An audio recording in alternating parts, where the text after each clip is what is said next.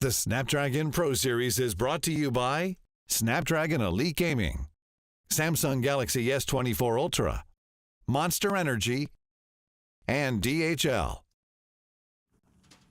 It's day 2 of the Open Finals here for Call of Duty Mobile in EU, and 4 teams have already claimed their spot in our upcoming challenge season. Today, we take a look at our lower bracket with 8 teams battling it out for those last 4 available spots. Who will those teams be that claim them? Well, let's find out. Ladies and gentlemen, this is the Snapdragon Pro Series.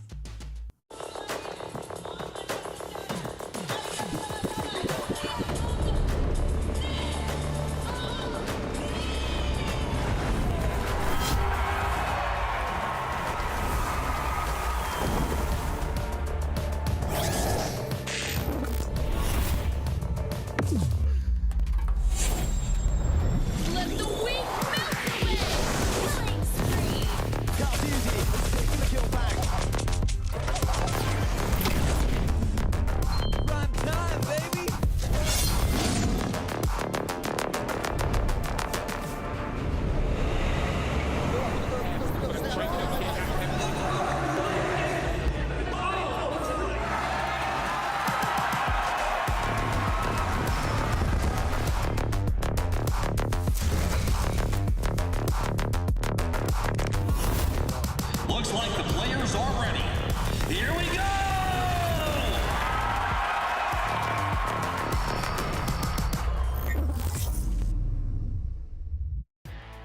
Hello, everyone, and welcome to the Snapdragon Pro Series, where today is day 2 of our Open Finals, and we will watch as 4 more teams fight to claim those last remaining spots in our challenge season. After what we saw yesterday in day 1, I expect today to be another exciting day of action. My name is Glitter Explosion, and I'll be your host. And of course, we've got to get the boys in here as well to help us get through all that day 2 action, Infinity and Proper.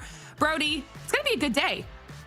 It is going to be a good day. I didn't really know what to expect coming into this season of Europe, right? I mean, with all the roster changes, I thought maybe there'd be some kind of closer gameplay. I certainly didn't expect yesterday.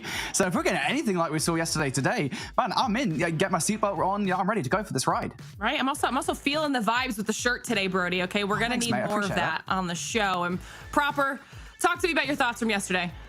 I have more thoughts just about the 100 different button downs that Brody probably has in his closet. But I mean, off of yesterday, look, when we get into open finals, it's one of those things where you always suspect that, like, you got the top teams that are probably going to make it in 3-0 fashion. Yesterday, we kind of got surprised with all the best of 5s that actually reached map 4, reached map 5. Europe's looking to be pretty competitive once we do reach the next stage. And I expect a lot out of these teams to really give their all in the lower bracket. Yeah, well, speaking of that next stage, if you guys don't want to miss a single second of any of that action, make sure you're following us on social media, okay? We've got X, Insta, and Facebook. As long as you're following us on there, you won't be able to possibly miss it. And you'll be able to catch up from what we saw yesterday. That's going to be important, and we'll show you that in just a second as to why. Also join our Discord, discord.gg/Snapdragon Pro Series. Join our community, hang out with us, talk all things Call of Duty Mobile. And now it's time for us to start talking about these matches. I mentioned how important it is to talk about yesterday. That's what we're going to do right now. You guys already said how crazy some of those best of 5s were. Well, let's take a look back at some of the highlights so we can refresh everybody's memories at home, Brody. Yeah, absolutely. Yeah, we started yesterday with, it was one of the easier matches of the day to cast. We'll say that much, right? It was a very clean 3-0 from the side of Exclusive over a relatively unknown team such as Revenge. It's worth saying Revenge, I mean, they put up a fight, I think, particularly in the hard point and in the control, but we expected Exclusive to win this one. They are, of course, the only team, the only top team coming into this season from Europe that have not made any major roster changes. So this really wasn't that much of a surprise. I mean, the Search and Destroy was definitely more competitive towards the end, with 5-1 half on the firing range, then immediately got turned into a 7-4. Exclusive still won 3-0, but at least Revenge did put up a fight. Easier said than done when Vera is dropping 46 kills on a hard point. Then we moved on to Animus and Ultima, and when it came down to it, this was an absolute barn burner. Sometimes for all the wrong reasons, did reach all the way to the map 5. The takeoff Search and Destroy was very, very good for Ultima, specifically for Sixa with that R90 shotgun, but some might argue, I would probably agree, that Ultima should have won this in a 3-0 fashion, but Animus eked out not only just the hardpoint by 2 points in the opening map, but also to close it out in the standoff hardpoint in the Express Search and Destroy in convincing fashion 7-1. Yeah, and that Game 5 was just a taste of what was to come as far as competitive European Call of Duty Mobile, because next up we had 117 Not Found going head-to-head with Vanquish. Some of these names you'll have recognized from last season. 117 Not Found in particular is a new-look roster that's meant to compete with the best of the best in European COD Mobile, and they did just that yesterday. Vanquish certainly put up a fight in the hard points, very close hard points for sure in maps number 1 and 4. And of course, they actually took our very first Kurahana Search and Destroy. The Control, though, is where we saw 117 Not Found come out to play and prove why they are able to be considered one of the best teams here in Europe. It was a swift 3-0 on that raid. They ended up finishing the series here on Hacienda Hardpoint, and again, a very close fashion. So awesome matchup. It was great to watch. Jobless and Foreigners would be the last one of the evening, and namesake aside for Jobless, he might have been playing on Kings, but the 3 returning players for Mont out of Foreigners definitely let them have it. This was the most probably decisive series that we had all day, barring the firing range search and destroy. Hisoka put up one hell of a fight. I'll be thinking about that jump challenge from top wood for many, many moons to come, but Foreigners win that 3-0. We'll be able to see that Jobless roster later on today. Yeah, and you guys can see just how wild this bracket was at the end of the day. Some really, really close gameplay across the board, and our first 4 teams have been selected by the end of it all. Now we're going to be focusing our attention on that lower bracket. We need to still find 4 more squads to round out our challenge season, and all of the teams that lost from our upper bracket yesterday will still have another opportunity to fight here today. Like you just mentioned, Proper, Jobless, seeing them right out the gate going up against Infernos. So this will be a really, really fun first match to kick off the day. But between what we saw with the rest of our teams from day 1 that are now all playing here, I think all of these matches are going to be really close. I got my eyes on that last one. I mean, Revenge versus Nexus is going to be interesting. Nexus, of course, a returning team that we got to see back in SPS Season 4, but that Revenge team, that Search and Destroy definitely opened up my eyes going up against Exclusive. I knew it was going to be a 3-0 for sure, but the fight that we at least got to see out from Revenge, specifically for Raptor and Maba, definitely has my eyes on that last one. Yeah, so hopefully everybody at home, I hope you guys are ready for some more Call of Duty mobile action today. I can't wait to see what our teams are going to be bringing to the table now that you know the schedule and how everything played out the day before. Also, let us know your thoughts on the SPS and how it's going so far. All you have to do is scan that QR code right down below and tell us what you're thinking, how you're feeling about all of it. And when you do that, you'll be entered to win a $100 gift card. It takes like 5 minutes. Trust me, it is absolutely worth it. So just head on over there and do that. Now let's start talking about match number 1. You saw the schedule. Jobless versus Infernos. A known versus an unknown kind of situation here, Brody. Yeah, look, I mean, we kind of know what to expect, or at least you think you would know what to expect from the Jobless roster, right? I mean, yesterday, I think you see that trio of Inferno, Raid, and Drari, currently reigning champions in the European SBS. You expect them to come in a Season 5 as one of the top dogs, and yesterday, they just really didn't look like that whatsoever. Now, I know the roster has been overhauled. I know it's very far from the very same roster that we saw back in Season 4, but still, I mean, it didn't look like the same team whatsoever. Jobless just really struggled against a new look Foreigners team, and I think honestly I am relatively disappointed. I think I just expected more from them. Yeah, how can you not? I mean, when you think about everybody that's on that roster minus Owner, they've all played on Kings once and before of their tenure. They're going up against Infernos, and Infernos, again, as a roster, to your point, Lauren, the known versus the unknown. Not a whole lot of information on these guys. I mean, what do you want me to say? Like, it's an Italian ex-Spanish roster. They just won their previous match 3-1, and they're going to be looking to take advantage of all the mishaps that came through from Jobless yesterday, right? There is that VOD for them to go back, and if they do want it that bad, I'm sure that they probably had a very late night last night going over that VOD, learning what mistakes they can capitalize on here today. Yeah, definitely try to get as much information as possible. And that was something that we had mentioned yesterday as well. The open finals are always a little bit different from our challenge season, right? Because these teams don't get an opportunity to really face off until we are here and in the thick of it. So we'll see what our teams have chosen for the map veto process and see if that maybe informs how this could potentially play out. We're starting things off with the Summit hard point here, Brody. Yeah, some hardpoint should be interesting for sure, just given the fact, again, that Kings Clan back in Season 4 were one of the best hardpoint teams. So I think it's going to be a difficult one regardless of what map we see to kick off this series. Looking across the rest of the series, though, I know Andy's going to say it, so I'll steal it from him.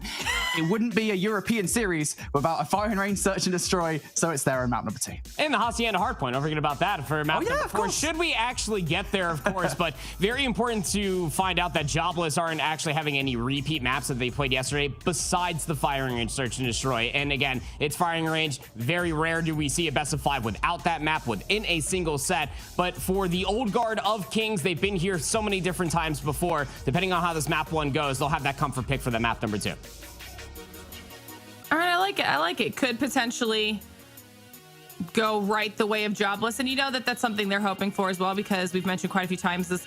The majority of the team are currently the reigning champions. Them missing out on a challenge season would be shocking, to say the least. But we've seen time and time again the teams that we don't have too much information on surprise us with their performances here in the SPS, as that's what it's all about. This is the one opportunity where they have to kind of make a name for themselves. So we'll see what Infernos can bring to the table in this first match of the day. And as always, everybody at home in chat hanging out with us, let us know your thoughts on match number 1. Do you think it's going to be Jobless that will claim the 5th available spot in our challenge season, or will Infernos kind of surprise us and have a little bit of an upset here, or just tell us who you're rooting for in general, even if you're not thinking it might go their way? Because I want to see where everybody falls on this one. As far as I go, though, I'm pretty much done. Match number 1's ready to go. Boys, let's kick off the day. Alrighty, look, this first match of the day, I think we kind of expect this to be a Jobless win. I know that Jobless disappointed yesterday, Andy. I know that, again, we walked away yesterday, we're like Jobless, like the disappointed child that came back with bad grades from school. Jobless didn't do a good job yesterday of proving why they were once, or at least 3 players were once champions of Europe. Today, they should. I mean, if they don't win this series, I don't know what's going on anymore. That just felt like such a deep cut and maybe projection. It did. I'm feeling that bad kid. Did you come home with bad grades one day? Look, I'll agree with you, man. I think if Jobless are disappointed in anybody, it obviously should be themselves, the way that they did play yesterday. Again, this is a roster where 4 out of 5 of them have all played on Kings once before. Hisoka is a namesake for this roster, and he was also the most consistent one as well yesterday when they went up against Foreigners, and quite frankly, when they lost. Again, consistency across all 3 maps and modes that were played. Gotta get some assistance from this guy out here. If it is Hisoka, if he is going to be that veteran that is coming in here, we do need to see that slaying coming through from players like Raid. We know that they have it deep within their soul to join the likes of Inferno and Drari to be able to accompany the long range and honestly belittling of damage that Hisoka is constantly laying down. They definitely felt like that they were, I guess, like discombobulated. They weren't really playing together as a team throughout the entirety of the respawns, but they definitely caught a lot of surprises when it came down to Foreigners in that firing range search and destroy. So, at least they still have that in their back pocket. Yeah, I think that the thing for me, right, is a kind of a couple of questions around Jobless. First and foremost, are we going to see those consistent performances out of the new or returning additions to the lineup, Hisoka and Owner, who yesterday, you rightly point out the fact that Hisoka had an incredible day. He was arguably the best performer yesterday on the lineup, and he looks like he's a good addition to the squad, but will Owner joining him in that today is the question for me. And the second question, I think probably the most important one that needs to be answered here, is where were Inferno and Rage yesterday? Because they were there for a couple of maps, but you got to remember last season on Kings, they were the 2 of the highest performing players, not just on Kings Clan, but also across the entirety of European SPS. So for them not to be consistently performing at that level, something feels kind of off right now about this Jobless roster where they haven't quite figured things out. But if you can get that on form, firing on all cylinders, Inferno and Raid back at it again, Jobless should be groovy to get through Infernos, but still never underestimate the unknown quantity that could be a team coming from a bracket. Inferno here in the lower bracket, as you said, they won their last series 3-1. They might well be a threat that Jobless don't expect. We'll have to see what they have. Their medal is definitely going to get tested here versus Jobless. Again, they have all been there before. They would love to be able to get back into another season of challengers when it comes down to the SPS. So starting off with at least on the favorite side of the map, if you could even coin it, that would be Jobless, but we'll give it to Inferno. They are at least fighting back, trying to keep P1 as mixy as it needs to be. Yeah, and this is always the thing with P1s. Historically speaking, they are pretty mixy hard points, but we do always make that exception that on Summit, it's one of those hills just because you can kind of set yourselves up with 5 players on the map here in Call of Duty Mobile to watch all of the entry points where you can actually get a wealth of time. We've seen teams do it in the past, so don't be surprised if that happens here. Right now, Infernos want to put that together. They've already got the first 20 seconds or left, more or less, off the back of this hill. Momentarily, the kill feed will light up blue in favor of Jobless. Now just Joe left inside. Big 1v1 against Raid. Raid will win that one. Now one more player to go inside would be Skinny, and they're going to get shut down too. So Jobless should be good for this scrap time here. They've already got players bartering over towards New for the next. Yep, sure are. Rogue player of Skinny. Gonna get a couple more spawn outs. Joe will spawn on that side of the map as well. So Jobless have a lot to do. Not only are they outside of the time, but they're also outside of the power position in the rotation. So I love that pickup immediately coming through from Ahsoka. So what I'm talking about with this guy, he's been playing Summit Hardpoint since the inception of Call of Duty Mobile, looking to at least enact another pinch, but not enough to get rid of the sticky spawns. And Inferno are coming up on top, at least in the Hardpoint for the time being. Jobless finally break back in. That's a big break coming through from Jobless now.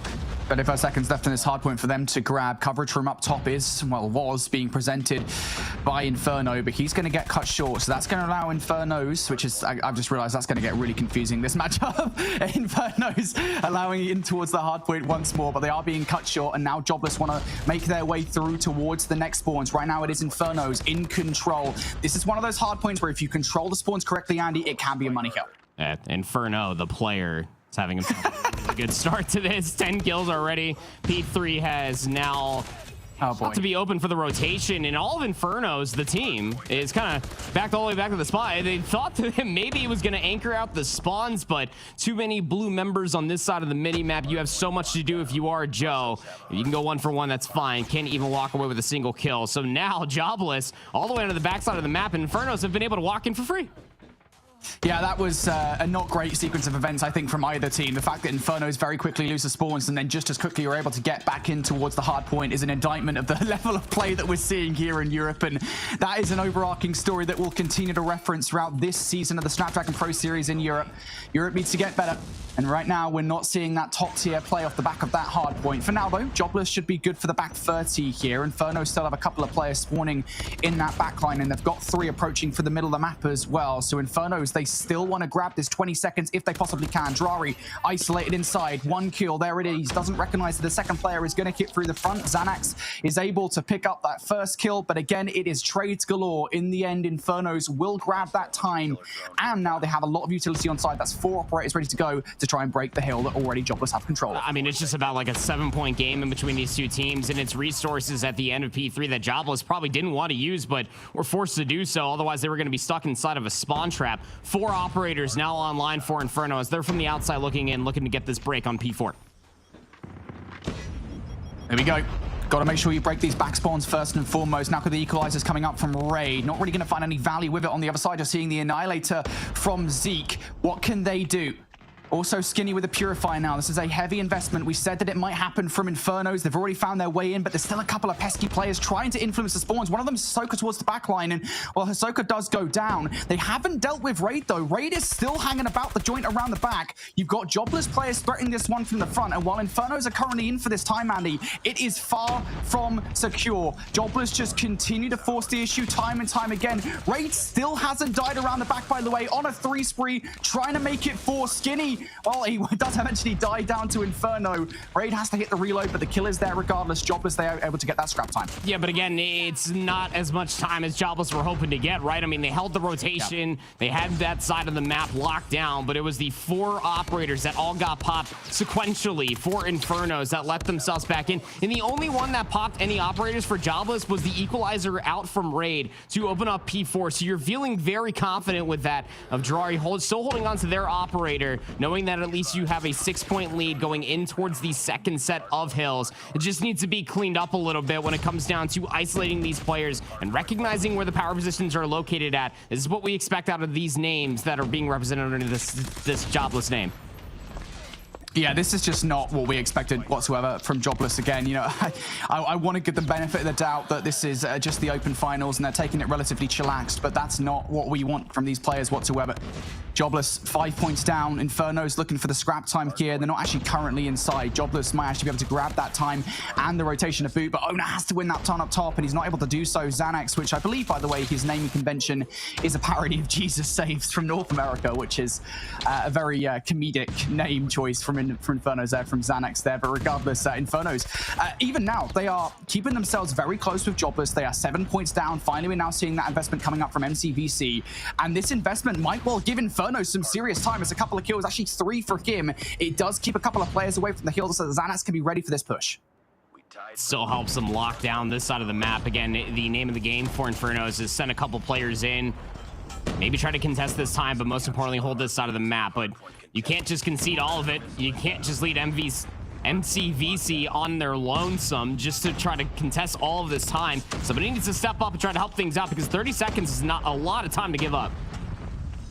Yep, Jobless, they want to grab this time if they can. In from behind, Raid now looking to use the smoke to line these players up. He's going to find that's a 5th in a row for Raid, who is now really starting to heat up in this game. 28 kills to his name. I said we wanted to see that Raid and that Inferno in this game, and they're there at 29 and 27 kills respectively. Now they need to go even bigger. Another kill in for Raid. Zeke finds one on the other side. Infernos, is it enough to actually get the time? Xanax just lays down. Double chow comes through from Jari and Inferno, and Xanax takes those 3Bs all day long. But now we're in a situation that is not that dissimilar to what happened on last rotation. Jobless, about 10 points to the good over Infernos. They have the rotation towards New. This is a huge hit around the backline for Infernos. Jobless, can they deal with it? Can they hold? I mean, the timing for Ahsoka that actually stayed alive in time for 2 of his teammates to still spawn up is impeccable. The spacing for Infernos to still try to cut across the map, and nobody's really grabbing the majority of this time. Jobless are looking to keep things scrappy as the spawns are still under threat. Zeke's gonna have to pop the operator just to try to make this one stick, but Ahsoka will trade them out in kind. Still have the back spawns for this back 30 seconds to Jobless. Yeah, Jobless not losing it just yet. Still 30 seconds left to go, but Infernos are fighting this one from the front, and they're holding it primarily from the front as well. Drari now the only one through, has to go for the double chow through the front and is going to get overwhelmed. So Infernos now back in for a back 20 seconds. That should hand the lead right back to them. Jobless in a spawn situation that they do not want to be in. Xanax is going to whip the claw out to make sure that this time goes their way. At this stage in the game, with how close this game has been, that time is gold dust. Infernos will now have a solid lead off the back of that kill, but once again, I mean, I want to say Jobless might well have the rotation, but they really don't. Infernos are already behind. Did you see that route from MCVC just immediately hitting all the way from the north side of the map? He got behind enemy lines, and now he's going to start striking. Takes down Inferno. It's going to call for Raid to immediately pull out the equalizer, much like how they did in the first set of rotations, being able to at least clear away from your spawn. Now you know all the focus has to come towards the front. Just try to make it as inexpensive as possible, but as soon as I say that, 2 more operators get popped for Jobless. They want all this time, Brody. They have to have it. This has to be a solid hold from them so they can actually have a bit of a cushion, comfort in this game, in which has been relatively rough for them. First couple of kills are going their way, though. Investment from Ona doesn't go all that well. He's going to throw the Hunter Killer drone out into the open, and it is going to find one, but now more kills starting to come through from Infernos. They're challenging around the top line here. Xanax, excuse me. Zeke and Skinny all in there looking for these kills. Now just Raid on the other side. Ray needs to go huge, and he does find a double. Is that enough now for Jobless to get in?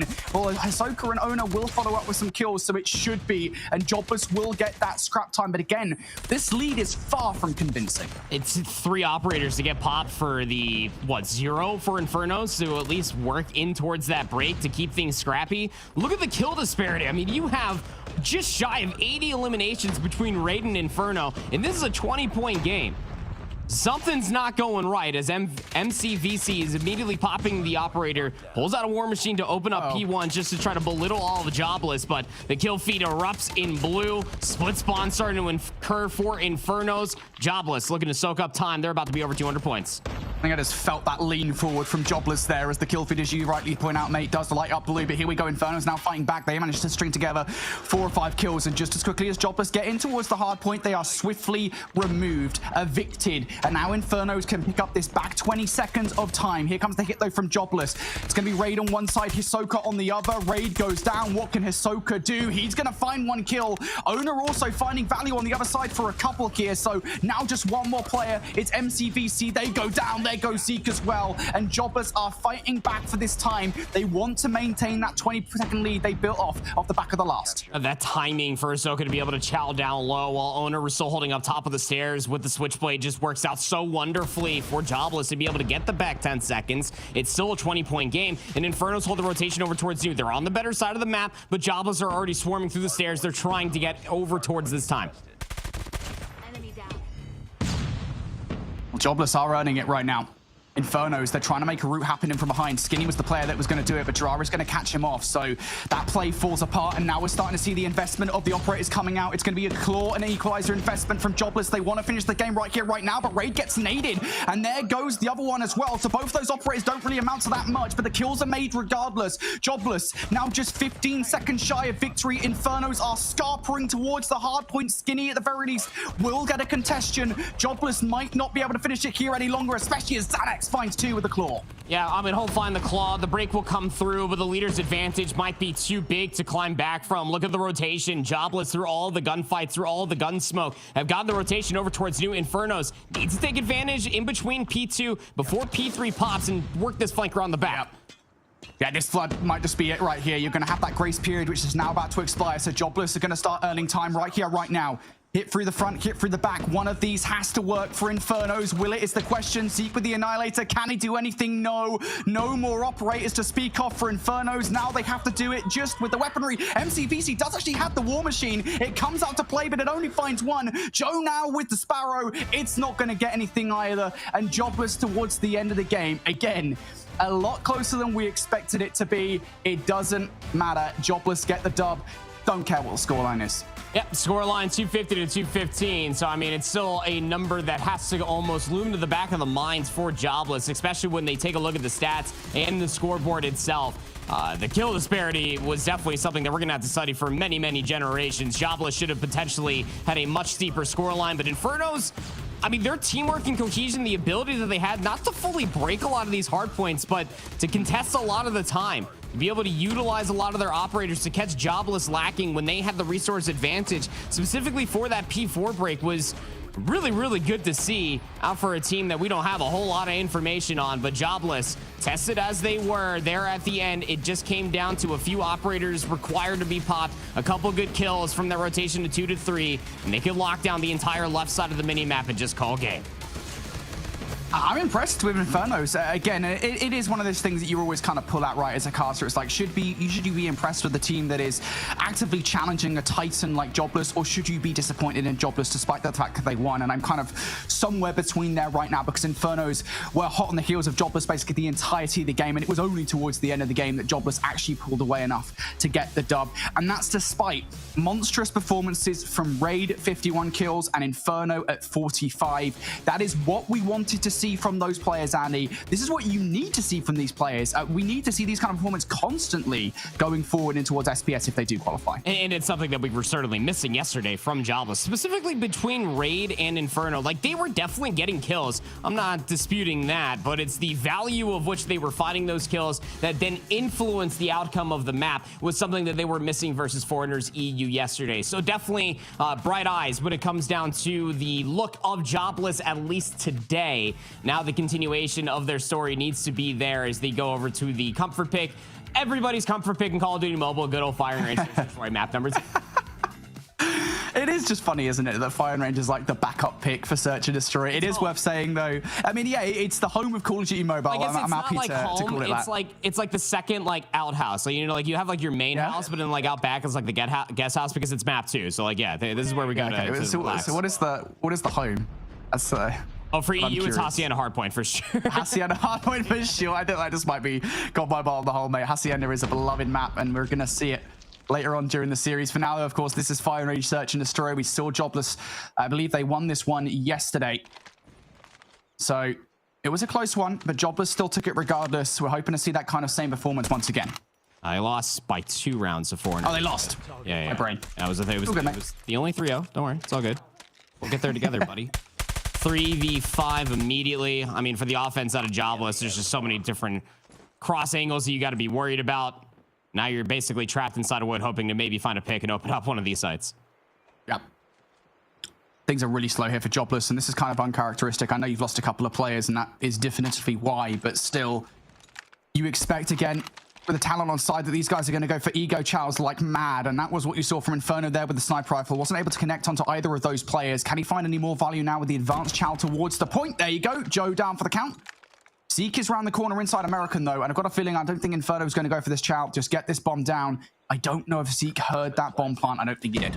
I mean, that's pretty insane that Inferno is feeling that confident to be able to lay the rock, because the timing for the assistance out of Drari was a little bit late. Gets picked for... Oh my... All right. Retake. Oh, get your phase 5 application in right now, pal. That is actually insane from Zeke. Just the quickest peak, not only to take Drari out of the play, but then to immediately follow up with that kill on towards Inferno as well. That is one way to retake a site from Infernos, and it's a round that they're going to be glad they won, considering they started it with such a strong man advantage. But still, you're seeing sparks of hope for Jobless. Great decisions being made to try and get the bomb down and reverse the round. And now we're seeing aggression coming up from Jobless in towards this one as well. Dollar utility over the top. Zeke is ready for it, though. He's already drawn that first blood, and Zeke is piecing him up so easily. Things that make firing range search and destroy so difficult. He's facing up against a very good sniper. Owner last alive, 1v3. Bomb is pancaked on that A bomb site. And MCVC is just kind of lurking inside a trailer. So, and when you have the HVK, as good weapon as it may be, as good as a player as you are, Owner, there's so many angles you have to clear and only so much time. There's just too much to do here for Owner. As soon as he spotted out, yeah, should be a reaction here. There goes the spot from Xanax. MCVC with the reaction. Owner still weak from the initial fight. While he did have the advantage with the pre-aim, did not have the advantage with the HP pool, so not going to win that one. Inferno starting very strong. 2-0, a second round now where Zeke is responsible for it. 5 kills through 2 rounds, no easy feat. And it's that sniper rifle play that's really catching Jobless off guard. So it's either you have to use smokes, you have to nade him out, or you just have to hope that Inferno wins the opening gunfight. But Zeke, again, another first blood. It's so difficult for Jobless to get past him, to be frank. They're throwing utility towards American in the hope that something will land, but it's just not. And while their accuracy with the utility is leaving a lot to be desired, Zeke's accuracy with the sniper rifle is not. He is hitting every single shot he can possibly get. Nade over the top now. Does that land? No, it does not. Regardless, Soka on the other side is able to pick up a kill now. So Jobless are edging their way in towards A. They don't feel comfortable enough to get the bomb down just yet, and I don't blame them. I think they're looking for Raid to pick up one of these kills first. Okay, you missed the timing just to push through. It's the same 2 angles every single time from Zeke. Up to 8 eliminations. Last alive is Inferno. And you know he wants to take down the Raid boss. Zeke thinking about the chow up through the window. Body tag out from Inferno. Gonna get crossed up. Hello? I don't want to say it's doable, but I want to say that it's not doable. Oh, if he gets to Inferno. Wood. Oh, never mind. Yeah, it's Inferno. I never want to count him out, mate, in these situations, to be frank. I like this read from Zeke, though. Zeke's pushed all the way back here in the hope that Inferno will push. I don't think he read exactly where Zeke was coming from, so now this comes down to a 1v1. So isolated. Skinny was nowhere near the play. This bomb's gonna get planted regardless. Skinny's nowhere near. Where does Inferno elect to go? Towards jungle. 1v1 count. We can't really see much of the map here in this situation, but we can see through the FOVs where these players are going. Inferno's opting to go up top here. Has he planted this bomb for himself? Yes, he has. Oh, what a perfect plant position coming out for Inferno. He is just going to play this one uber patiently, and Skinny is going to check every single crevice but the one where Inferno is. He's got not an Scooby where this player is located. All Inferno needs to do is close that one out. It is a 1 versus 3 from Inferno. I told you, mate, never count him out. Never count. I mean, that quick scope on the Xanax inside a trailer is just devastating. Xanax, I mean, I'm surprised he's still in the lobby. My phone would have been yeeted halfway across the country at this point, but yeah, 1v3. Skinny was too isolated to be able to find the trade. First round 1 for Jobless. Inferno's game plan does not change. Zeke is up to 8 eliminations. Got to take that guy down. And that really does feel like it's the key to getting towards this A site, right? You remove Zeke from this one little angle that he's got. Yeah, it's the exact same angle every single time. You are groovy, but doing that is a lot easier to ask for than it would seem. Oh, Zeke's actually going to give himself away. The reposition towards the top. Inferno's patient plays off, and he spots out a second player as well. Gets the tag on towards Joe. Goes for the rechow. Joe is toast. Inferno for more. Surely not. Inferno is living up to his name. He is on fire. I mean, he's just definitely feeling the hot hand. And this is exactly what I wanted to see the entire time, is being able to at least get that pick and then push through American. You can see what it means for Inferno once they finally lose Zeke. In that reposition, Inferno will find 4 in the round. And that'll be 2 in a row by Inferno's might alone. He is up to 10 eliminations. He saw what Zeke was putting together over inside American just from the peek through the doorway and the jump peek on the sandbag through the window, and said, don't worry, buddy, I'll just hard ADS towards this window. Now we got ourselves a search. Jobless now starting to work off the back of that, some momentum as well. Zeke, now that's 2 rounds in a row that he's been first blooded. Drari whipping out the sniper to take those players down. For Jobless, I mean, they've got full control of the A bomb site. They've got some real estate for free. In this economy, I'd be pretty happy. Drari now for 3. Everybody's getting inspired of what Zeke started at the beginning of this firing range search and destroy. Sniper play after sniper play. Last alive is Xanax. Got the QXR. Does find one lurking of Raid inside a wood, but 26 seconds, isolating 4 more kills, plus getting the defuse. Things that don't really add up on a working equation when it comes to search and destroy. That's 3 on the bounce for Jobless. Really starting to feel themselves now. And it is worth saying that while we were giving Infernos a lot of praise early on, and I think we still should, a lot of these defensive rounds they were winning have been very one-dimensional. It's been all down to Zeke winning those first bloods, and for the last few, he hasn't. That's why Jobless are able to get into these situations. So the reposition from Zeke towards the middle of the map, it's a great read.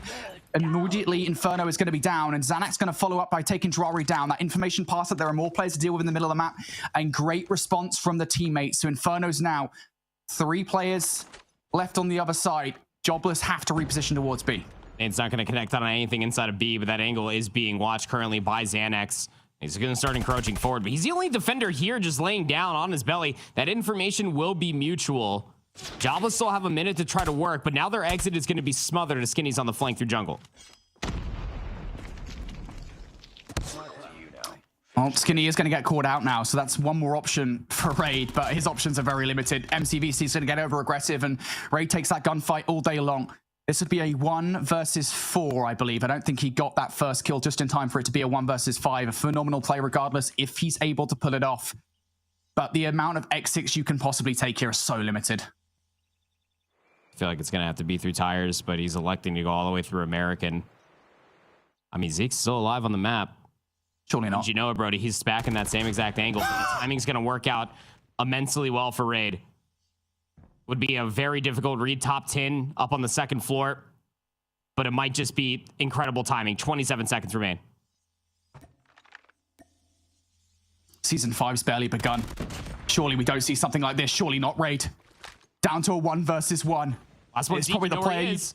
Yeah, you didn't want to leave him in this situation, but you do know where Zeke is in it. So the bomb's going to go down. Bomb has been planted. Oh, he only has the sniper deagle to try to clutch this off. He's going to have to find the most impeccable timing against Raid, who is just going to be playing in one-off corners with an SMG. You can do with that trophy, buddy. Hunter killer drone. Oh, nice. That is a nice trophy. Trophy's going to catch the Hunter killer drone, so you don't have to worry about that. Now a 1 versus 1 proper. Does Raid get Tetchy? Does he peek? How much time is left on the clock here? The bomb is beeping. It's getting a lot faster. The check is there from Zeke. Does he have time for the defuse, though? Surely he does. He's going to get on it instead. And yes, he is. Zeke prevents what would be a catastrophic downfall in that round. 3-3 half. And wouldn't you know it, it comes down to a clutch for Zeke that almost, to stop, what was it, a 1v4? Potential for Raid.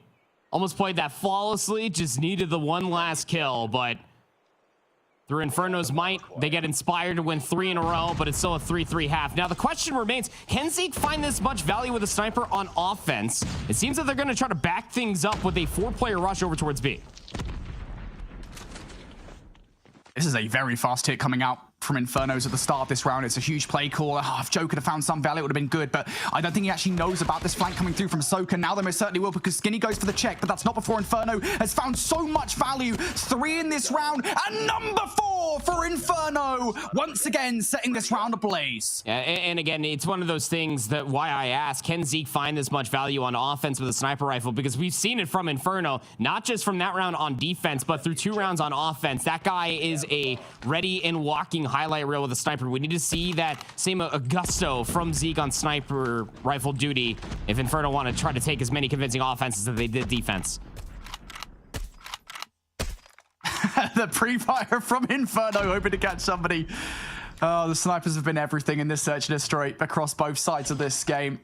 Inferno's not going to get anything. Drari will for that first blood. MCVC is going to be the one to trade for Inferno. So down to a 4 versus 4 we go. But as far as actually making any progress through the middle of the map here, Infernos have nothing to speak of. No, I mean, they're trapped. They're hoping for MCVC to potentially find a pick, top wood, but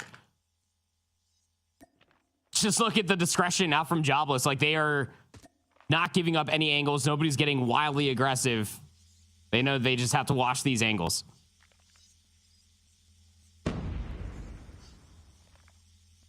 Infernos have to make a choice pretty quickly as to where they want to go. It seems like it's going to be an A hit. Not too sure if that stun did connect on towards Xanax, though. Again, Inferno is paramount to this play. If he can pick up any more kills in this round for Jobless, Infernos might be done. Oh, first snipe's not going to connect. Xanax gets across. That's going to give Jobless some idea that this might be an A hit, but I think Infernos are still considering a B push. They still have time to do so. Nade's gonna get cooked perfectly through the window. Oh, bang.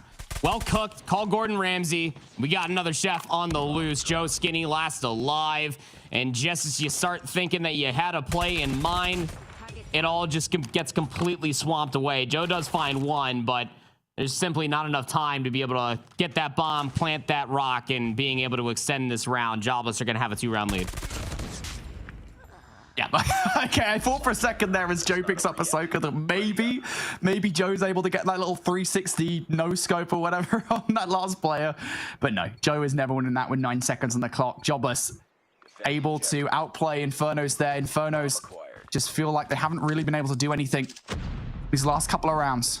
It's going to be that same B hit that we saw a couple of rounds ago. Last time they were successful at drawing these first bloods and getting on towards the site. Will they be again? Owner around the back line will be the first player to encounter these players for Jobless, and they draw first blood. It is traded out by Joe, but Jobless know this now. They fully invested into defending this site. Xanax is ready to deal with it, though. He gets the kill against Hisoka. Inferno's now with the numbers. Still just playing the same angle all the way to the end of Banana. They're going to probably just look to hightail and escape over towards A. The only problem with this is that Drari's still playing inside a trailer here in this 3v3. Now, Zeke is still alive. This is the biggest thing. You still have the game within a game of Inferno versus Zeke. Still looking for those angles, but Inferno is not a part of this defense. 3v2 on the side. Raid. Oh, somehow gets away with that fight. Skinny shots are far from crisp.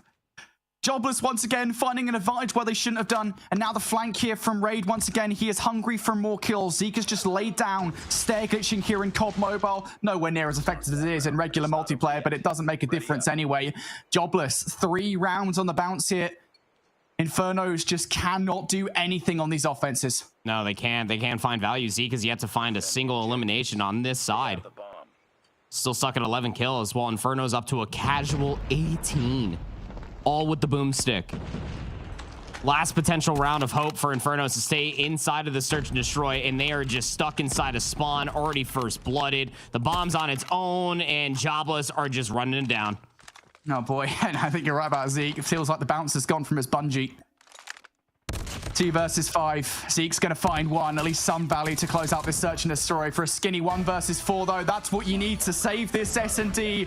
And, well, Xanax might save you, but it's not saving this S&D. 7-3 victory there for Jobless. 2-0 now in this series.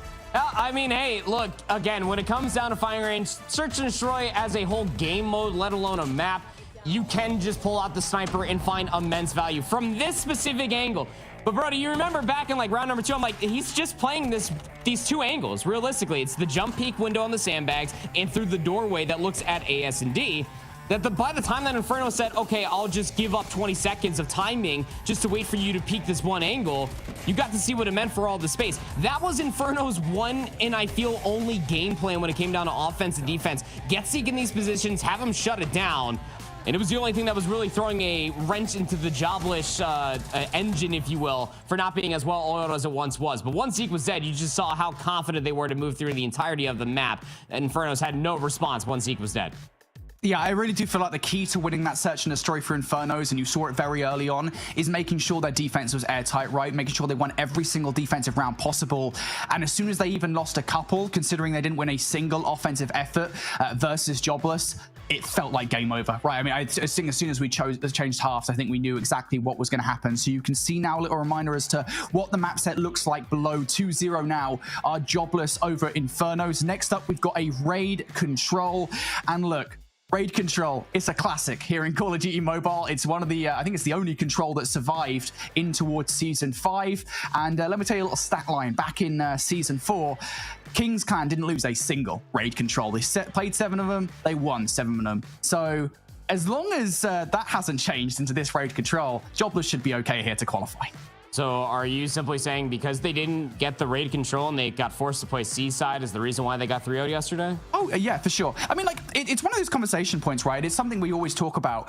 How much of this early play for these teams in the open finals is we're testing maps, we're trying things, we're trying new strategies versus teams because we know that we're going to qualify anyway. That, you know, that kind of attitude. I know it's maybe not the best attitude to have, but it's always worth something, I think, entertaining that idea. Yeah, no, I mean, it's not a bad call at the end of the day, though. I mean, you do still need to qualify. And I think that coming into this with the Raid Control being as open as it is, yeah, I think that you definitely take this. You absolutely just run it down like what we saw from that offensive half on firing range. And you just let these boys have it. This is what we expect out from Jobless, again, from a namesake alone. For the players representing this name of Jobless here in the open finals. To win this as convincing as possible with your heads held high, you just want to try to show as much scare into the eyes of Exclusive as possible at this current juncture. Yeah, Jobless are looking scary. Yeah, Jobless are terrifying, mate. I mean, like, this new roster is looking pretty good. I think it's just a good point here that you do have to talk wider context while we wait for game number 3 to get underway, which is that ultimately Jobless are one of these teams that is going to be vying for a top spot in European Call of Duty Mobile. They are trying to take down the likes of Exclusive. They are trying to take down the likes of Animus and 117 Not Found, and they are going to have to be competitive in doing so. So as we get into the season, if they do qualify again, because we have to add that asterisk, there is always a chance that Infernos could reverse sweep the series and qualify over them, but still they're going to want to be the ones that get one of those 2 spots at the end of challenge finals for the Call of Duty Mobile World Championships in Atlanta. That is the key thing at the end of the day for Europe on the whole. It's something that we're going to revisit time and time again, is Europe needs the best of the best to compete in Atlanta, because let's be honest here, and I'll say this as a European, Europe has been dreadful the last couple of international events. It hasn't been good. Wasn't good at DreamHack Atlanta back in December, I'll tell you that much. I was there firsthand, and I got to watch all of that go down. Lovely bunch of individuals, but yeah, we would love to see Europe be more well represented when it comes down to against these top other teams. You know, NA always has the massive target on their back. Now we have to be keeping an eye out for what India has to offer, not to mention with the hodgepodge group of players that they've been making internationally for that Vitality roster. Oh, yeah. So, yeah, it's one of those things that, like, we're now at that threshold. Like, back in Worlds, back in Raleigh a few years ago, we started like suspecting there's like, okay, regional matchups are very, very fun. But then last year we had this conversation that was just, what happens if you just take some of the best players from every single region and make a super team? What does that look like for a lot of these teams when we do inevitably get down to Worlds? And you're not wrong to represent there for Jobless. All former Kings roster members, they are looking to make that championship run. And starting off here in the lower bracket for open finals, I feel like raises a lot of question marks. But hey, if you can do it underneath the radar and still get all the way up to top 2, more power to you. I definitely think that these guys have the ability to do so. It's just putting it together fundamentally. Yeah, that's the thing, right? I mean, it does feel like a lot of these roster changes that we've seen before we got into the season have been geared towards, all right, Europe very clearly needs some major shake-up, and I think that's why, for example, Marvel left the European scene to go join that Team Vitality roster, right? He's now on one of arguably the best teams. I mean, that team is meant to be the powerhouse team, to beat all powerhouse teams. It's meant to take down the Q9s, the Gallerus. You know, that's what it's meant to do. But for the rest of Europe, you have seen this flurry of roster changes, all of which here I think are very clearly geared towards I think making a more competitive Europe, because you look at rosters like Omniscient last season where, all right, they were competitive. They almost took out Kings Clan in like the very first match of the season. But beyond that, it never really felt like, all right, they can be exclusive. All right, they can beat Kings Clan. They can be the #1 team here in Europe.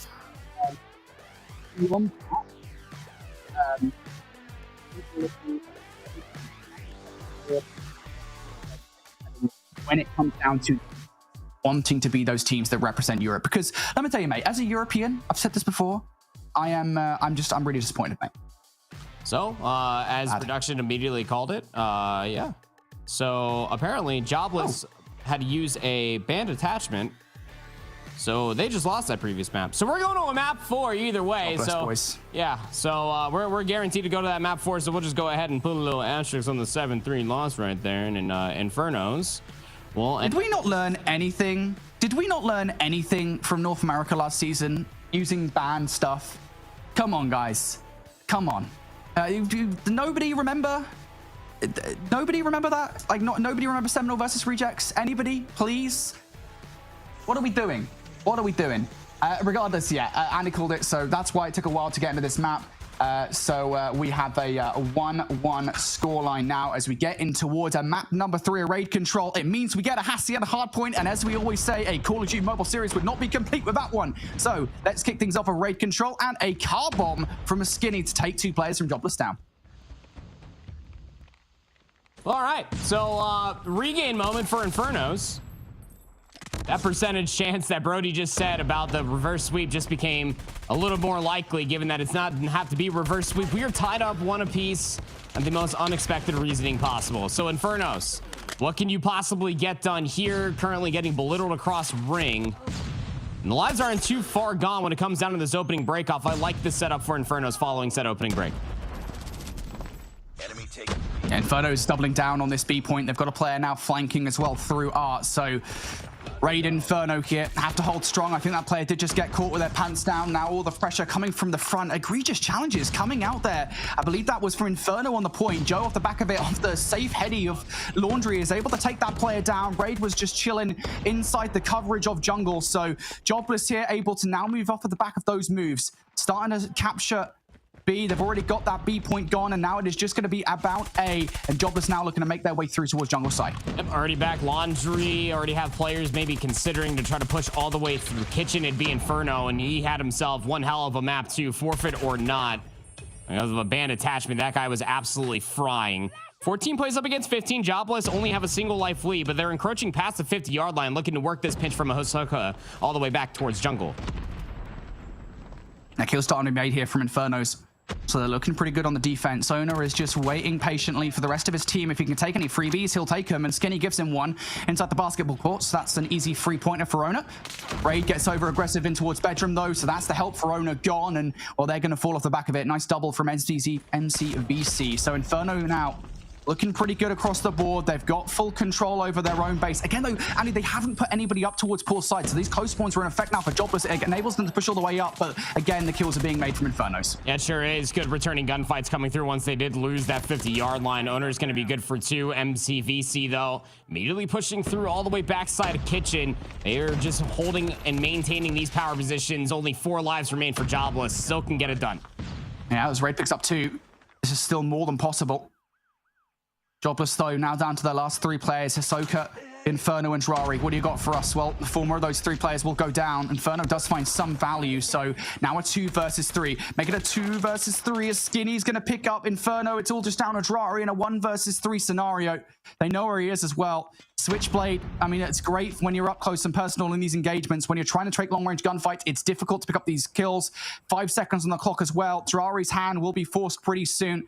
Has to go for the ego child right about now, and Skinny inside the Tiki Bar will not give him a kill for free. So Infernos, they hold strong on their defense in round number 1. That's such a power position from Skinny, just laying down inside of the Tiki Bar, right? Saw that nameplate just come across, so you can isolate it. And like you said, I mean, the X9, as great as it is, you're going to have to take that long-range gunfight versus Wheelbarrow MCVC eventually. Not fun for anybody that has an SMG down by the Tiki Bar. So they will hold on. Do Infernos to be able to take that opening defense. Jobless still able to at least get a full zone captured. That's going to have to be the name in response for Infernos on this offense. And judging by the opening break, it doesn't look to be a continuation of anything besides Inferno sniper spree from map number 2. Yep, Inferno doing Inferno things. We really shouldn't be surprised. This has been an indomitable start from Jobless, significantly more convincing than what Infernos did on the defense in the previous round, and now you're starting to see utility as well. Owner coming out with the Annihilator, picking players off, making it so damn easy. 8 kills to the good now in terms of life count. One player managed to get all the way through towards Laundry side, and Jobless now, I mean, with the life advantage they've got, with the map advantage they've got, they can expend resources hunting that player down. But MCVC actually wins that crucial gunfight over by Laundry, so that opened things up here for Infernos to make some movement up the driveway towards B. MCVC, though, can't move, has to play for the regen for 1, but knows that he's probably going to be pushed regardless. That's a power position that you want back if you are Jobless, knowing that it could open up the B zone. But on the opposite side over by Bedroom, Joe was holding on for quite some time, finally loses their life, and now the spawn trap again is being enacted. 9v21, 20 seconds remain. Infernos cannot get out of their spawn. Yeah, this just feels insurmountable, doesn't it? The odds against them, everything stacked against them, a 5 versus 20. Yeah, we've seen some things in COD Mobile. I don't think we're going to see a 5 versus 20 when both of the points are still left to be captured. There are kills being made by Jobless now as well. Drari adding insult to industry, really pushing the screws in, looking for Zeke as well. It is going to have to be Inferno, finishes off that gunfight, and it leaves Skinny left up. 1 versus 18. Never tell me the odds, but I don't think they're very high for Skinny. 1v18, 4 seconds remaining, no segments captured. Never tell me the odds. Well, Brody, it's closer to 0% than it's closer to 1, so... Probability man over here. So 0 segments being captured off of a we'll just say a great opening break off for Jobless there on their opening defense. Look at all those nades. Wow, it's as ceremonious as it ever is. War Machine followed up by Ahsoka to get on this B zone early. Yep, early investment from Jobless. They want this offense to be more smooth than the first one. Nice long range pellet over the top towards Laundry. That's not what you expect when you're waiting for your washing to be done, but it's going to be a kill regardless for Ahsoka.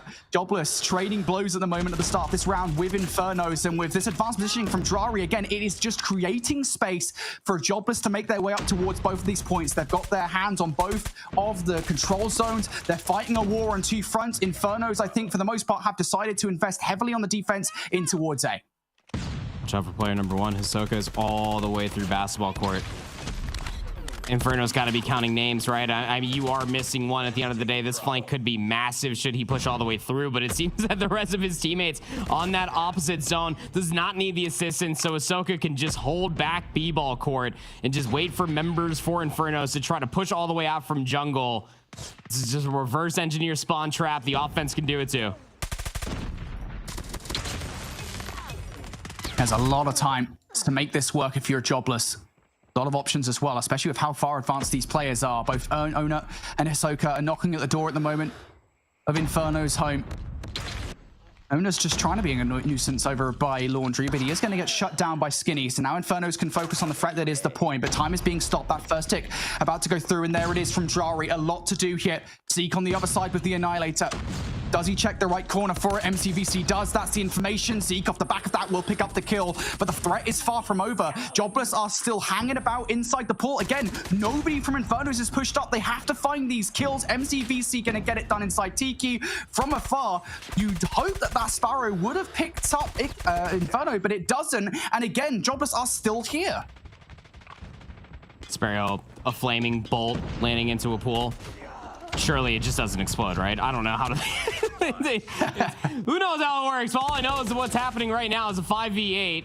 And Infernos definitely can get it done, but there's a minute left to find these kills. You know Jobless are going to win this round by any means necessary, plus they're on the zone. Yep, this is a very different situation from what happened on the last offensive effort from Jobless. They've got that second tick through now. It's going to force Infernos into unfavorable positions. They have to stop this capture from happening. Zeke is just sat inside lockers. Xanax jumps out in towards the open, and Inferno will pick up that kill for free all day long. Zeke's already picked up Drari. They know where he is. You might as well try and hunt him down. Zeke is still surviving, though. Almost picks up Ahsoka as well. Look how much health Ahsoka walks away from that fight with. Just a smidge, but it doesn't matter. Jobless, they get it done. That offensive round victory now gives them a chance to take this one here in this defense. I'm sure that they were at least trying to get towards that segment being captured so that way they can guarantee it if it even goes to a round 5 defense, but they're still leading heavily in segments. Even that if Infernos win this offense, which they need to stay alive in this map number 3, with a full capture, they're still going to be having a round 5 offense. So it's set in stone. Can Infernos get it done and get us to a round number 5? Opening breakoff, not as convincing as it once was for Jobless's opening defense, but Infernos fight back through driveway. They're still holding the 50-yard line.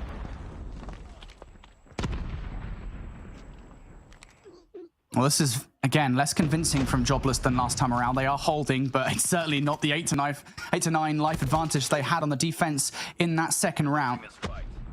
Inferno still, though, can't find a way through, perhaps through the middle of the map, maybe? Gunfight actually won by Skinny there. This needs to be traded out by Jobless, and it will be. Now, important gunfights for Inferno by Art 2. So Jobless are winning the important gunfight. Inferno is going to find both of those players, probably owing to the fact that he's whipped the claw out to ensure that those gunfights are won. And time is really starting to run away from Infernos here in the play. 30 seconds left. They have to go now.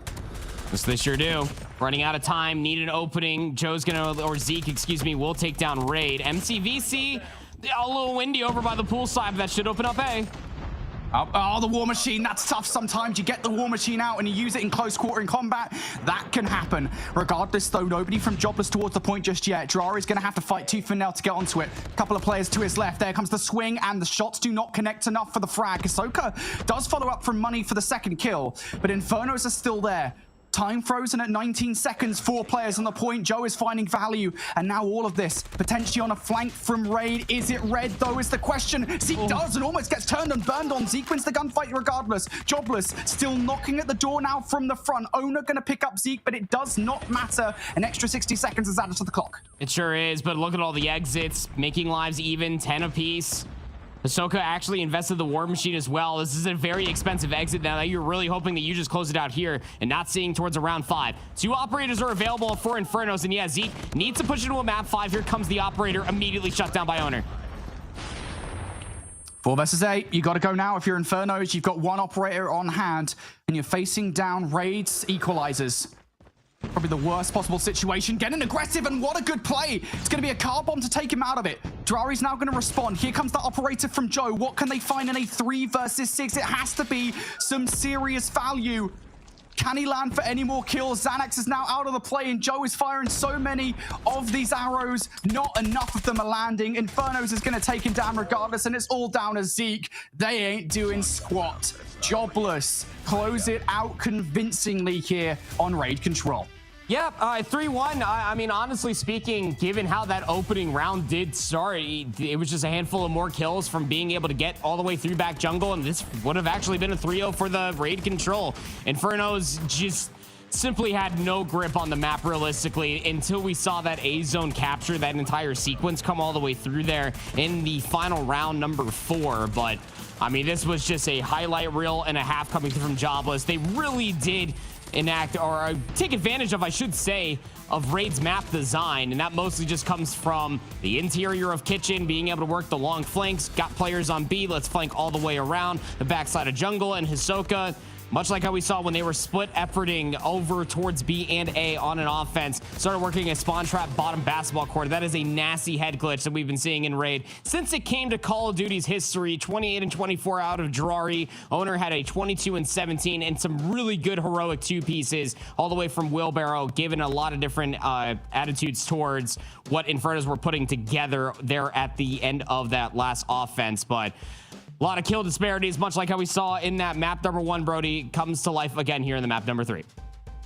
I mean, you could argue that should have been a 3-0. To be honest with you, I mean, that first round was extremely close, and it was a deserved victory for Infernos, but there is a universe in which Jobless, with just a couple more kills going their way, could well have won it and won that control even in more indomitable fashion. Great performances from the likes of Drari, Raid, and Inferno. Again, it goes back to what we said at the very start of this series, which is we need to see those same performances from last season's Kings Clan translated into this new look Jobless roster. Hisoka has already proven a great addition. We just need to see that same old Kings Clan players back again here, and we did see a highlight of that in that game. So Jobless now 2-1 up. Next up, it's time for a classic. It's time for a Call of Duty Mobile classic. You guys know what's up. It's time for Hassie and Hart.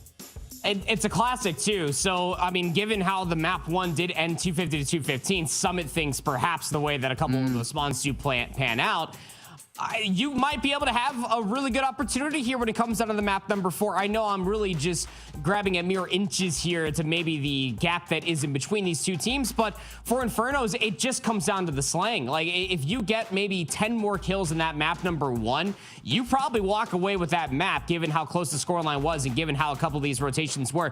Look, they're always playing for the rotation. We got to see that, especially through the Summit. It just comes down to those really key moments when they were getting broken and then going up against these setups for Jobless were also getting broken up in kind. So I think that this team definitely has the fundamental side of the hardpoint. It just comes down to the mechanical skill and potentially also the grit that is going to be this Jobless team. Very upset that they probably have to play a 4th map here. Yeah, for sure. Well, look, Hacienda hardpoint, you said it, mate. I mean, the way the map is fundamentally decided, it lends itself to some of the closest Call of Duty mobile hardpoint games we have seen over the last few months. There have been countless iconic moments created on this map, and perhaps we're about to see another one as Inferno's now fighting for their Snapdragon Pro Series Season 5 lives. They have to win this Hacienda or they are done. They've already been handed a second chance. Well, I mean, I was going to ask what are they going to do with it, and off the start, it doesn't look like that much. No, it's only death. Maybe some contested time, perhaps. Xanax is there to at least keep the contest alive through Fountain, but Jobless are starting off on the favorite side of the map, but there comes some of those spawn outs all the way over by the Garden Warehouse building. But still, all this top-down control for Jobless wins the war of attrition. Now they can look to soak up some time while holding this rotation ready. Yep, Jobless starting strong in this game. Kills being made. It's a dominant kill feed for them. Infernos, they do get a split spawn, though. 3 players spawning out onto the other side of that. Man, might make 4. It's just 1 player that has a lot to do on the rotation. Joe should be turned on by Hisoka, though. And that is exactly what happens here, as Jobless now should have control of the rotation. So scrap time will go the way of Infernos. A little bit of a spawn out now for Jobless. And now the situation flips on its head, where it's actually Inferno that has a ton to do here around the backline. How much value can they find? How much damage can they do to the rotation from Infernos? Well, nothing. Nothing, not much of anything at all. But Inferno, I mean, great rotation coming through, and good trade to also have for yourself. You are Zeke playing all the way over by that P4 statue. So, you know, all of Jobless, they're spawning over by driveway. They're spawning in towards the front. Can you hold on to this 40 seconds? Inferno's winning all the fights here. It's 3 fights in a row again. You know that Jobless is spawning out around behind, so you know exactly where to look in the situation. Xanax most certainly does, as they pick up 2. 1 rogue spawn up does come through from Drari. They've got Zeke ready for that eventuality. Jobless are being handily dealt with on this push every single time they try to get through. Infernos are there to deal with it. There is still a fight for the scrap tie, and Hisoka actually going to find 3 to ensure that Infernos do not get it. He's not able to grab it himself, but crucially, as we turn towards the rotation, Jobless should be the first team to touch. This is what I'm talking about.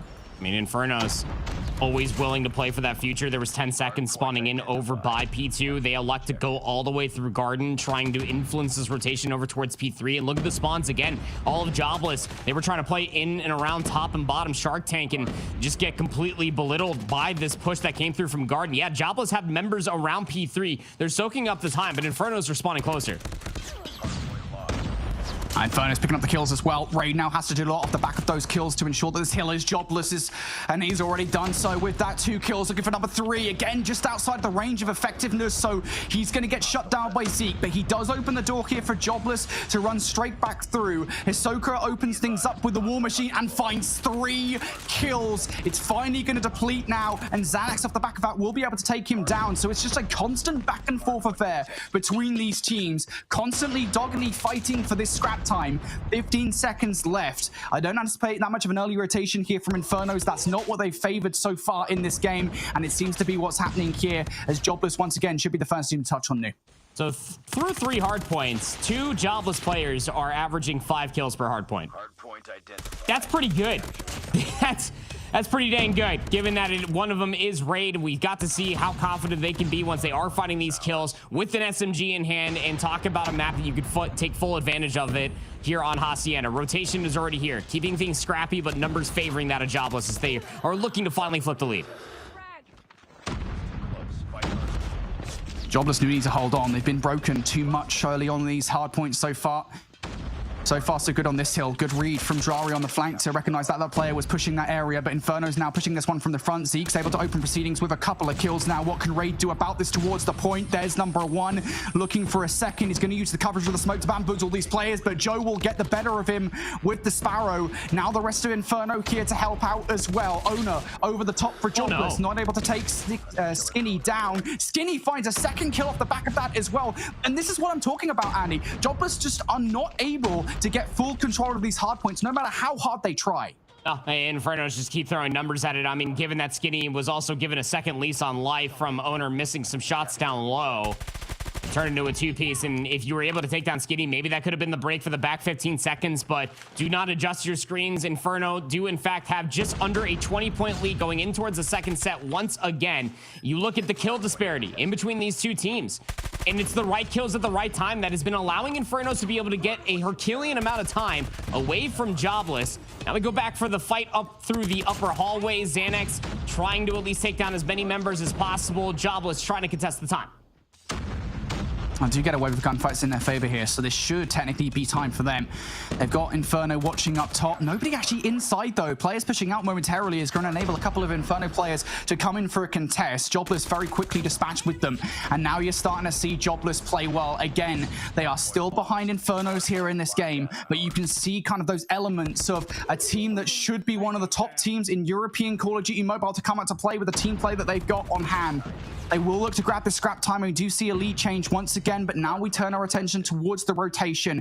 Infernos did a stellar job at keeping Jobless out last time around, but here we go. Kills being made. All of a sudden, MCVC finds himself alone inside that time, and he quickly dies as well. Xanax just spawned right behind the timing for Inferno to actually see that happen after Xanax lost the opening gunfight versus Hoka, who opened up the opportunity for this rotation to potentially be won by Jobless. But the fundies from Inferno are so good. They're fine with giving up the lead over by P1 because they played for the rotation towards New, but they lost the spawns. Now Jobless, they've gotten the break. Raid's got another equalizer as well. That you know that this is going to be at least the next 15 seconds earned. Yeah, this could be a pivotal moment in this game, but as 3 kills do come through from Jobless, now you need to find even more value from those equalizers. You need to find something, and now he's going to take all of these players down. 4 in a row for Raid. Once again, trying to be a superhero for a Jobless coming in to save the day. 20 seconds left. Again, Infernos cannot afford to just give this one up. They have to fight for it. MCVC is going to be the player they send towards the point, and they are going to falter. So this feels like the most convincing lead we've had for either of these teams so far here in this hard point, Andy. Yeah, it sure has been. Again, it's because Infernos were okay with giving up about 25 seconds on P1 to play for the rotation over towards P2, and Jobless just absolutely caught them with their pants down, lacking 129 to 84 now as P3 pops. Jobless are in the flow state, and they only have a single operator to use. Same for Infernos. You might need that if you are Joe, but Owner's just playing from the one-off angle, looking to cut down more players. Finally traded. Joe's good for 2. Is this the break? It surely is, as Joe closes out a third. Yeah, Joe for 3. Inferno's now looking for this crucial time. Joe looks to get even more. He's got a couple more with the Sparrow. Surely not number 3. Is not able to get an arrow off in time to take that Purify down. So now Skinny, what can they do on the other side? Skinny looking to get some long-range Purify gunfights. Not enough. So Jobless now in for this back 25 seconds. Inferno's still fighting this with 3 players from the defensive side. Owner laying down, trying to help him out with the team with this coverage of the hard point. But MCVC comes through with a couple of kills. Inferno now from up top is only able to take one down. Joe invests the Predator missile, and you're starting to feel that desperation here in the play for Infernos. You're starting to feel a little bit out of touch, a little bit out of reach as you're 40 points down. That Predator missile would have been lovely to have going in towards P4, wouldn't it? Rather than 10 seconds there at the end of P3. It's 146 to 108, and now you got to break the old-fashioned way, slide in, bait and switch. Skinny's going to be able to at least take down Raid, but the pinch is certainly coming through, and it's going to find value for Hisoka. It is a sprawl over here by the water hill for P4, but numbers are favoring that for Jobless. MCVC trying to find his way through, as is Joe now, 1 by 1. Infernos are going in towards his hard point, trying to make these heroic plays, and Jobless not having any of it. They managed to pick up 3 kills in a row, and now are fighting for this valuable 35 seconds of scrap time. Jobless have found another gear here in this game. They have really started to put a mark on this one, but Infernos now fighting back. A couple of operators coming out from Jobless to ensure this is their kill. Hisoka on an absolute tear, uses the Predator missile to remove the players from the kill. Skinny still hasn't been dealt with inside, was just chilling around the hard point. Now a rune from behind to take these players down. Still Skinny alive, finally going to be dealt with there by Drari for a couple of kills. So in the end, Jobless do get that time and do maintain a convincing lead, but a few seconds there, Skinny is able to take away from Jobless. Just shy of averaging 20 kills per rotation is Raid, and again, you get to see that kind of come through in the score line. Finding value with the kills is the one thing that we wanted to see out of Raid, who is just making them look absolutely silly. He's putting them on a mixtape. Brody finds another 3 of the rotation over towards P1, sets Owner up top wonderfully. Just to watch these longer hallways as Jobless now have a 60-point lead, looking to close this game in the upcoming hardpoints. Jobless are going to finish the job quite literally here. Infernos in towards this time, though. They know there's still valuable time to be found on P1. Raid picking up a couple of kills. He is going to get traded out by MCVC now. Jobless spawning out, getting split spawns around this hard point is going to enable them to fight a war on multiple fronts. Infernos know that. They have to fight tooth and nail for this scrap time. And as Xanax goes down, now Jobless will have free range to pick up the last 15 seconds, and they have rotation as well. Andy, this is so dangerous. Seek needs to go huge with this Annihilator, trying to take some long-range fights, trying to take Ahsoka off the Lamborghini Hedy, but on the other side, it's Owner who has an Annihilator of their own, and now Infernos are being removed from this hardpoint. Joe with 1 kill on the flank has to go huge with this spawning. Hey, he still needs to hold driveway and then turn around to be dealt with by Ahsoka. A Purifier popped by Drari, and he's just looking to lock things down inside of Lambo. Actually, Alexa push out. So now Skinny, with their Purifier, is able to get inside of Lambo. Trades may be there, but look at the numbers around the hard point. Still 40 seconds to soak if Inferno can play for it. Reminder of what happened in that very first set, right, where Infernos were able to hold this for basically the entirety amount of time. Jobless just could not find their way through. Jobless know they have to invest to get it done. Hisoka once again trying to be valuable here with a War Machine. It's yet another play, and what a read coming out from Hisoka. Recognizes where these players have spawned up and immediately fires all the pellets of the War Machine down range to take those players down. Infernos momentarily in, but not enough. Skinny now fighting for this scrap time, as is Zeke. They cannot afford to give this last 15 seconds away. It doesn't like they're going to. I mean, even if the 10 seconds are soaked up by Infernos, look at the rotation over towards New. A spawn out does occur. You got Drari that spawned all the way over by Driveway. Might catch one player lacking. Zeke almost found that kill. Would have been a big one to have for himself. But now you got numbers on the other side of the map for a 3v3. There's rotation over towards New. But Infernos are just fully sprinting into the irons being held by Jobless. More gunfights to be won for them as they lock down the rotation. This is key. Jobless are winning all the gunfights to follow up as well. Xanax next up on the platter here for Drari. Surely not. He spotted him out. Spawning from behind should take Xanax out of the equation, and it does. Now Jobless for more investment. Raid wants to close this game right here, right now. Skinny gonna go down to Kim. Joe for the trade. Inferno still fighting back and forth for this hard point. Still looking for this time. We're on board with Skinny, who's nowhere near the hard point. MCVC will probably be the first player to touch, and Owner will be able to take that player down. Jobless are inching closer and closer towards his 250-point mark, and they're just winning every single fight that they need to. 10 more seconds to the good. That's all you need if you are Jobless. And Inferno are spawning all the way in Bufu. Some players do spawn a little bit closer, but good luck. Have fun trying to break all of these different crossfires that set up inside of Jobless's P3 hardpoint. But Inferno's still able to work their way back in. Last alive is Inferno. Somebody still contesting to the prize fighters of all things. It gets Jobless within a single point. Infernos need to play perfect. Yeah, one of those key phrases from casters, right? Needs to be perfect hard point from here on out, and it absolutely does for Infernos. They cannot put a step wrong against Jobless. If not, this game will be donezo. A moment of calm before the inevitable storm that will end this game. We've seen phenomenal comebacks on Hassi and a hard point. Could this be yet another one of them? Inferno's ready, steady for this push from Jobless. There's the first from MCVC. Jobless now looking to make their way through. Drari doesn't really find anything with the Purifier. Hisoka now from down low, trying to make the wrap in from behind. Joe gonna get cut down on the other side. Kills also being made. Hisoka going huge with 3. Has to open the door now for the rest of the team. Skinny on the other side though with the Purifier is keeping these guys away. Skinny for 4, and that's Inferno's holding strong for the moment. Over 200 points now, 8 more seconds, just a single more needed for Jobless, and they're electing to give up the old time and just stack through the middle of the map. A couple players playing for a few exits, but Zeke now with the sniper rifle in hand, looking to get hot once more.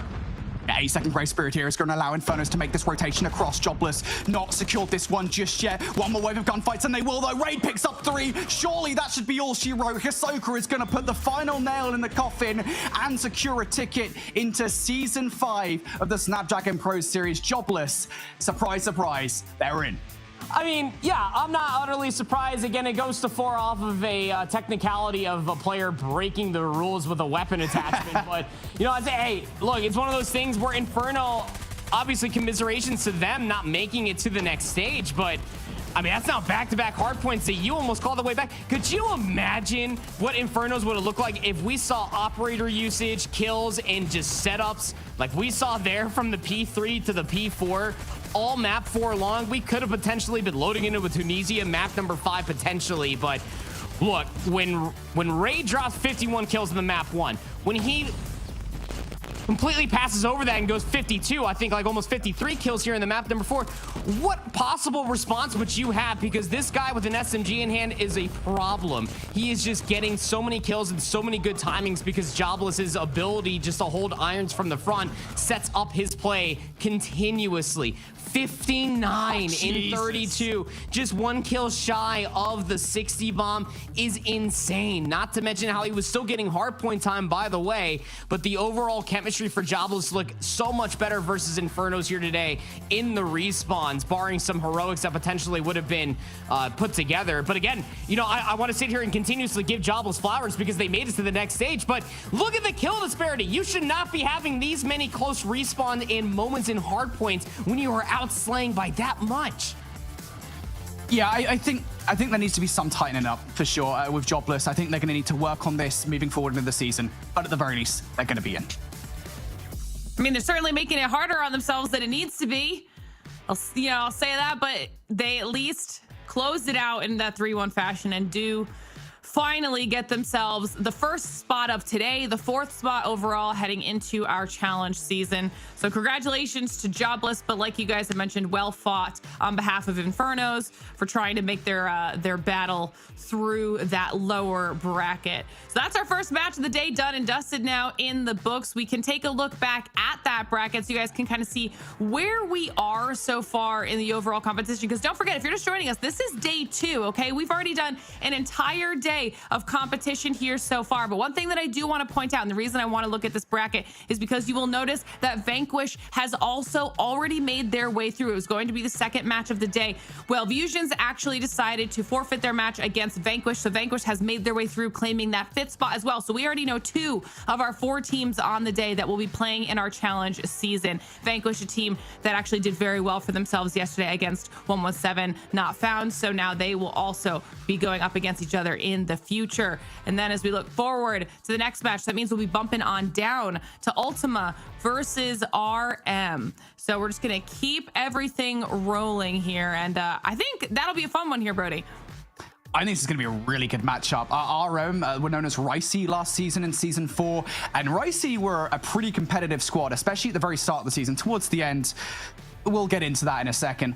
You know, I think looking towards Ultima yesterday, what they were able to do, I think there is a real chance here that Ricey do not make it into Season 5, given how good Ultima looked yesterday.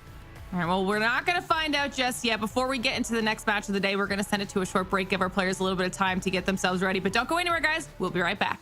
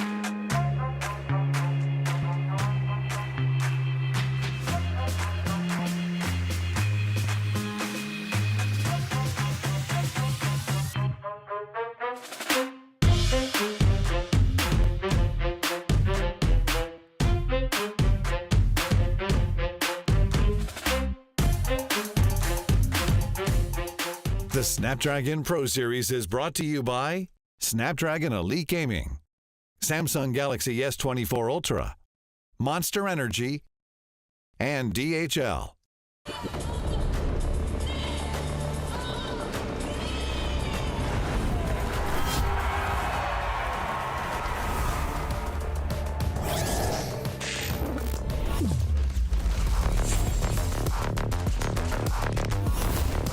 Looks like the players are ready. Here we go!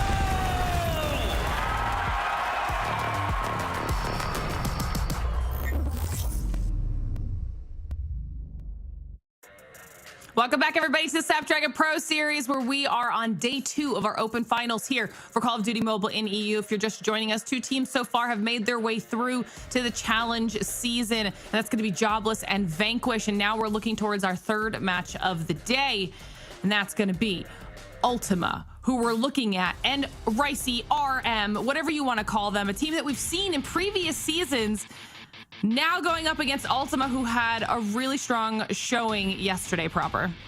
Yeah, look, this Ultima roster yesterday, I know I've said it twice, so might as well make it a three-peat. Probably should have had a 3-0 win versus Animus yesterday. 6 Aomine, Stated, Gore, and Aspect. Some names that are familiar. Gore was on that Illuminati roster, almost qualified for Season 4. Aspect, part of that Xantium roster, top 7 through Season 4. And 6, didn't play in Snapdragon Pro Series before. But this guy just loves the R9 on shotgun. You give this guy a good corner, you know exactly where he's going to be located at. They definitely do not shy away from having difficulties in closing out rounds when things are close in search and destroy, let alone when things are utterly competitive in hardpoint. I'd like to probably say that they're probably going to get rid of the express search and destroy, and if it is in this series, that's how you know that they are stubborn. Yeah, I want to say yesterday they should have 3-0'd the team they played, Animus, right? I think that it should have been a 3. I think you look towards the first 3 maps and what they lost, that Hacienda hardpoint, like just losing the last rotation. They got reverse sweeps in the control, and then it was really just those last couple of maps in the series where it felt like Ultima actually did lose the series, right? They just got completely swept on Standoff and Express. Ricey, on the other hand, again, we did get to see these guys last season, and it really did feel like a tale of 2 halves, right? They did have us in the first half, not gonna lie, because they looked pretty good in the first couple of matches, and then every single match for the rest of the season was an 0-3 loss. I remember Bobby was quite high on the Ricey roster to the point where he would constantly predict that they were going to win every single match and they'd lose in quite comical fashion. So I'm kind of sad that he's not here to tell us how much he loves Ricey. But Ricey, I think, shouldn't be taken lightly despite that. Yeah, we'll have to see if they're able to turn things around from one season to the next. We'll also take a look at those map picks as well. You mentioned you want to see what they were going to do with some of their choices proper. So we'll get them up here on the screen and see if this maybe affects. Oh, we've got 2 new maps as well. We've got Seaside and Kurahana on there if we make it to the full 5. But we're starting off with the Apocalypse Hardpoint here proper. This is cool. Yeah, no, I'm here for the Apocalypse Hardpoint, absolutely. I think Apocalypse Hardpoint, again, is one of those maps that can play very, very well for a team like Ultima, given how they did look versus Animus yesterday on Hacienda. Very, very similar, obviously, yet different. Otherwise, it'd be the same map, for crying out loud. But the Express Search and Destroy is out of here. Not part of the best of 5, and I'd like to assume, and I really do pray and assume that that was Ultima's veto pick. I never want to see what happened with them versus Animus yesterday on Express Search and Destroy ever again. It was bloody. Yeah, it's weird, right? Because it felt like 2 very different Search and Destroys that we watched yesterday, where on the takeoff, it looked like a masterclass in Search and Destroy from Ultima, and that's why I'm glad that it is here in the series, despite the fact that it's a Ricey pick. Maybe down to the fact that they watched the VOD yesterday, they were like, hey, we know what they're going to do. We know where 6 is going to be, for example, on defense. Like, maybe that's the read that they're going for. But you compare the takeoff Search and Destroy to the Express Search and Destroy, and they are 2 entirely different performances, like to the point where it feels like Ultima turned their brains off for the Express Search and Destroy, where they were like just the biggest, you know, like that chart of brains, that meme, they were like the biggest brain in Takeoff Search and Destroy. It just wasn't there for map 5. Well, we'll have to see what both these squads are going to bring to the table here in this match. Chat, as always, let us know your thoughts as well. Do you think it will be Ultima making their way through to the challenge season, or will it be RM? I can't wait to find out, and we're about to do that because match number 3 is ready to go. Let's get into it. Alrighty, look, this could be another close one. We had what should have been a 3-0 sweep, let's be honest, to start the day if it wasn't for a banned skin. Again, guys, why are we still not learning from the banned stuff? But this one should be a lot closer. Ultima and Ricey, again, given how competitive Ultima were yesterday versus Animus, they should present a legitimate threat to Ricey. And I remember, I want to go back to a point that you were talking about while we saw Lauren here on the desk, is that, you know, going back through open finals when even Bobby and I were actually casting the run for RM originally, definitely built a soft spot in my heart for the RM roster, specifically for Sushi and what they've been able to do. Very, very fundamentally sound player and also very explosive when it comes down to it as well. These are things that you're going to need when you are going up against this Ultima roster. On a map like Apocalypse, where we got to see really the limelight that is this roster, the namesake, in my opinion, is just trying to get Sixa into a corner with that shotgun. You got plenty of them on Apocalypse, and Aspect and Gore just running around like they're chickens with their head cut off and just getting the frags like we saw yesterday versus Animus. Yeah, so you said you wanted to see Sushi. I don't think that he is actually playing under the Pump Fake name. I could be incorrect in saying that, but I don't think they're the same player. I think Pump Fake is the newest addition to this roster, despite the fact that Sushi has a picture that resembles food like Sushi. So I don't know. I don't think it is Sushi, though. I think it's a totally different player for Pump Fake, so no Sushi, which is a surprise considering how well Sushi played last season. If I had to pick anybody from RM, it would be Callow. He was technically the best player on the roster last season, statistically, so we'll see whether or not he can come out to play in this one. So far, though, if you're an Ultima fan, so good. They've got the wealth of time at the back of P1, and they've got those P2 spawns. Yep, sure do. And again, we have seen just how difficult it truly can be to break P2 for Apocalypse as its own sake. Also saw a really good break on it yesterday, but look at just how far away you are spawning if you are RM. Lots of map to try to cut down, trying to take advantage of the 8-second grace period before the hill actually pops. But the setup for Ultima to the backside of the temple is really good. Yeah, this is really difficult to break always. At the very least, RM will be happy with the fact they've got the scrap time there. Now RM need to make sure they try and break these spawns around the flank, and they triple stack on towards Sixa. Sixa, no R9 in hand this time around, had no chance of winning that fight. So now RM fighting war on two fronts once again. Players around the front and players around the back line. Those players around the back line should have secured the spawns, and they will. And now they're looking for more rushes, able to find 3 in a row. That's going to secure this hard point away from Ultima. And that was a really well-coordinated push coming through from RM. You put the bait that is immediately jumping over the half wall that leads into the front of the hill. Well, the rest of the players are actually breaking all the way through Temple. That is the way you have to do it on Apocalypse, and RM get the job done. The issue is that Ultima still found value on the recontest through Ruins, still trying to fight for this 20 seconds, Brody. Why wouldn't you, to be honest? 20 seconds is a lot of time to give away if you're Ultima, so they're going to continue to send player after player in towards this time. Sixa is currently using the coverage of the smoke to contest.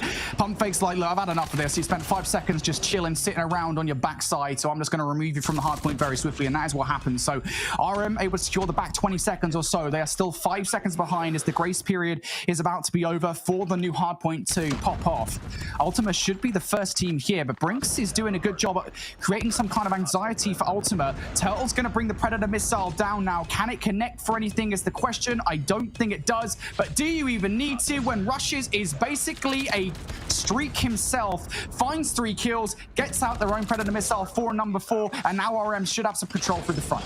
That 7th spree finally put to rest. Turtle now up on a 5 himself, trying to go through the fallen Apache, will get gunned. And yeah, it's like you said, Ultima should be the first one here, but look at how sticky these spawns all the way back by the useless building. This could be a spawn trap, and a nasty one at that if you cannot find your way out. And even when Ultima do, RM still have the angles, they have the drop on them.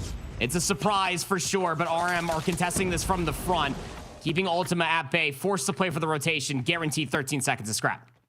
And this will be the second hill in a row here where Ultima have got first touch. Last time around they did get broken, you just saw it by RM. RM already starting to put a break around the flank here. Turtle, one of those players that was trying to break the spawns, has gone down. Gore going to deal with a second one as well. So now a big 1v1 with them and Carlo around the back for the spawn control. Gore definitely has the better weapon for the situation with the Annihilator in hand, and he's very quickly dispatching with those players. Not able to take the second player down. Fortunately enough, there was another player from his team to deal with that threat. And towards the front now, you're seeing the investment from Amin, who picks up rushes. Sixa also able to find some kills. That is a big investment from Ultima here on the defense of this hard point to ensure it's theirs. Yep. Still the first 20 seconds though. Still plenty of time to fight over, and Kaolo with the Annihilator up towards the top side of P3 is now working on a little bit of a pinch as well. 3 more bullets to the Annihilator, gets triple challenged, and that would have been something to see, but can't shoot the Annihilator that fast, albeit a one-shot heady. RM are able to break their way back inside of the time. Still scrap time to fight over, and Ultima would love to be able to get this back 20 going in towards P1 again. Absolutely would. Ultima still need to fight for this time again. The fact that there's that 8 seconds between hard points means that you do feel a lot more comfortable with fighting for 10 to 15 seconds of what we would usually describe as scrap time. Turtle's going to go for it, take an aspect down, so it takes a couple of seconds away. As we do get into the second set here, Ultimate are keeping pace with RM, despite the fact that it feels like RM have had the majority of control. Ultimate, right there, neck and neck. Big performances out of players like Stated, Gore, and Sixer. Yeah, it's really the initial time on P2 and then the contest on P4 with all the operators that are being popped is keeping Ultima in this game. But the break on P2 and then the hold through the middle of the map for P3 was so sublime for RM. They're just looking for the continuation of that, but now on the better side of the map, all of the angles being held. Ultima forced to play these corners just outside of maps, just waiting for the contest to come through for RM. Still 27 seconds to fight over here on P1 and finally waiting for all the respawns. RM will strike, just trying to keep Ultima honest with all the scrap time still up. And you can see RM just don't want to overinvest into this one. I mean, why would you, to be frank, right? There's 15 seconds left this time. Why bother moving forward towards that and potentially lose those back spawns? Now Ultima will want to break, but RM did a good job of doing it to them in the last set of rotations. You need to make sure you put all of your players towards that temple side. RM now starting to overextend in the middle of the map. Turtle knows that those back spawns are secured for RM. First wave of gunfights, good for the squad. They will be the first team to touch now on new. 20 points down. Ultima needs to try and get in from behind. Sixer, does he manage to open up things with that first gunfight? Yes, he does. Ultima now on their way. He's much more than just an R90 shotgun here on Apocalypse. He's getting the job done with the Type 19.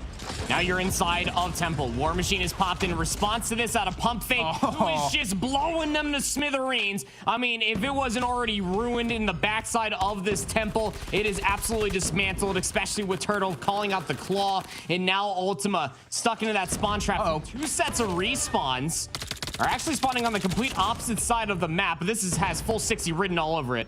Yeah, for a moment there, I thought Sixer might have just got the better of the players with that back spawn. I thought maybe they didn't think that there was another player spawning there, but they do manage to recognize it and take them down. This has been a phenomenal hardpoint for RM to take the lead. It was a big gamble to not go for the last 15 to 20 seconds on P1, and it has gifted them a full 60. I say gifted, they have absolutely worked for it on P2, and the first real solid lead here in this game of Apocalypse hardpoint. But now we look over towards the rotation, and they're already starting to win some of these key rotational battles. Carlo in particular, for 3 in a row. I said they were the player to watch, and that is why Gore up top needed to win some gunfights with that Annihilator and investment, and they get nada. RM, able to find their way through the front of this hardpoint immediately. This is damaging for Ultima.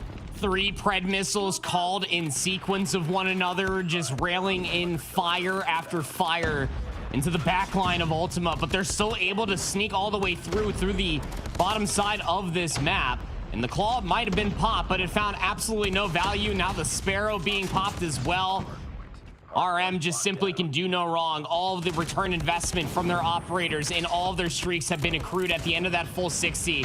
It's now surmounted to a whole hardpoint lead over Ultima. We finally break back in for 10 seconds and are on the better side of this map for the rotation. P4 was quite good for them. Can they get another full 60 though is the question. Yeah, they really do need to, right, with how far behind they are now behind RM. This needs to be a big hard point for Ultimate. As you said, it was last time around. RM already starting to put a hit in from behind though. Kills now being made from Brinks and Carlo. Gore with the read. He's had the communication from his teammates that, hey, the spawns have now been flipped out. RM and now approaching from behind. Gore, the read inside Chicken Coop is already able to get a couple of players down. That's a 2-piece for Gore. Make it 3. Sixer actually steals that last kill away, but it doesn't matter. The team shots are good enough. Huge investment once again from Ultima. They hold for the first hit. And you needed this. You had the resource advantage. Finally, Pump Fake is able to get an operator online, but it's just a moment's too late. We're down to 30 seconds, and now you have to really think, do you want to invest that operator going back into the 25 seconds, or just set yourself up around Temple, much like how we saw at the beginning of the second set? But still 20 seconds left to fight over, and RM are just sprinting into the absolute blender. Pump Fake will invest the War Machine, and it could be the opening that they need to maybe fight for a whopping 12 seconds, but it'll just get them to 200 points, and it'll keep Ultima further away. The lead will grow for RM. Yeah, just about, though, it's worth saying. You mentioned that needed to be the good hard point for Ultima, and I think it's fair to say that it was. It is going to keep them in the conversation here in this game. Now they want control of P1 as well. Amin is trying to do that with a couple of kills towards that lower side, but he's going to get shut down before the third can come through. So RM, good here for the first set of time on P1. They could still, if they get a perfect hold on P1, close out the game here. Stated, though, inside causing problems. He is being a real nuisance to RM at the moment, and just trying to buy some time for the rest of the team to come off the spawn and actually make their way in towards it. Just looking for a contest now are Ultima. Gore going to pick up one kill, Stated with another one as well. It is contest central for Ultima, but they have that constant in their back of their minds about the next two spawns. Amin going to go down now. Next player in towards will be Aspect, and they're going to get shut down. And there's that rogue spawn from RM. The hesitation, the split decision needed to be made a lot earlier for Ultima, holding onto the P2 side of the map, but also giving up time on P1. And through all of their efforts, they got flanked, crossed up, could not contest the hard point as long as possible, but they still have the spawns over towards New. It's going to be 232, closer to 240 now to the 173. Ultima do have possession of the money hill of P2, but RM just need a single break to call map 1. Ultima can still fight this one doggedly. This has to be a worthy investment of the Annihilator, though. Gore starting things pretty strong here. Over-investment towards the middle of the map. Gore trying to line them all up. Turtle's going to find double. And now RM might well have flipped the spawns out. No, actually, great responses coming through from Ultima. RM now no force to move through the other side of the hill. Kills now being made. All just down to Gore inside the hard point. Down they go. Rushes decides to invest the claw. Stated on the other side, though. Their claw is a lot better. It's 3 from him. Firing those ricochet bullets in towards that area on the map. It's giving Ultima control. RM not able to break just yet. Got rushes, one shot from the Hunter Killer drone. There is the final blow from Stated, but still trying to recontest this, potentially through the front. RRM, they just need 5 seconds, but they have to be careful here. Investing too many lives, it's going to give so much space for Ultima, who are over 200 points, to work away across the middle of the map, get top maps maybe, and get an angle on this rotation. Yeah, a bit of a small decision being made there that might well cost Ultima in the grand scheme of things, because Stated uses the Predator missile he obtains almost immediately. It's therefore not there for this rotation towards New. Ultima have to do it all with their weaponry. One rogue spawn in on the flank. It's going to be Sixer. Can they do anything here in this situation? They do take down Brings. They whip out the War Machine for a second kill, and they actually open the door for Ultima. They're going to be in for the time. And look at the spawns. They flipped. All of Ultima spawning over by Useless. Now RM had to cut through the middle of the map, trying to break through the back. Brings is going to find one. Trades galore. Ultima still favored here for the moment. They're doing such a good job at keeping RM away. Investment now for the equalizers. Brings only finds one, though. Again, the value is just not there. And Ultima, the kill feed will be theirs. RM spawning out towards the temple side. Can anybody from Ultima stop them before they get in towards the time? Turtle for a flank. He's going to get cut short. Brings towards the kill. They go down as well. Ultima are about to do it. They're about to pull off the ultimate comeback versus RM. Down a phenomenal amount of points. RM, that is a tier 1 choker there, boys. Few things are certain in life. Death, taxes, and apparently very close hard points for Ultima. Oh my gosh. That is the 3rd hard point that we've gotten out of Ultima in 24 hours that are also ending in about 10 points. That is massive. To say it was heroic is one thing. To have Herculean moments is another, but RM just got caught terribly. At the end of that P1, I thought that from the split decision from Ultima to try to contest P1, and from that split spawn that came through from rushes would have been the answer. But it simply wasn't. Ultima hold on. They got a full 60 off of P2. RM over-invests in the middle of the map. And then they lose map presence from Ultima that break back in with the War Machine and nothing less to get Aomin enough time to get the equalizer at the end to call game. Is insane. Look at this scoreline. The ask for Ultima was too high. That the claw gets popped, it starts this inevitable snowball, and RM lose map number 1 while being up 60 points 2 hard points ago. That is insanity incarnate. Stated drops a 40 bomb to the good. A lot of that from the claw usage that we saw continuously. Talk about grit, tenacity. This Ultima squad came to play. That's like the 2nd time that's happened on Apocalypse Hardpoint, by the way.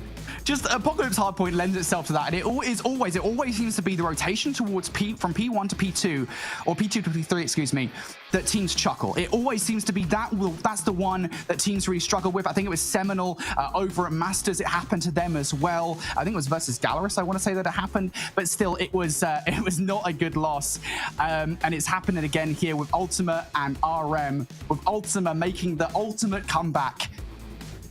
Just a phenomenal start to this series. We promised a really close one here, folks, and it feels like that's what's being delivered to us. A great start as Ultima go 1-0 up over RM. They want that spot. General Gore does not want to let what happened with him on Illuminati last season to happen again. Yeah, certainly not. Again, Gore is just one of those guys, again, has been putting up a lot of good numbers in the past few matches that we have seen out from this Ultima roster, just kind of being the tip of the spear, trying to open up the floodgates for his teammates and maybe find a couple more kills as well. However, getting ready for this takeoff, search, and destroy, you're very happy if you are Ultima. They looked great on this map mode combination yesterday versus Animus, and there's two things that could potentially be going through the mind of RM right now. One, potentially, oh, we just lost another map versus a top team. We don't forget what happened during SPS Season 4, or another, okay, guys, we should have had that map. Now, let's go into this next map with our heads held high, be as confident as ever, because you just barely lost that map, number one.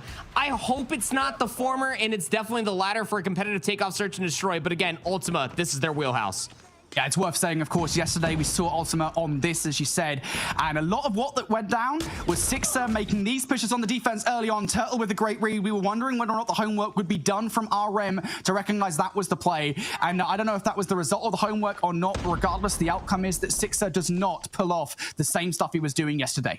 Yeah, I mean, and Animus just continuously let it happen, that it was very late on this half that they were finally dealing with it, but hey, got that VOD to watch for a reason. 5v3 now. RM have numbers trying to push all the way through control towards that B-bomb site.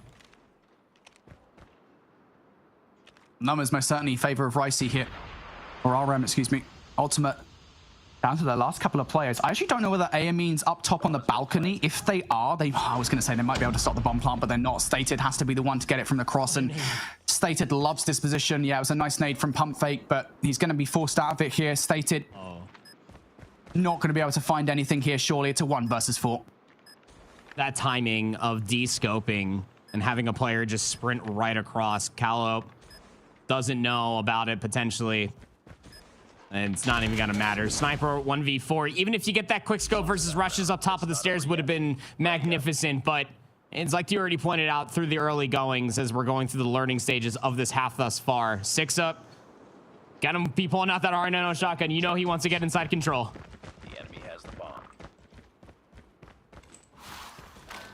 Great start from RM. Great reads of what Ultima were going to do. This time around, though, Ultima, they changed tack ever so slightly. Gore's going to draw that first blood almost immediately against Callow. RM putting a lot of weight into a push through lounge. They know that Six is going to be around here, but they weren't quite as ready this time around. And Six, I have never seen a player run as fast as that. Call Barry Allen because he's got competition. Already found the opening, too. And he's up and out of there. Has to reposition with the R90 shotgun, probably just going to reinforce over by A, utilizing their numbers for Ultima, potentially for the cross.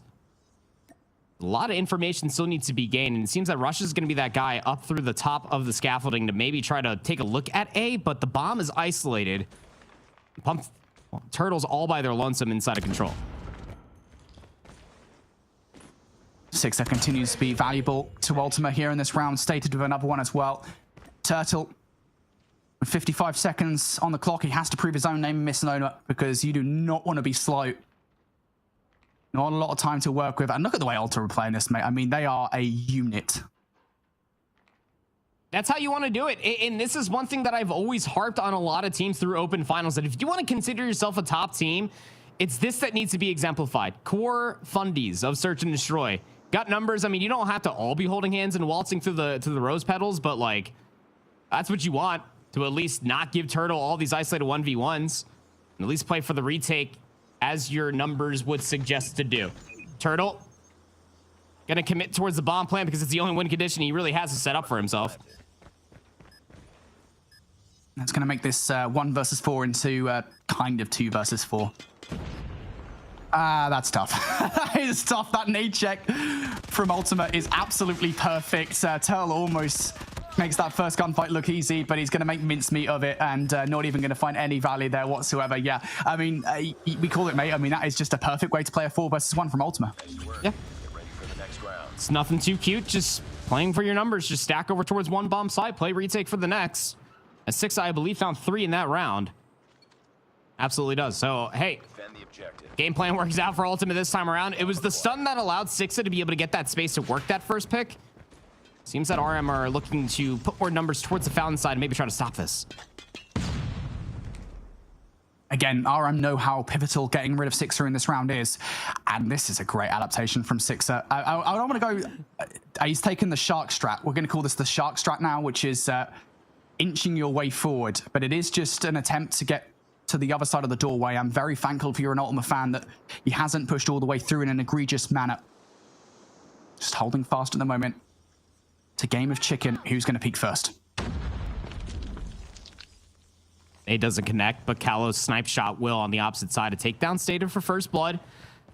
It seems that the bomb carrier Brinks likes the call for that to maybe try to re-wrap over towards A. They're showing a lot of presence and utility over towards the B lane here, Brody. So maybe they're hoping to catch Ultima lacking for the rotation, but it's takeoff, search and destroy, baby. You can see both bomb sites from a multitude of angles. Another kill now for Ultima as well. Another angle that Turtle wasn't ready for. RM now kind of pigeonholed into Stadium. I think their tickets might be a bit dodgy. Gonna have to make some kind of heroic play here. Carlo's gonna do it. There's not an immediate reaction actually from Sixa. It's a delayed one. Is it still gonna work out for Sixa is the question from me. He's got to check every single angle now in on this flank. RM are swiftly making this move towards A. Is Amin ready for this? Is Sixa ready for this on the flank? Yeah, Amin most certainly is. He's going to pick up that first kill. Good trade from Brinks, and now I imagine the pace will be picked up from Sixa on this flank. I don't know if he's going to stop the bomb plant. He won't, but he should be able to get some kills on the exit, and they will. So now Callow for a 1v2, or Gore on the other side. What can they do? Callow doubled up on again. The team play from Ultima is exemplary. I mean, they just love it here at Takeoff. Like, their dissection of the map is so pristine. And it's constantly throwing wrenches into what that first point of contact looks like over by control. Because, again, it's Sixa with the R90 shotgun. You cannot let that guy go unchecked. And through all the stuns and nades, the utility being thrown from control to lounge, it's given all of the understanding for Ultima, hey, you need to try to push through the middle of the map or over towards the A lane. And we have snipers watching this the entire time. Good adaptations coming through from Ultima to win the 2 in the row. First blood for Gore this time for Ultimate. Again, things just get tougher and tougher for RM. And even more so as Stated is going off. He loves this position across this way. And oh my goodness me, the ego chow from Stated. I mean, fair enough. Is it even an ego chow at this point when it's Stated doing it? No. I'll just answer it immediately. No, it's not. He knew he had the wing. He had the guy one shot, so he's not going to get double chowed, surely. Numbers immediately there within the first 30 seconds of the round. Players being scouted out. Callow will take down Gore, so mitigating the damage, but so many more picks required before you can even think about recovering the bomb for one. Callow's going to pick up Tated as well, so this becomes a 2 versus 3. It's winnable. Amin is on his own as well, and all of a sudden, this becomes even odds here. Ultima's choice of how they want to play this is by overextending in from behind, the hope that they can catch somebody off guard on the re-entry in towards the stadium. That's not what RM are doing, though. Complete flip of the map here as RM now coming from behind. I wonder if they know that they actually have the bomb down just outside of A door. But regardless, Sixa in aspect, again, Sixa with that R9. Just looking to maybe play the opening damage for aspect to find the trade or vice versa. Callow's got the sniper, Turtle looking to maybe try to catch up on a body shot if it comes through. Utility being thrown over towards the corner. Not going to connect with anything, so information only going to be good for Ultima on the defense, hearing those explodey boys over by A. Explodey boys. That's a new one. 10 seconds on the clock. It's enough time for RM to get this bomb down. Ultima going to get the running shoes on. Sixa runs headfirst into Turtle, though. This 2 versus 5 is becoming a lot more probable. Aspect was hoping that bomb was not going down, was trying to play chicken with the clock. It's not a game he's going to win, and he's about to be caught out by Turtle as well. A 2 versus 5 from RM. Oh boy, they're munching Ultima up. So you remember what we were kind of gassing up Ultima for when they were in a 4v1 and they all body stacked together and just like retook together? Yeah, that didn't happen besides 2 players in between Sixa and Aspect. And they just gave Callow, who's been very, very good for his entire tenure of Call of Duty Mobile with the sniper rifle and any weapon, realistically, isolated 1vx situations. And got ourselves an even game going in towards a round number 5. We'll see RM not really give any focus over towards control at all. So Six is going to lurk, and the bomb's going to slow roll its way over towards A. I go with that first blood to kick this round off, though.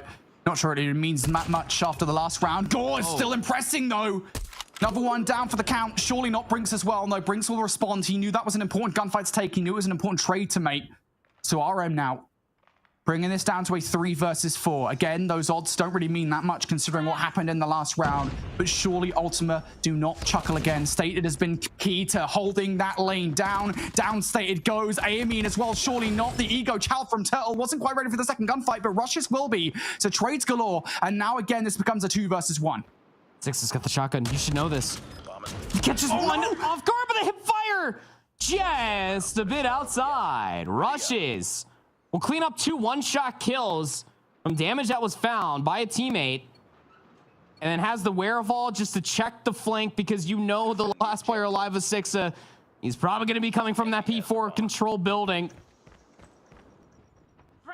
RM able to answer back with 2 of their own. 1 more round in this half. Man, that's 2 rounds in a row that RM shouldn't have won. Agreed. Ultima will be furious. Now they've lost first blood in this one. Sixa again is going to be that player that goes down. Stated does love that one line of sight, and it's, again, maybe a little bit readable. I will say I'm a bit surprised that RM weren't quite ready for it. So Stated is going to be able to even the odds down to a 4 versus 4. But never underestimate RM in these circumstances. No. Numbers don't mean anything to RM. Come on.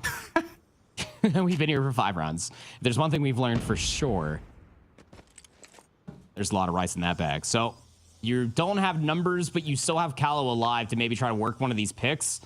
Stated again is playing in this one-off angle. Pump Fake might be trying to play for a prone timing, but got to start making a move sometime soon. If you are RM, you have so many angles that you still have to clear, and a bomb that needs to get planted. Trades galore over towards the site. Now a 3 versus 3. RM no closer to getting that bomb down, and from the cross as well, Amin and Gore gonna leave Pump Fake all on their lonesome. 1 versus 3 now. Impressive first, like even more impressive second. Hello, Pump Fake. No respect for Ultima whatsoever. And how much respect does he have for Gore? Because now it's a 1 versus 1. It's gonna be a snipe off. You know, Gore's got that sniper playing all the way over by the scaffolding, just looking at that A-bomb site. Pump Fake has no idea where to even start to look. It's going to start clearing the rest of this map. The biggest issue is the game clock. 15 seconds remains. He's got to get onto this bomb site within the next 6 seconds just to try to stick the plant. Gore's going to play the game clock. 50-50 choice of the site to pick, to defend over. Now Pump Fake's not going to get there in time. He misses the first shot. He gives himself away for 3. It's a 1 versus 3. Make that 3 rounds on the bounce that RM shouldn't have won. And what are we doing? Let it be known that I am no longer gassing Ultima for body stacking 4 players together in a 4v1. Because that is the last fundamental point of their defense. That is just insanity. But even better shots coming through from Pump Fake, being able to get those 2 quick scopes in a row. And we got a 4-2 half. Ultima need to find value here on the offense, which again is no easy feat on a takeoff.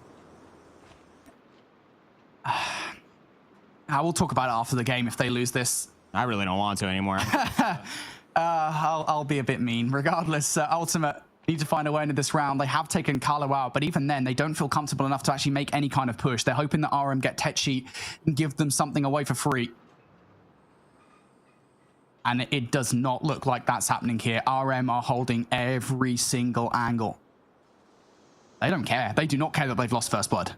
Well, their hope here is that Sixa can find a second, because again, Sixa, I know, surprise Pikachu face, like, is lurking inside control with an R9 shotgun, but RM are not trying to deny more of the map away. They have made the call to work this cross angle over by the A doors.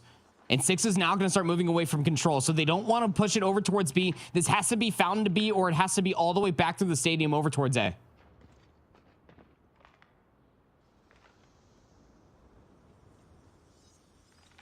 Here we go. 30 seconds or so left on the clock. Big fight for Sixer to get onto the point. It's an R9 versus R9 battle, and Rushes is going to win it. Trade from Gore, though.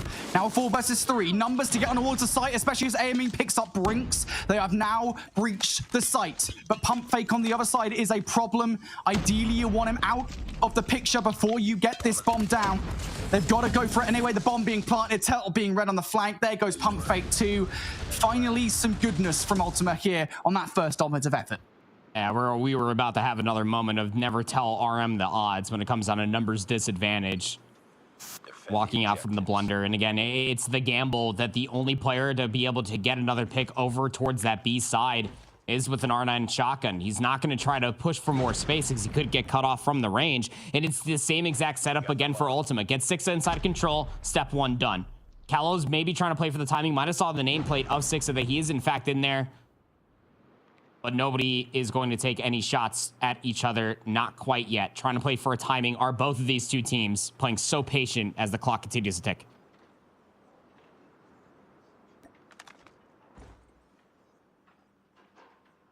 Well, last time around, Ultima did find a way to breach that A site. The defensive situation is really not that different. Rushes is in the exact same spot he was previously. Pump Fake is a little bit displaced, somewhere between A or B, but you've got Brinks on site. So Ultima should know how to read this. They should know what's going on for RM on the defense. They still don't feel comfortable enough moving up just yet.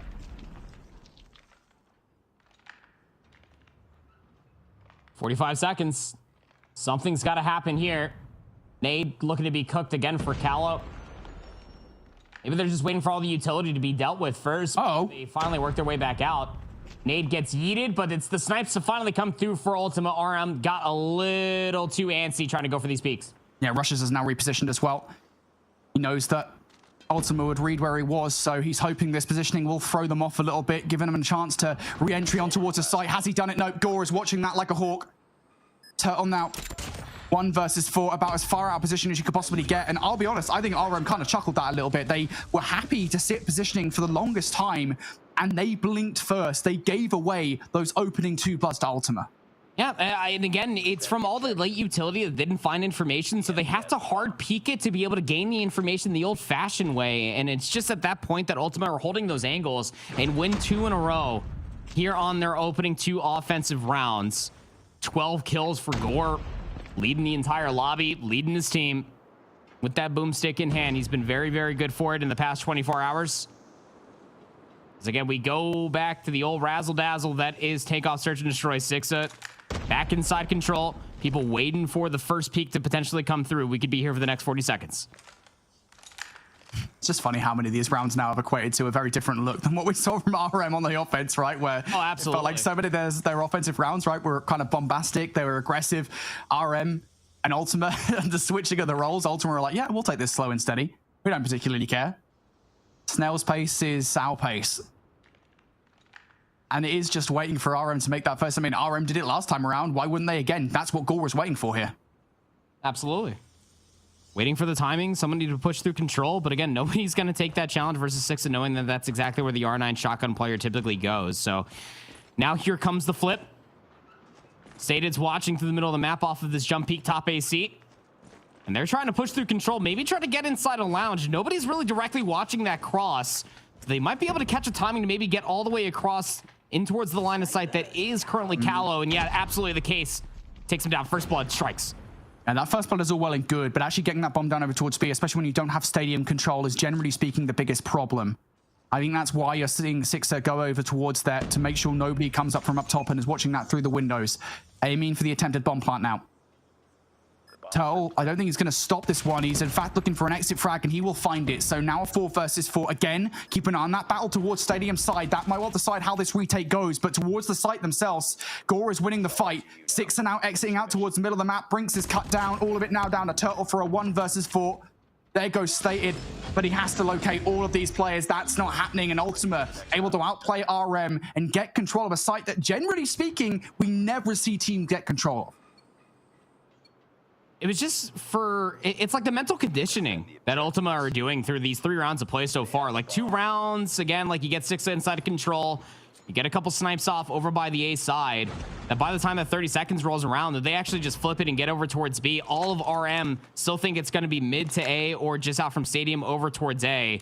Now RM need to keep their heads on the swivel. They have lost 3 straight rounds on defense as we go back to just sitting still to see who's going to give up that first blood, who is going to potentially find that angle. Watch out for player number 3. Pump Fake is very much so pushed up aggressively out on his lonesome, potentially looking for a 1-for-1 or a timing to maybe get a good old flank from behind.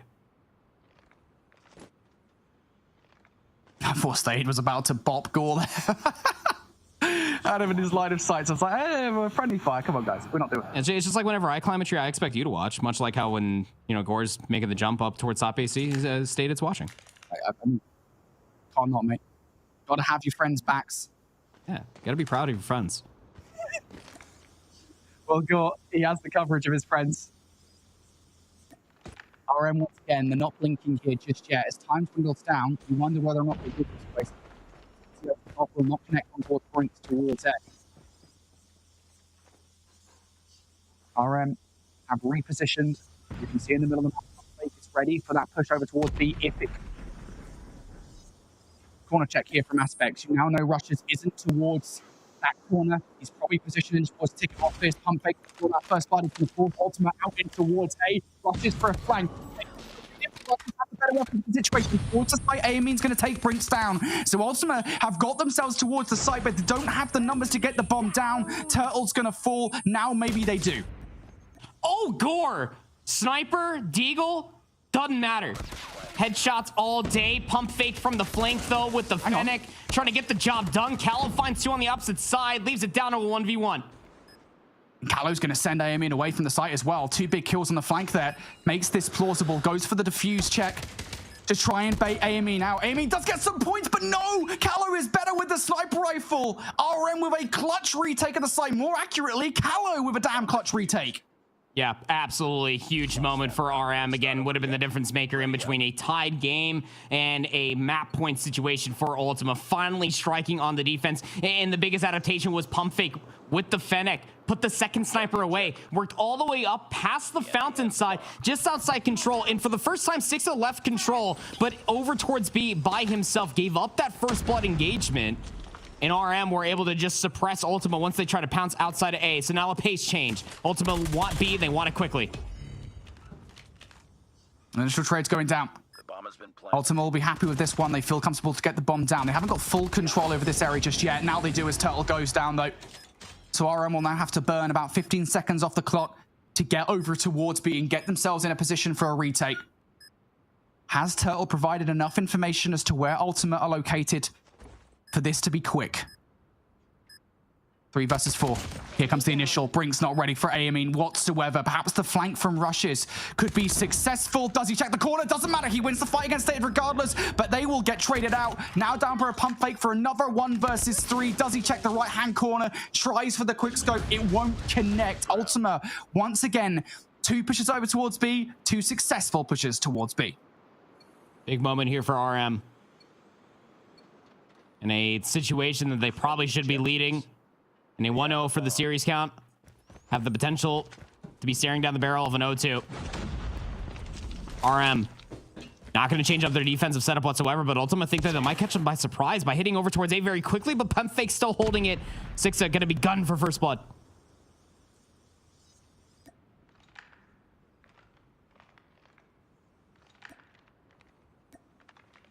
Ultima now need to find a way through. Again, they are just hoping for something free from RM. And again, it's worth saying, just like I've said before in a multitude of these rounds, these are not particularly inspirational defensive setups from RM, right? These are not unique. They are doing the same thing every single time. Rushes towards ticket, Brink towards the back of A. Ultima should have read this by now. And they are just waiting. The only waiting. person that's throwing anything different has been Pump Fake this entire time. And it's his positional change this round that found that first blood that really kind of punched Ultima in the jaw on what they need to do to try to dismantle this defensive setup now. Even so, though, Gore is still checking all these angles for something different, right? He's still like, all right, maybe something's changed. Pump Fake is now going to transition over towards A. I think Gore might have just spotted him out. Position up top from Pump Fake. Did Gore see him? I don't think so. Ultima don't feel comfortable enough to go for it now. Pump Fake's got into a position that Gore probably won't expect on this initial. Time is running out in this round for something to happen. Ultima, you gotta go. If not, we're gonna be seeing overtime. Rushes and Kalo, they draw those first buds now. Amin and Gore, they're in danger. Gotta lock in. Last two players alive. Doesn't check the corner. Rush is still there at ticket. Last alive. Dealt with. Aomin, nothing to do. OT, here we go. And it's like you said, I mean, RM aren't doing anything too cute with their defense. The only person that's changing their setup continuously has been Pump Fake. And Ultima keep on walking into the trap. Side swap again. RM back over towards the offense.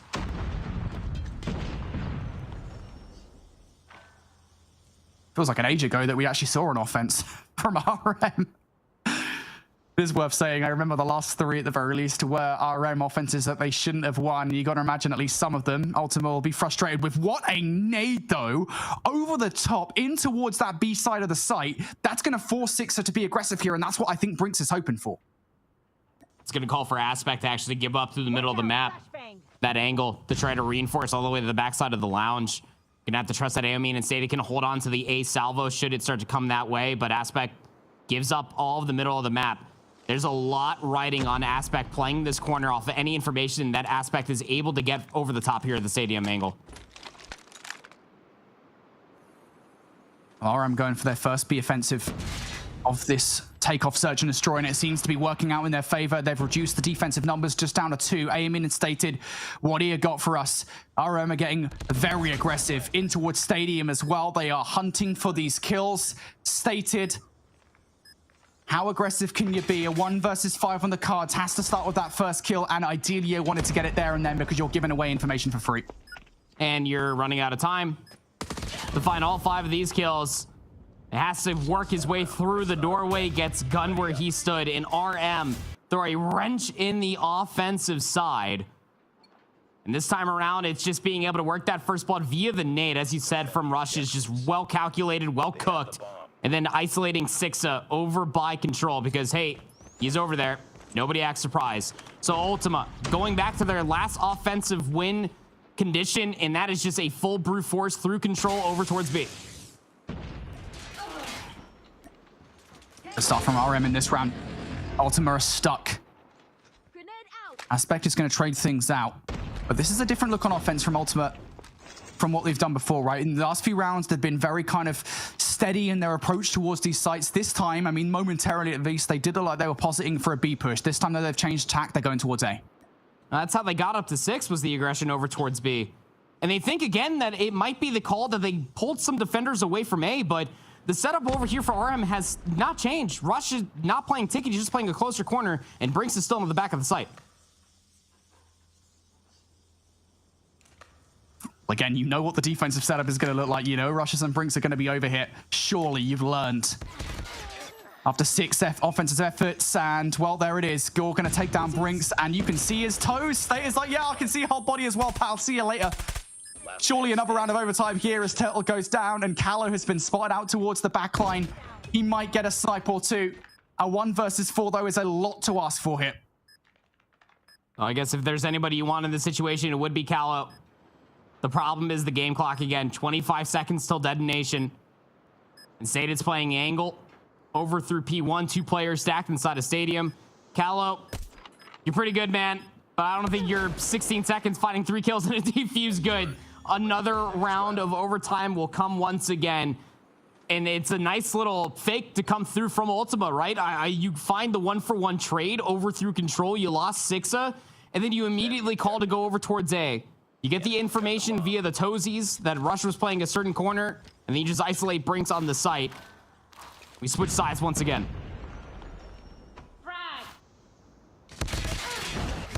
That's where that comes from. Brinks is going to draw that first blood. Aspect for the immediate trade here. Bomb now slap bang just outside the lounge. So RM are going to have to draw some time off the clock to go grab that thing. And we're back to all calm here. Ultima reliant on trying to pick something off. Oh, the angle. The timing for Gore just to fall down. Can't find the shot. You can see immediately just that one shot, just like RM just kind of stands still, just confused on what to do next. It may be a 4v4, but still so many angles you got to be worried about. And Ultima are adding more to that counter as they take more of control away. That bomb just being just outside lounge is so frustrating. Because even if you get on towards the site, you've still got to grab that thing, and you've still got 2 players against of Ultimate to go up against. Stated getting aggressive here. Oh no! Oh, Stated, you've whiffed. Buddy, you're normally 100% accuracy with that thing, and Turtle has just been gifted a free kill wrapped up like that. But now Pump Fake has to pull off the impossible. It's a heist to grab that bomb and get the hell out of dodge. He's going to go for it, and he does.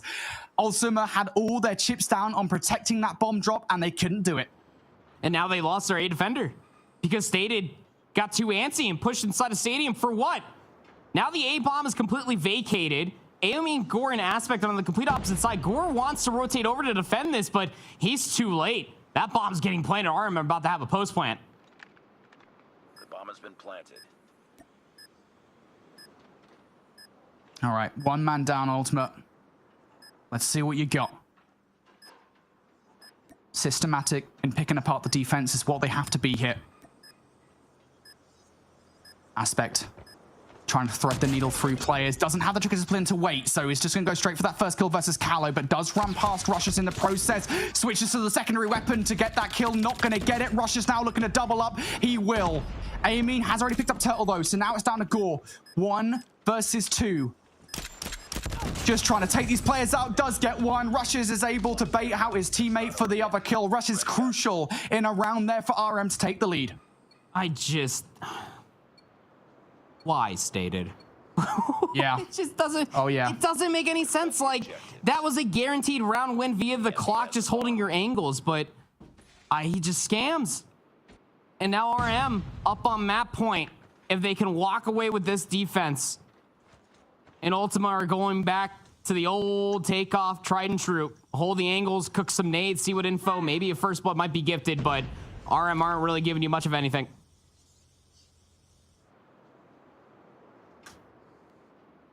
And it is worth saying this is a bit of a different look for RM for the very first time in this search and destroy on the defense. They have changed strategy ever so slightly. Pump Fake is not pushed towards the back of that bomb. He's actually getting ready to get a double up on a player approaching A.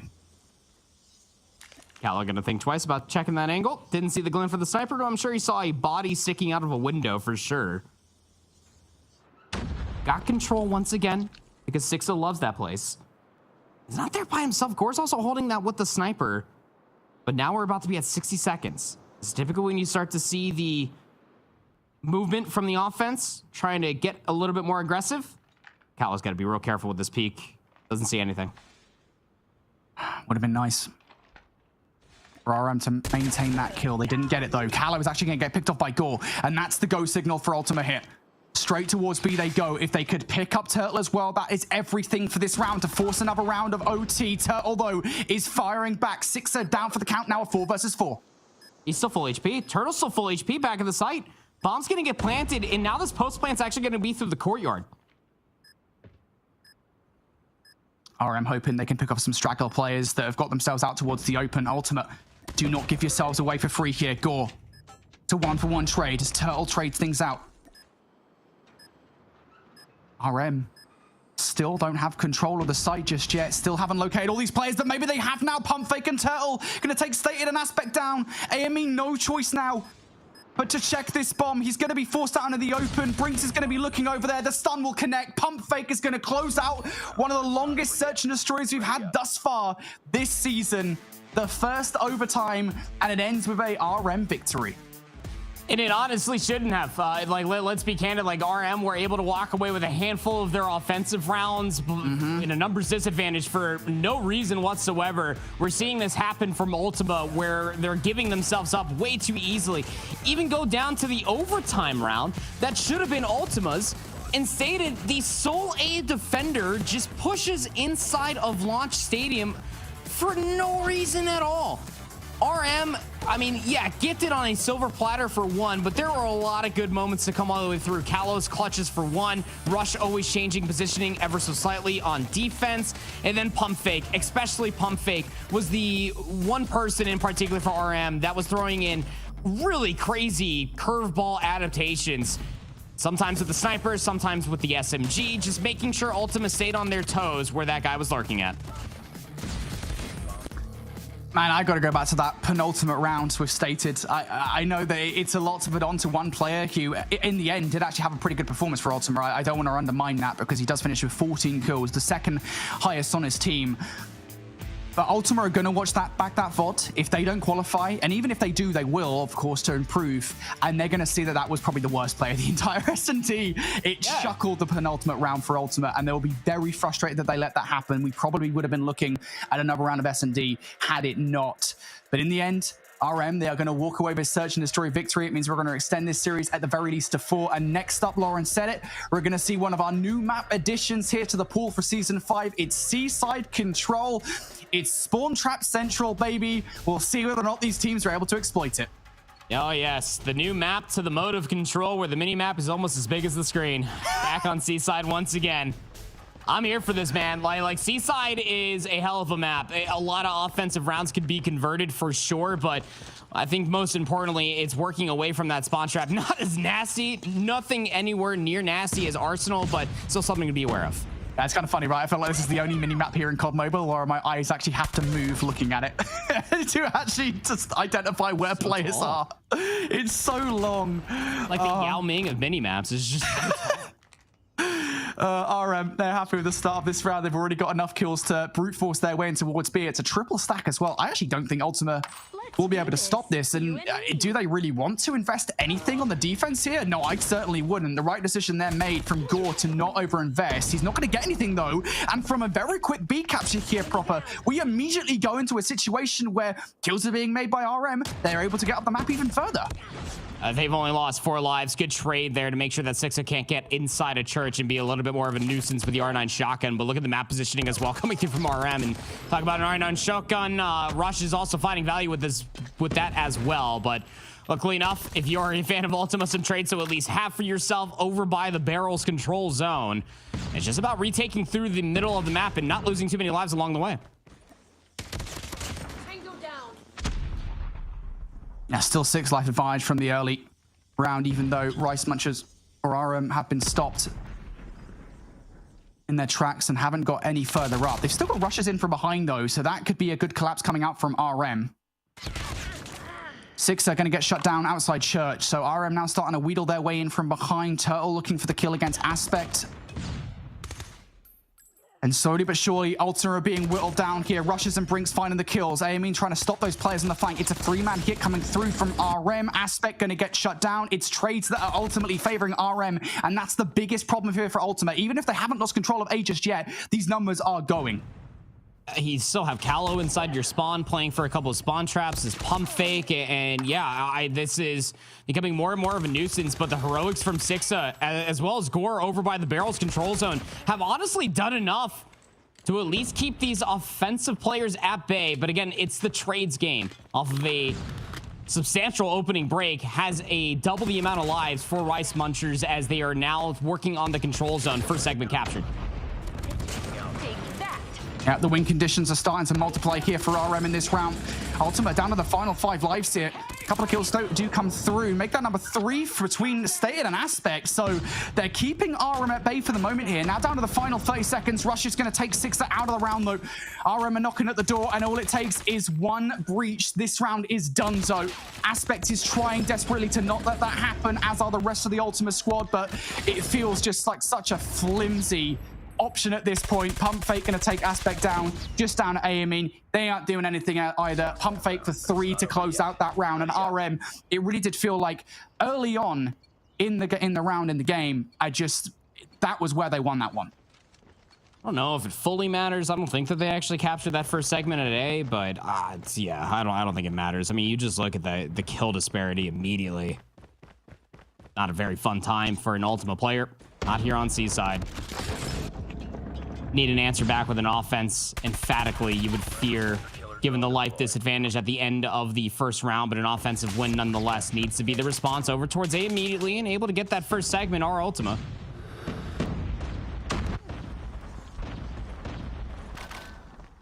Second tick about to be 3 over by A. Ultima being relatively fast. I don't know if actually know if they got that second tick on A, to be honest, but regardless, it was a pretty good start here for Ultimate. But they have been stopped. RM now got a couple of streaks ready to go if they want to.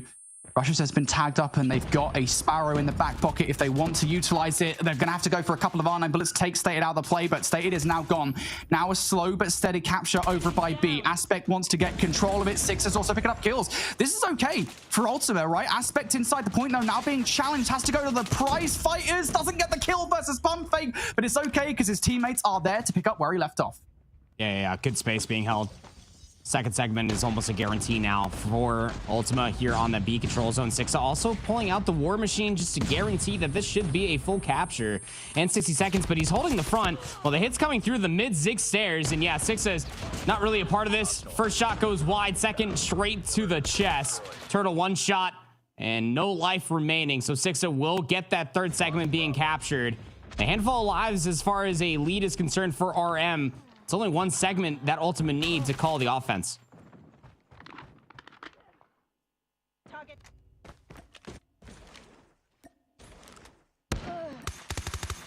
Ultima 7 lives down. They've only got really one tick and maybe a little bit on A to get through. I think it is just the one tick. I don't think there's any extra progression to be had on that second. But RM are doing their best to trap Ultima through. Six is now going to bring the Predator missile down for a bit of information as to where RM are defensively. They deal with the one player that was on the left side. So now they've got free reign to move up the map. A 10 versus 15 hit to make this move forward.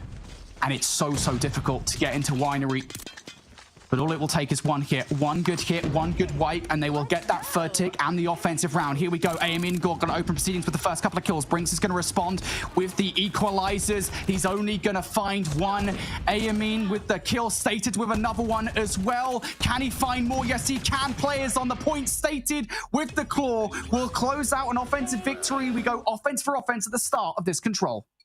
Biggest difference for Ultima is they did it via the segment captures. So again, very important when it comes down to that round 5 defense. But given how we've gone back-to-back offenses, I don't even know if you'd make the argument they would want that side if it goes all the way. We'll have to see. RM's opening break on the last offensive half was very good. The difference is they're not going through the middle of the map over towards A. They want B first and foremost, and they're going to have numbers on this side of the map so far, Brody. They can do no wrong. Amin trying to slide in to stop rushes early on in this round, and he's not going to be able to.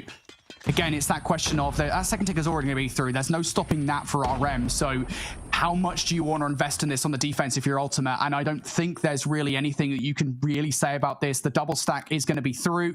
You're not going to stop B going down. So you might as well invest numbers in towards A and to stop that flank from coming through. But there's already Callow who is starting to threaten towards the point, and I think Gore is going to very quickly dispatch with them. Job for player number 2, though. Turtle is now going to be working on a pinch. There's 4 players that he'd be immediately behind, knowing that the 5th just got gunned by his teammate, a pump fake over by the already captured B control zone, but Turtle dealt with. Wonderful pickup there for Ultima as they look to stack around the A zone, but most importantly, try to find where some of these players are located at, because you do not want pump fake lurking around your spawn forever. Has an operator, 17 kills to their name, looking for a few more spawners potentially to come through.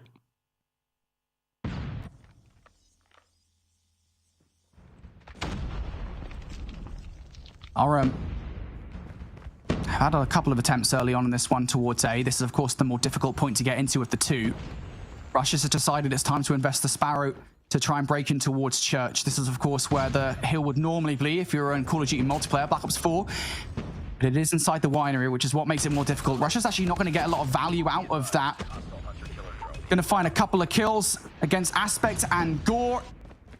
And RM are now looking to break in around the backline here. Ultima have to get the players towards the point. Russia's is doing a stellar job. I mean, it gives RM a choice, an option to try and get that spawn trap together. It sure does. And it's just splitting more defenders up. Now you got a 2v2 here. Down by the barrels control zone. Last player alive will be Brinks to take down Aspect and Aomine. So clock stalled out at 1 minute and 2 seconds. Gore will find that trade. Clock will start to be whittled down once again. Another 1v1 for the control zone. Maybe Rush has the shotgun, and now this is a problem for Ultima. 2v17. Good luck stopping this one. Taking A. Yeah, RM seems to have got the numbers, and, well, Sixer is overwhelmed by everything. Man, something's in the water. I said that A is very difficult to get into, but it seems like these teams are doing a really good job at the moment on these offenses. It's mostly just off of the B zone being captured and getting their way inside a church. It's the spawn traps that continuously come through in COD Mobile for control that makes teams very, very good at converting these offensive rounds. Just do it again, Ultima. Just capture all 6 segments. It's that easy. Forehead. You just got to somehow win this opening break off, but Ultima electing to go over towards A first, trying to capture the more difficult 2 zones.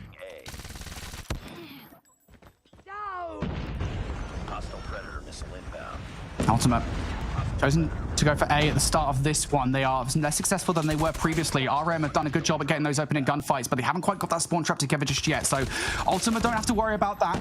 But as Aspect goes down inside A, they might have to very soon. He didn't go down before taking that A with him. So second tick will be through. Rushes now towards the point as well, finding the kills. Brinks with number 3. Callow's going to get the Annihilator out for number 4.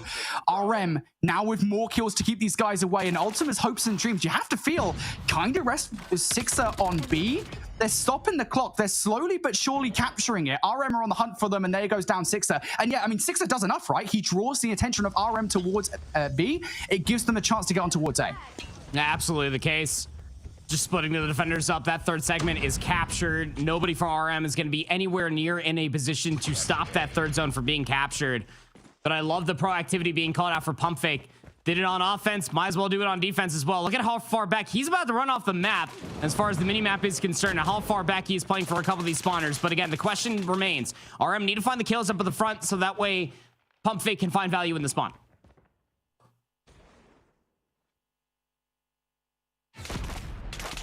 RM looking for a way in towards this defensive hold. Ultima now 3 stacking B. Just got to deal with Brinks really around the point. We've also got one player coming in the flank for pump fake. Brinks is going to win that first gunfight though. Is Gore going to be ready for this flank coming through? Pump fake's going to find one with the war machine, and he makes it a second as well. Pump fake will prevent the offensive victory here for Ultima, and now he's continuing. Yeah, it was a required war machine to be pop.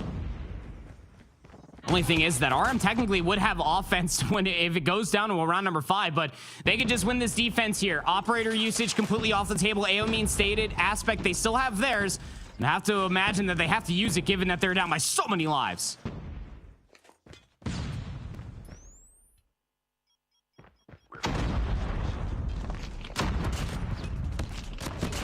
And Rushes is now getting more of these kills as well. RM are just doing such a good job at keeping Ultima away, and it really did feel like that one capture that they almost got that was stopped by pump fake might well be play of the game for RM.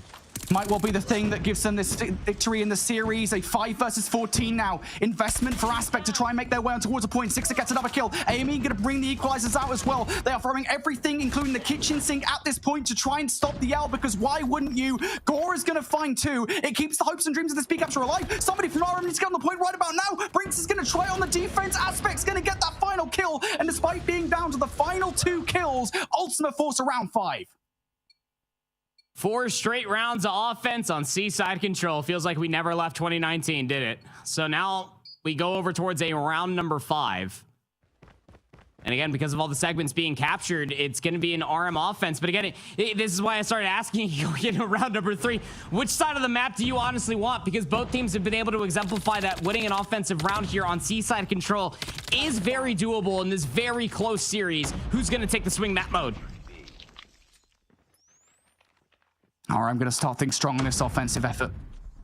4 players around B. You've got to imagine it's a foregone conclusion that that is gone. Ultima have decided, look, we know we've lost B. We're going to try and get these kills off the players coming from the point, and they're going to set up a spawn trap. That first part hasn't happened, though. Rushes, Callow, and Turtle all find the kills off the exit, and now since Ultima have so heavily invested in towards the spawn trap, they're very weak on the defense around the flank of A. They've only lost a single life so far in this round number 5. There's 2 minutes on the board. You got players swarming around church to the middle of the map. You got players inside of your spawn, though, if you are RM. But the problem is that you need to be able to find value on the opposite side. And so far, the former is happening so that way the latter can find success. Last alive inside the spawn is Aomine, finessing their life for what feels like forever. Dealt a swift hand to the life count that is RM, but still with a 5 life lead. The advantage has dwindled ever so slightly here. Ultima have been given a lifeline on the defense. But since we've gone offense for offense for offense for offense, I don't want to say that that's quite the advantage that they think it is just yet. Aspect's trying to hold strong in the middle of the map, actually runs straight onto the open, so gives Carlo a free kill and RM an opportunity to get through Church. I think that's a domain that Ultima want to have control over. They would be praying at the moment that RM do not breach it. Rushes elsewhere, is able to find two through the front. Aspect is going to find a couple through Kirch. It is trades back and forth over and over and over again. RM coming out on top, and now they've got players on the point. And they sure do. Stopping on that clock. Probably still looking to get it done via the kills. That's how they won the other two offensive rounds, but might be able to get the segments as well. It's going to have to be a brute force all the way from the courtyard out of Ultima, who now have numbers until Turtle looks to equalize it. Aspect will take him down in return.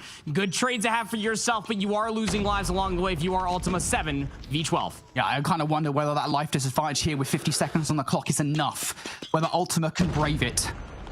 Utility on the side for RM as well. Two operators in the back pocket of Brinks and Turtle. You've got to imagine they're going to come out pretty soon. Brinks now looking for that opening blood against Sixer. They will find it. It's Turtle to use the claw. But Gore and Stated will combine for 3. Right, RM batted away for the moment here. Pump Fake, the only one left alive on that initial push. He's going to have to wait for help. No respawns. 27 seconds though. This is your last push if you are RM. And they're trying to set themselves up a little bit of a pinch. Look at the two players trying to work through mid potentially.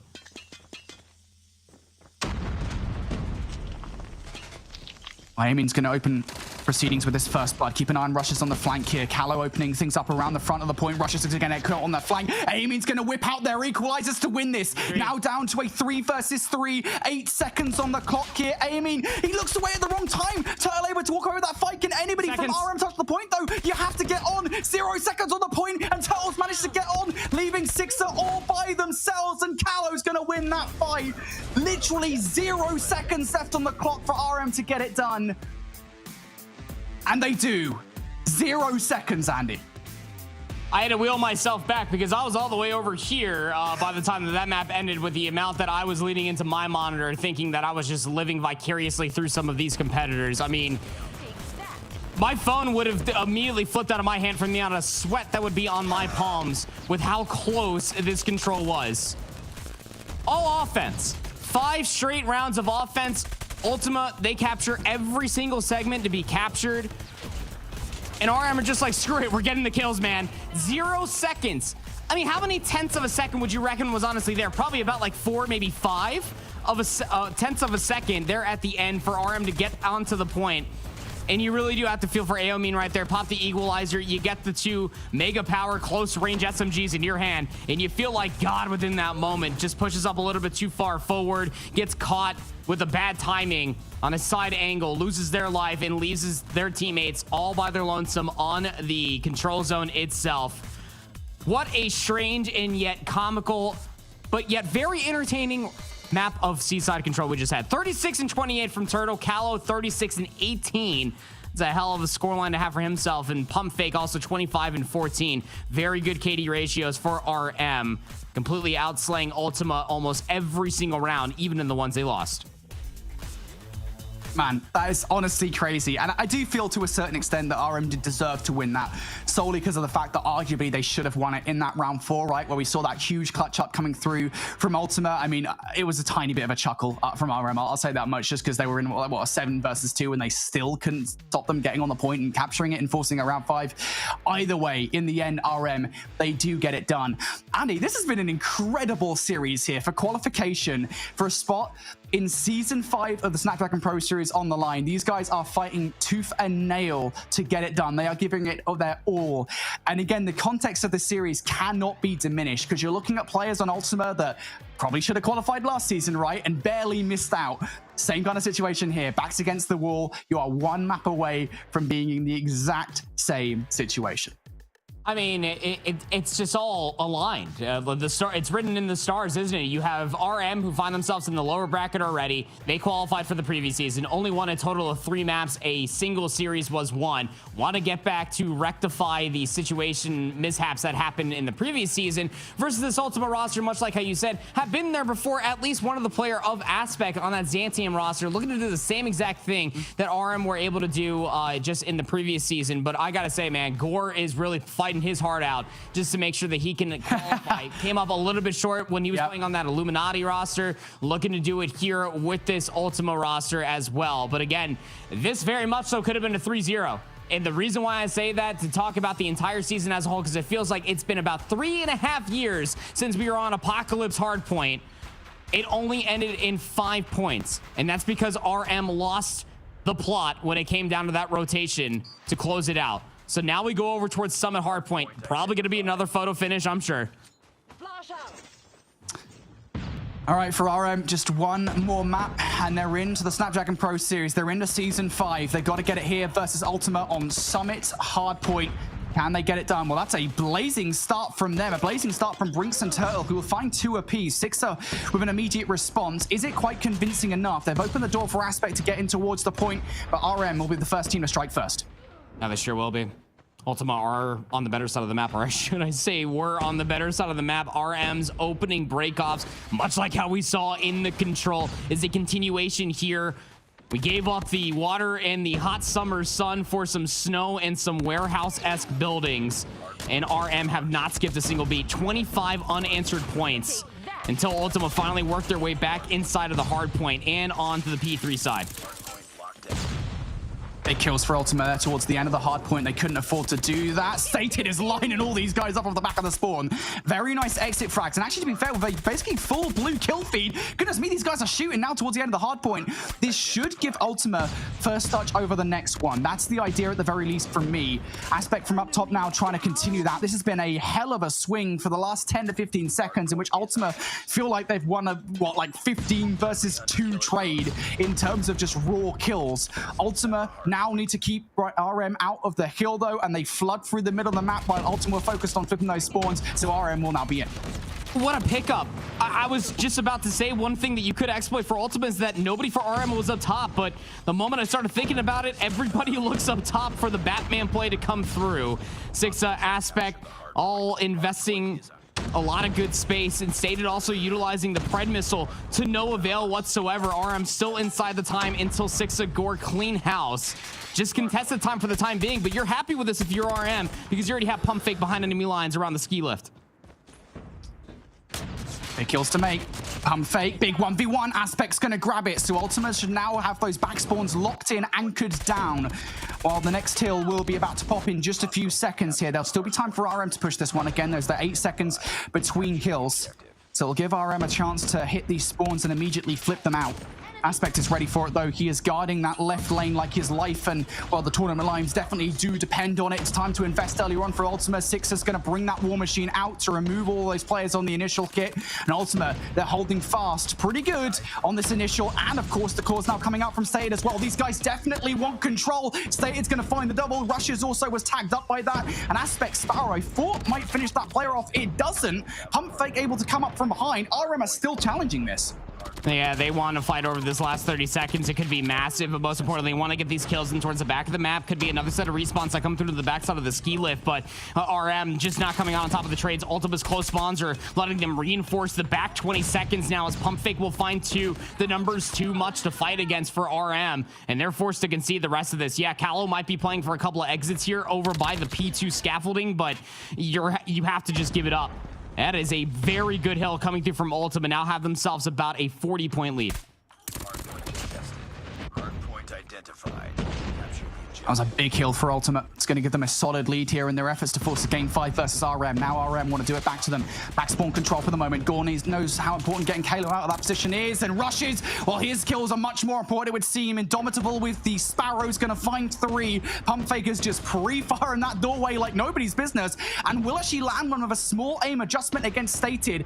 Now that backline is threatened once again. 6 of one of those players. Brinks will have to finish things off after Pump Fakes. War Machine bullet does not land, but towards the point, Ultima seem to have breached. They managed to find their way up Snow, and it's going to be Stated now just chilling inside that hill. Gotta get him out. Pump Fake will be that player to do so, but again, it's the trade still coming up in electric blue. Ultima coming out on top of the trades. 20 seconds remains here at the end of this set of hard points, and it seems that it's Ultima's time to lose, as Stated finds another 2 in the feed, having himself a very good map number 4. 19 kills is where that will come to a rest until Pump Fake will find 2 of his own. But RM, I mean, you watch from like 2 and then the potential contest over by P3 off the 25 seconds they got from P1. It has been all Ultima towards the latter half of that set of hard points. Now have just about double the amount of score over RM. Yeah, I'll admit, Andy, I was a little bit concerned at the start of this game when RM started to take the lead, because Ultima, they look like they might be done here in map number 4, but it feels like the case has definitely flipped on its head here, with Ultima now commanding the lead in this game. RM now 60, 70 points down. Ultima, the lead just continues to grow as well as the kills go in their favor. Look at the amount of utility on side. Look at the kill feed, which is all Ultima in control. Amin's going to bring the Predator missile down to continue that dominance too. That's more information as to where RM are trying to breach this hard point from. And while that's going on, it's more and more time for Ultima. Finally, RM are able to get through off the back of a couple of kills from Carlo and Briggs, but even that does not last long. And look at the spawns have now flipped. On the favorite side of the map is RM. Yeah, they're still trailing by about 70-something odd points, but if they can still maintain this side of the map, they'll have themselves a really good avenue to potentially work their way back inside the game. But Ultima are just slaying out of their eyeballs. Stated's up to 26 eliminations. It's another 3 in the feed until Briggs finally breaks up the monotony. In the spawns to flip once again, Aspect is feeling himself. Rush will take down for the trade, but Ultima again inside of the time. It just feels like Ultima at the moment have been a lot better with their operators, with their weaponry, to be honest with you. They've been outslaying RM for basically the entirety of the game thus far. And here comes more. Stated is just using the barrel for these ricochet bullets. 4 in a row for Stated. Basically a full wave. Aiming will have to finish things off, but it doesn't matter who gets it done. Ultima are in commanding control of this hill, and RM are in full panic mode here in this hard point. They are flagging to get any control whatsoever. Finally, Briggs will find a couple of kills that will give them some modicum of control, but they put a lot of effort into a push around the flank for a spawn flip, and Stated very quickly and easily bats it away. Ski lift operator Stated says that this ski lift is closed for the rotation of Ultima again. But RM still pressuring the north side over by blue, 4 players strong. You gotta hold on if you are 6 at top 19. Trying to hold the angle, needs to contest the time potentially, but there was no assistance whatsoever, and now Stated gets gunned over by Snow. Ultima are trying to do the same thing that RM did to flip this side of the map, but do not adjust your screens. RM have finally got themselves a rotation there inside the time. Yeah, but it's still not certain just yet. Ultima players are still fighting around the backline here. Callow and Turtle will combine for 3-4. It's Stated still there. You have to make sure you get the kill versus Stated, and Stated somehow managed to find a second one. And even if they don't flip out the spawns, they are taking attention away from the front of the hard point, so now Ultima can make their move forward. Aspect has to be the guy here, in with the R9, gonna find one. Callow with the trade though. Stated now next up the bat for Ultima, has the help from a teammate. Is it good enough to break on through convincingly for Ultima? No. RM still holding on here for a second. Ultima still sending player after player in for the time. Gore's gonna find a double, and ultimately after that flurry of engagement, it will be RM for the back 20 seconds, an important hill for them. It's still going to be trailing by about 70 points, so you need this rotation to be a brisk one. And the setup for Ultima, looking to be as stellar as ever. Watching every single angle, push starting to manifest through the top side of the warehouse. You have 4 operators online. Callow has 2 streaks to also use should you need it. And here comes that Predator missile, try to open up the door to get inside. But nobody was in a position to try to take advantage of that space. And Ultima still soaking up time, now over 2 sentries. Ultima just one good hardpoint hold away from closing out this hardpoint and forcing a game 5, keeping their tournament hopes alive. RM in for the moment though. Ultima coming in from the middle of the map and from Snow, somehow able to just waltz on in towards the hill. Pump Fake's gonna have to use the War Machine to make sure this doesn't happen, and he ends up taking himself down and only finding 1 kill. That is nowhere near enough value with the War Machine. Ultima, they've broken through. They can't finish things here though. Got one player still spawning in towards the back. It's going to be Rush, and it gets read somehow by Sixa, who finds himself on a 4 spree. Callow forced to pull out the Annihilator for 12 seconds of scrap time. I mean, it's time, yes, but it's not going to be good enough, as Ultima stated. Up to 44 eliminations, breaks back in, and Ultima are about to be at 240 points. Just need 10 more, and we're going to have a date with Metropolis for a map 5. 9 points away are Ultima. They're waiting eagerly for this hill to pop so they can get it done. Here come the kills. Aspect for a couple. Why not do it with style? No, the third will be denied. RM desperately trying to hold on towards this hill. Here comes now the claw from Stated to get this one done. Sixer with a Predator missile, hoping this could be it. Here comes the operators from Ultima. It's a full blue feed. Can anybody from RM touch? There's a slight contest towards the end of the game, but it is not enough, as a dominant victory from Ultima forces a game 5 here, a 1-match showdown to decide who will be in Season 5. Hard points, victories, the first one, albeit by 5. This one completely answers all the questions of what we have from that map. Number 1 is that, was it all just luck, or was it truly skill? Was it all just but a chuckle? It does not matter, because Ultima just absolutely fried in the Summit. Hardpoint map number 4 stated was undeniable with his gun skill, with his operator usage, streaks finding value. You put anything in this guy's hands, specifically for the phone that he's playing this game on, that guy just went absolutely AWOL. RM started off with 25 unanswered time worth of seconds on P1. Got the rotation over towards P2, contested P3, and we're like, yeah, this is going to be real competitive. And then Ultima hold on to the majority of P3. They win P4, have one of the most unanswered set of hard points I have seen on COD Mobile on the second set. And then RM just completely flatlined. 47 and 22 out of Stated, 33 and 23 out of Aomine. Everybody popping off at a moment's notice. A very uncharacteristic hardpoint map out of Rush, who goes 17 and 31. It was Ultima's game to lose when they're slaying like that. I mean, beyond the obvious forehead statement of, oh, Ultima just outslayed RM, which, you know, again, low-hanging fruit, but we will still say it is true. Can you name me one big operator play that we saw there from RM in that game 4? Even one?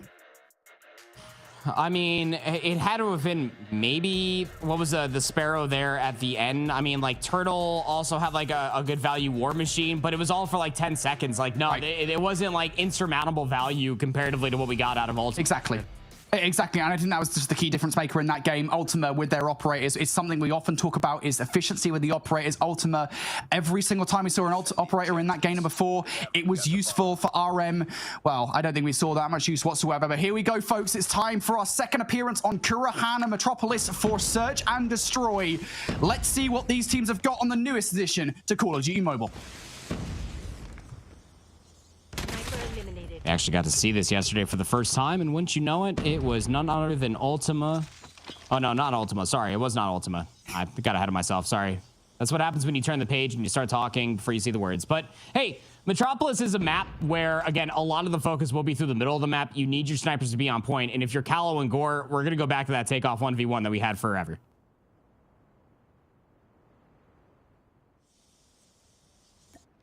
Man. That's map number 2, Search and Destroy, took so long. And a lot of it was because of how uncertain these teams felt. Imagine how, if we get into Kurahana here with the lack of strategies early on, what this is going to be like. And it feels like that is happening here, despite the fact that that first blood has gone the way of Ultimate. No movement from them, and, well, Pump Fake's going to take an easy trade. So 4 versus 4 we go. Ultima have made not a single bit of progression up the middle of the map. Stated tries to get forward, but Turtle's going to shut them down. 3v4. So never telling the odds was an RM thing. Going back to the takeoff, the offense are looking to turn this over towards the A Street, and that's a lot of information that brings Scott, but can't get away with his life. Now the rotation needs to be a hasty one as all of RM rush across the map.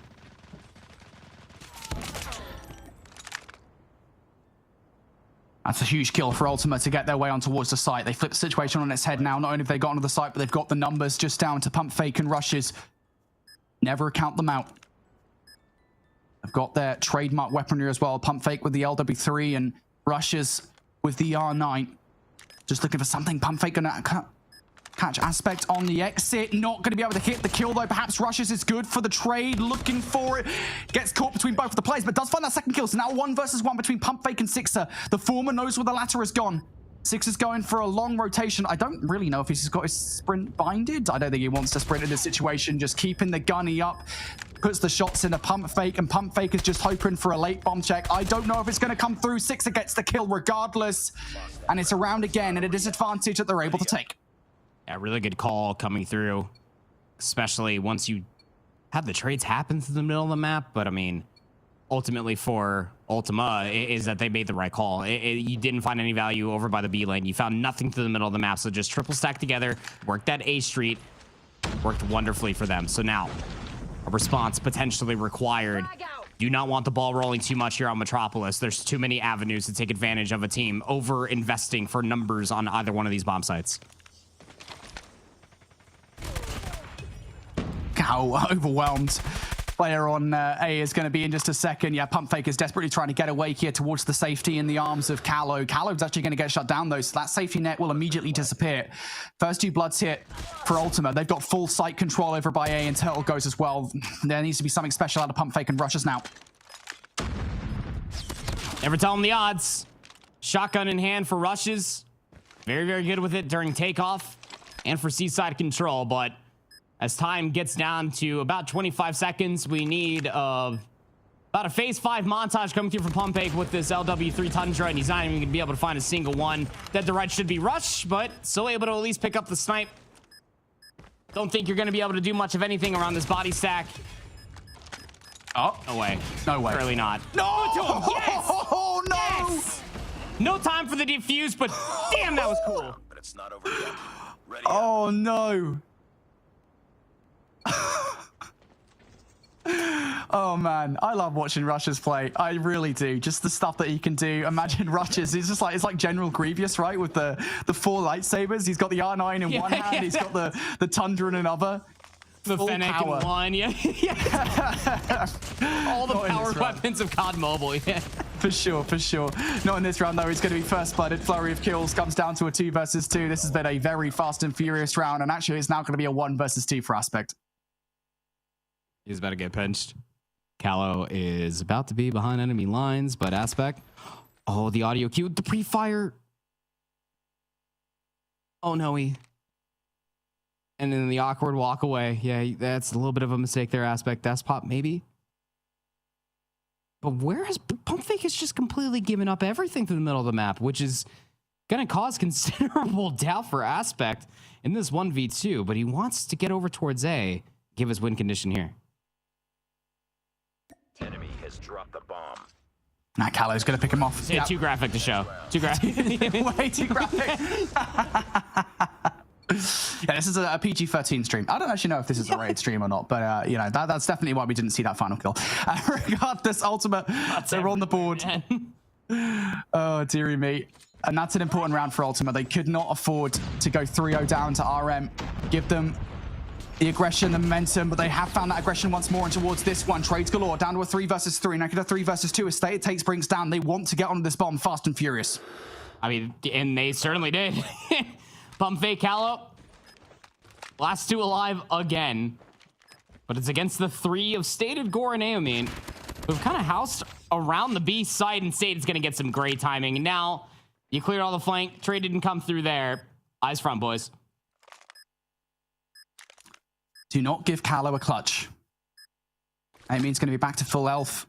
Oh, he didn't see him? He's got the Fennec. Didn't see him there. Now he does. Aiming down for the count. 15 seconds. He's still got time to draw these guys out in towards the site. Stated is ice cool, though. Callow for the check, and it does not make a difference. Did not have time to pull the cursor across towards the player. RM fast to get on towards that site and fast to win the round. Aggression looks really good on Ultima. It really, really does. Because, I mean, in a map like Metropolis, the way it plays out is that there's a certain amount of timing that's going to come through for the second player to be able to work that trade. And look what it does for the defense. Like, all of them. All of RM trying to stack over towards B. You got some bodies through mid. But Ultima are right back towards that A street. It's how they won their first round, Brady. Haven't lost the player yet. Steady towards A. Pump fake with the first blood, though. Looking for a second. Cheeky peek from Sixer. Pump fake not able to win the gunfight. They're going to have to get the hell out of dodge because they have no help whatsoever. The rest of the team are over towards B, and as Pump fake somehow finds a second kill. Honestly, I would just stay the heck away from Pump fake at this point. Might have to just change his name to Pump because he ain't faking nothing when he's got that sniper in his hand. Stated laying down, though. Oh, they never expect the reverse Spider-Man. Just laying prone around the corner. 2v2. And they're just going to give up the entirety of A Street. Stated is just going to give a quick little peek seat. Nobody chasing.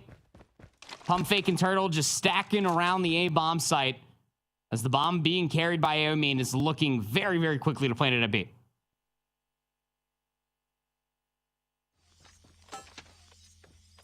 We're certainly not stopping this bomb plant. Utility going out. It's a bit of a wayward nade, to be fair. It's an aspirational nade, we'll call that one. Just in case, yeah. Just in case.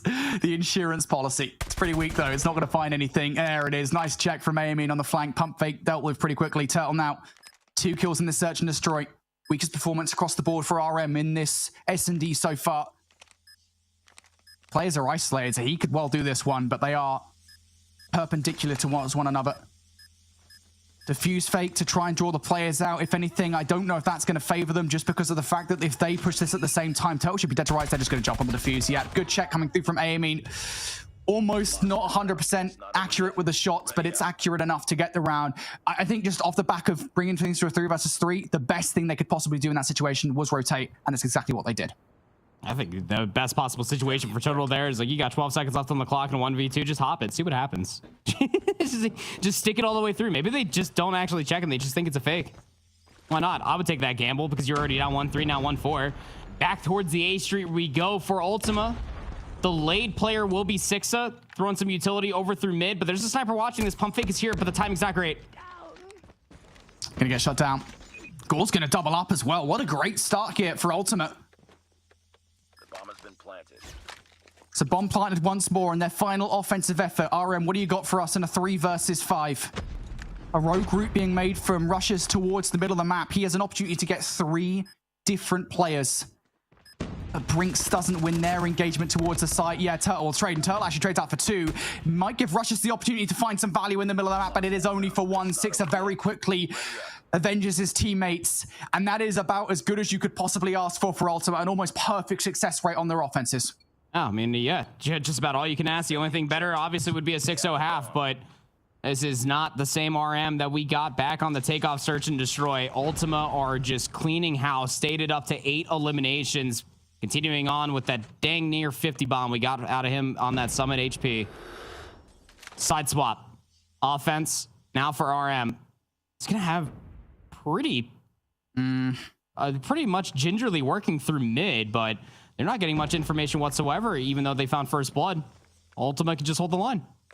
I was about to criticize Sixer for walking out and towards the open with the R9. Instead, he's just waiting patiently. It's the right decision to make if you're Sixer. Yeah, I don't know why I did, to be fair. Rookie error on my part. Regardless, Ultimate, they are 1 man down on the defense, so they will be nervously waiting for this push to come through from RM. Stated has been paramount in so many of these situations. And Callow's going to go down. There it is, the trades. Rush is trading right back, though. So in the flurry of kills, it comes down to a 2 versus 2, and both of these duos are together. Brings pump fake for RM. Going to go back over towards that A Street. And I think the way that Stated and Gore are playing with the double sniper setup, they're mostly going to be playing off of a retake, which could be difficult, given that Brinks is currently working with a Fennec, and pump fake with that sniper could just watch a long line of sight. Bomb plant should be coming through here. A little bit too far away for Stated and Gore to be able to get that audio cue, but the retake will be coming through. So many angles that you have to try to clear to be able to make this work.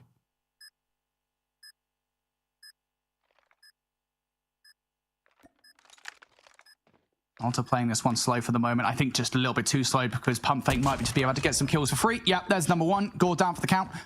Stated now for a 1v2. Still time to make this one work, but you know if one player was there, well, probably Stated's going to be there as well.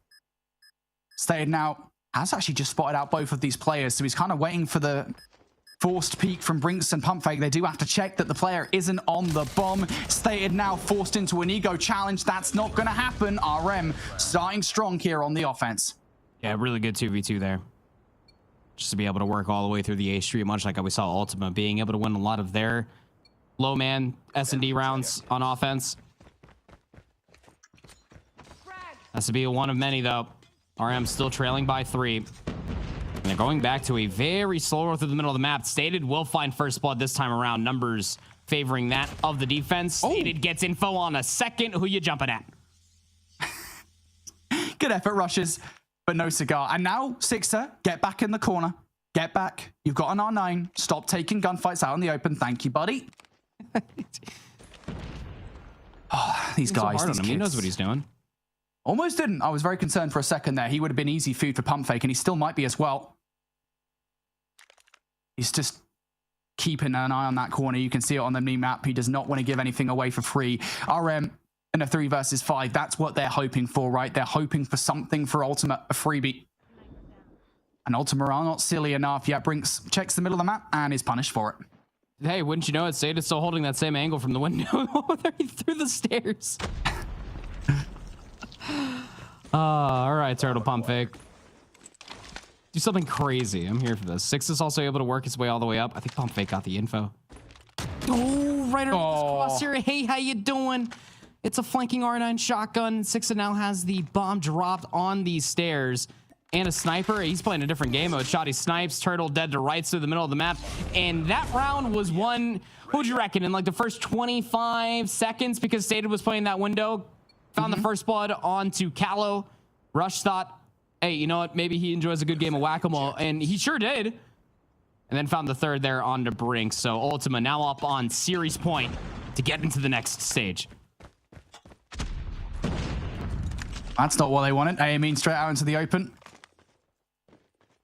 It's fallen by a nade. Sixer, though, perfect position to try and catch players off guard. Oh, is not able to find enough value out of it. But a 1-for-1 trade you will take.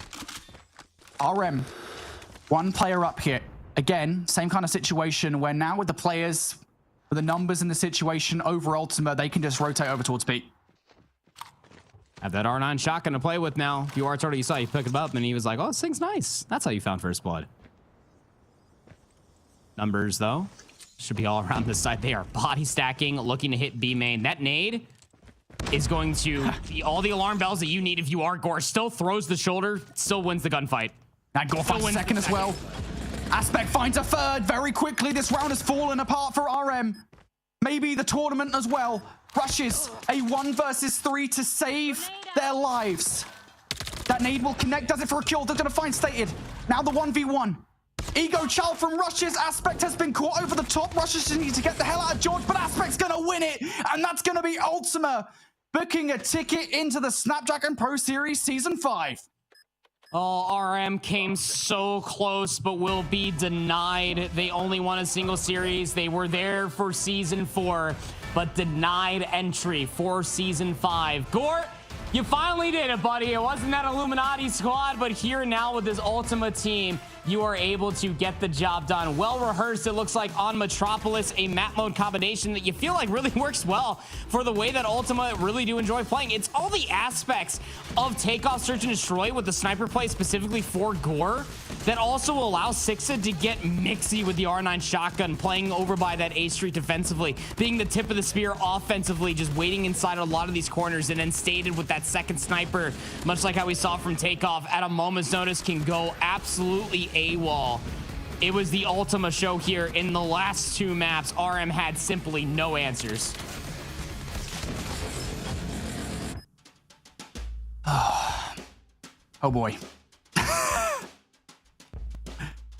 I mean, you said it was going to be close, Brody, before we got into that match, and that was like painfully close. Longest series we've had so far, and it was a well-fought battle on behalf of both of those squads, but we knew that Ultima was going to be a tough challenge for RM because of how well they played yesterday on day 1 coming out of that upper bracket. So I mean, that was an impressive back and forth between, especially that first hard point was, it hurt. It was so close. I mean, I loved it though. That's what the open finals are for. What are you looking at here, Brody? I mean, when you think about it, with how that Apocalypse hardpoint goes, and I'm pretty sure Andy is thinking the exact same thing right now, this should have been a 3-0. to RM because they chuckled that Apocalypse hardpoint, right? I mean, they should have won that one. RM will be kicking themselves that Apocalypse hardpoint happened. Well, they'll have a little bit of time that they could go review, maybe try to get in on the next season. For now, it's Ultima who claims the 3rd spot on the day, the 7th spot overall in our next challenge season, which means we are down to the last match between Revenge and Nexus. Revenge being that team that went up against Exclusive to start off our day yesterday, and Nexus, a name that we've seen in seasons prior. This will be a great way to close everything out. I think this is going to be fun, Prepper.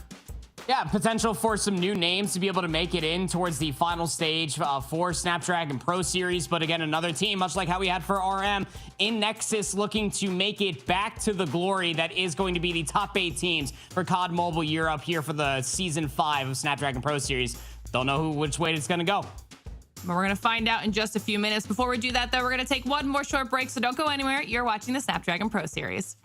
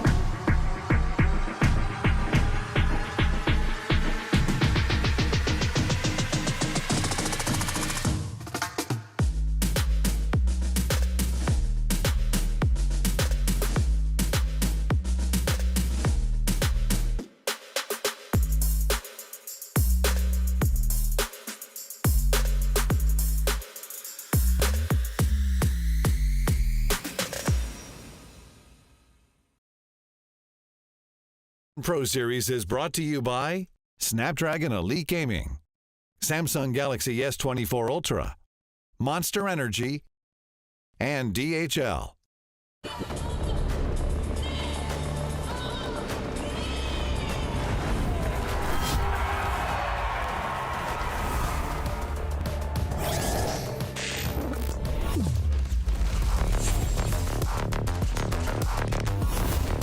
Looks like the players are ready. Here we go!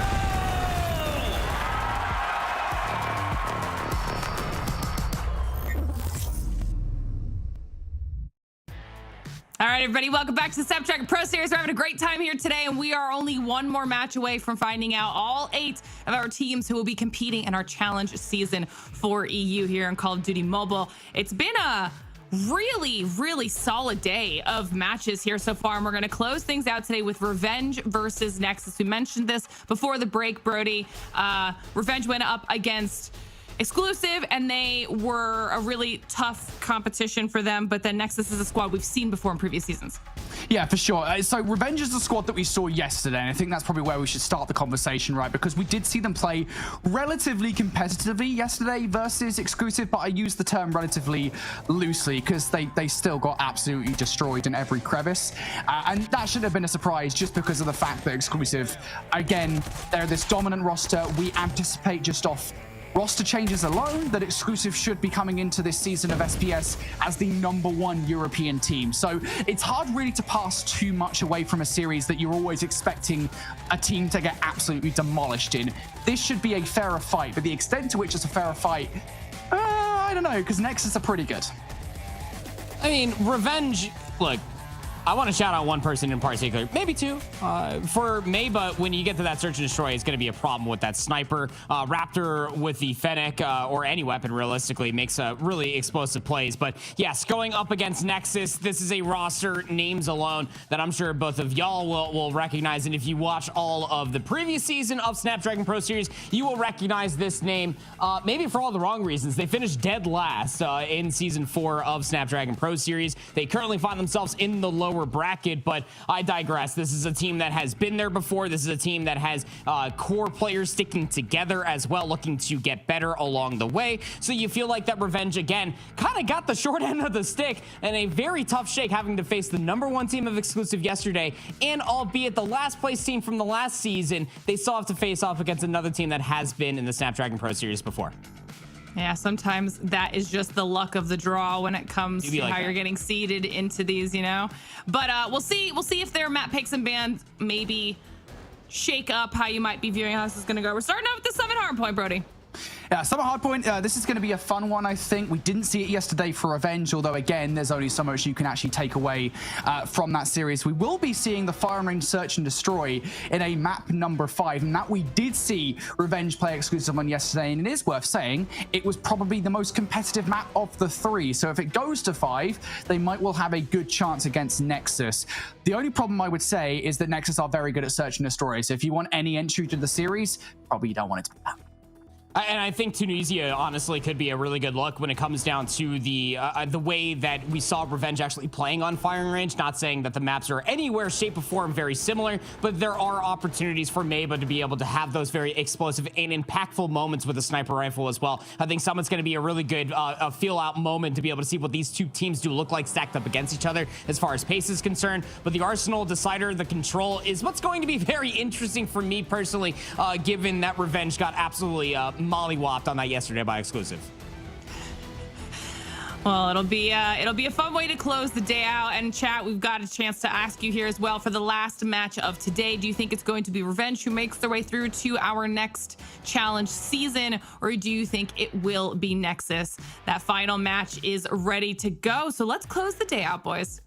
All right, you know what? I'm so glad that Lauren hasn't got to the point yet. We're only 2 days into the season where she's asked us for predictions. She hasn't done that to us just yet, but hopefully that doesn't happen. I probably shouldn't have said anything, to be honest, because she probably wouldn't have asked.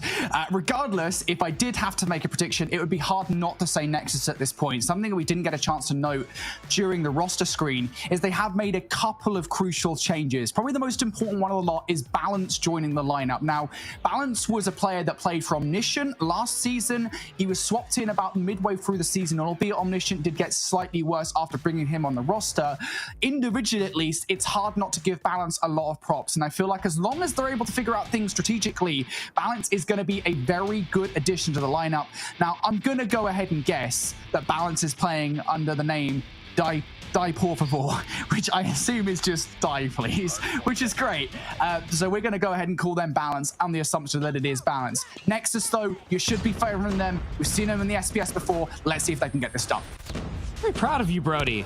Look at you reading Spanish. God damn, the kids grow up so fast. Bilingual, mate. Oh, man, you're going to go places in life, buddy. Better side of the map there for Revenge. Naturally, they will have at least an opportunity to maybe get up towards the high ground, but a very good start for Nexus as they just wipe the slate completely in their favor for the opening 13. Good start coming out from Nexus here. Kills in their favor for sure.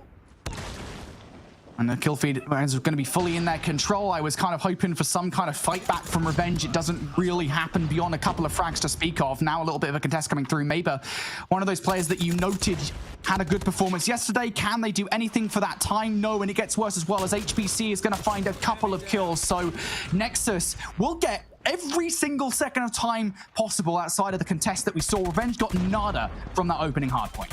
Yep, if it wasn't contested, Nexus got it. 37 seconds off of P1 is no easy feat. They didn't even have to break the spawns. They just all held the stairs. They all just held inside of the hill itself. And wouldn't you know it, they have a nice little waltz going over towards the next hardpoint. The issue is that Steve was there with an R9 shotgun, but Kel from above with a Predator missile from the P1 incursion will just completely break open the monotony that is P2. Nexus back soaking up more time.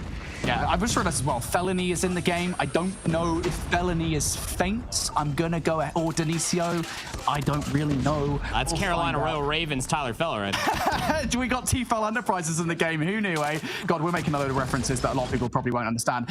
Regardless, something you guys do understand is that Revenge are in the hard point here for the moment. Nexus now having to force their way through the front. Fellow and HBC. Oh, God, I'm calling him bloody Fellow now.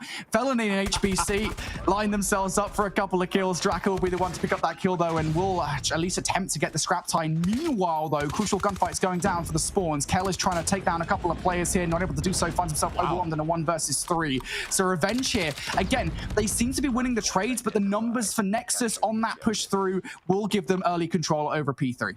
As just Psalm and Raptor were putting on their best Leonardo DiCaprio impersonation in the backside of the ski lift and just trying to hold on for the reinforcements to come all the way through. And Nexus just break through the entirety of the backside of the main building. They will now be in possession of the close spawns for P3, and they will also be in possession of the kill feed, the lead. I could sit here for just a few more minutes potentially and tell you everything that they're in possession of, but right now they can do no wrong as HBC pops out the Annihilator, because why not? 13 kills to their name. Big kills, big time for Nexus here. Revenge haven't had a lick of a look at this hard point. I don't know if that's a phrase, but it will be now. Revenge haven't had anything towards the front of this hard point. Finally now Maba looking to break through, and Maba finds a double. Trades galore, though. It's pinstripe kill feed that ultimately will see Revenge in for about 15 seconds of time. And HBC will be the designated survivor towards that hard point. Might well look to contest for the scrap time. But Nexus's primary objective here is obtaining the next rotation towards the nuke hill, towards P4. And if that's their objective, they've been pretty successful at that. They've got those back spawns. Oh, why not? Also, one player, HBC is still over by the old time, just finessing life, getting more kills. HBC Predator missile to follow up with the one previous for another teammate, and yeah, it's as convincing as you could possibly ask for. 50 seconds still left inside this hard point. All of the push is coming through from the snow walk, and now all the kills coming through soon after. A rogue spawn to occur for Raptor. Fellow looking to pick it up potentially, but a gifted pinch potentially for Revenge to work in for the back 30. And Revenge have just not had a good go at things whatsoever. They really do need this back 30 seconds. If not, they might find themselves in danger. And look at that, Nexus decide, hey, look, just as quickly as we lose control of the kill, we'll use some of our utility to get right back through. It is only for a moment, though. Drakkar is now in control of the time. It's going to be Die por favor that wants to get through. Legacy will find a couple of kills here. HBC for number 3. And again, I believe that's Balance. Will not really do all that much in terms of that scrap time. So again, a pretty important 30 seconds there for Revenge. But as far as control of this game is concerned, Andy, they have not been in the driving seat whatsoever. They've been well in the back seat. Oh, absolutely. I mean, 124 to 58 at the end of a summit where our hardpoint spawns are very, very sticky towards the backside of P3 and P4. Nexus wouldn't let you know it here looking at this map number 1. As we go back towards the center of the map again, Revenge are actually in possession of the hill time. And again, this is where the state of the game for Summit can become a money hill for P1. Operators are being popped, positions are being held, but Felony is able to work his way into a position to be able to find the opening for Nexus to work back in for some contested time. All right, so I've just been informed by a reliable source, thank you, Kuda, from Vanquish, that actually it's Dipole for War that is Feints and Felony is Balance. So we've got those names the right around now. Again, shout out to Kuda for letting me know about that. So now we know, guys, please stop changing your names to your actual in-game names. It really isn't helpful. But regardless, Nexus now 60 points to the good. We've got the names that are around. It's going to be Balance for 2 inside the hard point. And while Feints also finds yet another one. So Nexus here looking for that scrap time. They will get it. But more importantly now, as we turn our attention towards the rotation, you can see those blue arrows on the map. You can see Steve picking up a couple of kills and Raptor picking up the third. Revenge should get the first look at this hard point. If maybe I can perhaps put together a flank here as well, it would be good to ascertain control. They're still going to have to fight for this one. Maybe anticipating players coming off the spawns will at least win one gunfight. Steve on the other side for 1, but HBC towards the point is holding on. Revenge cannot get control. No, they cannot barely find a convincing kill feed, let alone control of the hard point. Draka able to at least trade out Legacy, trying to hold on to the side of the map. Steve having to pull out the Sparrow just to maybe hold on to all of this time. There's still 30 seconds left on P2 for crying out loud, and Revenge can still not find even more than just 2 in the kill feed. Nexus trade game just too strong. And Revenge will trade out in the end, though. They will get the last 20 seconds here. I can't imagine Nexus are going to over-rest too much into what would feel like inconsequential time in the grand scheme of things. As a matter of fact, they're trying to solidify these spawns around the backline now. A couple of players from Nexus have spawned out here, so these gunfights are all the more important for Nexus to win. One player might have just got in behind enemy lines. That's Steve. Let's see what they can do. Big shutdown from HBC, and now that should solidify these spawns for Nexus. Oh, Meba up to kill number 20, was just playing an off angle, looking all the way over by P3, was just trying to buy time for his teammates to find value, working their way out from the P1 building. And now Raptor feeling the pressure, pulling out the claw. HBC slides out, finds one, gets back in with his life and goes for the ego chow of all things, but that's the claw. Exhausted. It only got a single kill. The spawns are still in towards the back, but Revenge are still knocking at the front door. Not gonna be Balance sitting inside, waiting in the corner, ready for these pushes to come through. That's 3 players, probably 3 too many to deal with. Draka's going to have to enable the equalizers here for the play. It's going to be 3 kills for them. 100 killer drone out towards the backline as well. How much more damage can you do? Finally, they're going to go down. Steven Maber now looking through more kills. Revenge doing a good job at keeping Nexus at bay here. They are slowly but surely clawing their way back in towards this game. But in behind comes Balance for a couple of kills. There goes Feints for yet another one as well. And that means Nexus will get that scrap time, but that's a trade you're happy with if you're Revenge, because you've got those back spawns from new.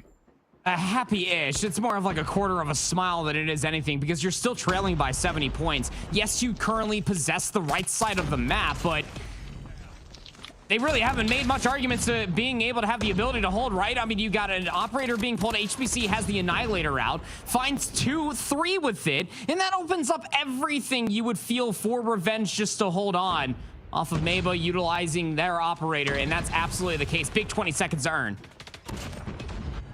Big time for Revenge. You want a full 60 on this hill. Nexus are knocking at the door, though. You've got a couple of players, HBC and Feints at the front door. Kel now looking for yet another kill. Kel's going to find it with the R9. Now still a couple of players left to contend with inside the kill. Revenge still holding strong. Smoke down to try and stop players coming through from that snow side. Up top, Raptor is providing the cover. All of these different angles are being watched by Revenge, and they needed a full 60. They have more or less got it on this hill. HBC is fighting for the last 15 seconds. It's an individual battle, but they will not win. And Annie, I mean, that is not that well put together a push from Nexus, to be frank. I mean, Revenge were very happy to take 1v1 after 1v1. It was mostly just supposed to be the response from the Annihilator to the one that got called out for Revenge, but one found more value naturally. Revenge get a full 60. We got ourselves a map number 1 now, just trailing by under 20 points is Revenge. Back towards P1. The scuffle through the middle of the map will favor that of Nexus. Back to the winning of the kill feed once again. Split spawns now for Revenge. Revenge have come back in towards this game. Kel's going to have to utilize the Purify to keep these guys away. And oh god, that's a terrible utilization. He finds himself stuck between two players, quite literally. The worst rock and a hard place you could ask for. Revenge now, able to get in towards his time on the back of a cup double from Raptor. Draka for number 3. The trades are in Revenge favor. Nexus spawning out towards that P3 side. Fellow now along for a couple of kills. The balance, excuse me, for a couple of kills. Also alongside Feints, they are combining for these kills. Nexus can't finish things here regardless of what happens, but this last 15 to 20 seconds would still be so valuable for those of these teams to get. It's going to be Raptor bringing out the claw to get it done, and they just cannot. So Nexus are going to come off better off the back of P1. They've still got that 40 to 50 point advantage, but do they have P2? And the problem with P2 is that Revenge have really struggled this entire Summit hardpoint, just not only be able to break inside P2, but to be able to do it convincingly, to be able to soak up a lot of time. And well, that's not going to help out your efforts, is it? As Balance is able to at least find 2 upon the exit. You got split spawns once again. That Legacy wants to try to unearth. Camera broken. Shots are windy, but still value for Nexus. Predator Missile looking to call game. Yeah, that Predator Missile is going to take Sam down off the spawn. Steve and Maber are also down for the count. This might well be game at this point. Revenge are getting the splits. It's all down to Draka with the equalizers. They're not going to be able to do anything. No other utility to speak of here, so it has to all be done with the weaponry. Raptor and Steve inside. Raptor's going to line a couple of players up. That's 4 in a row for Raptor now, but there's the trades immediately from players on Nexus's side. It's 3 kills in a row.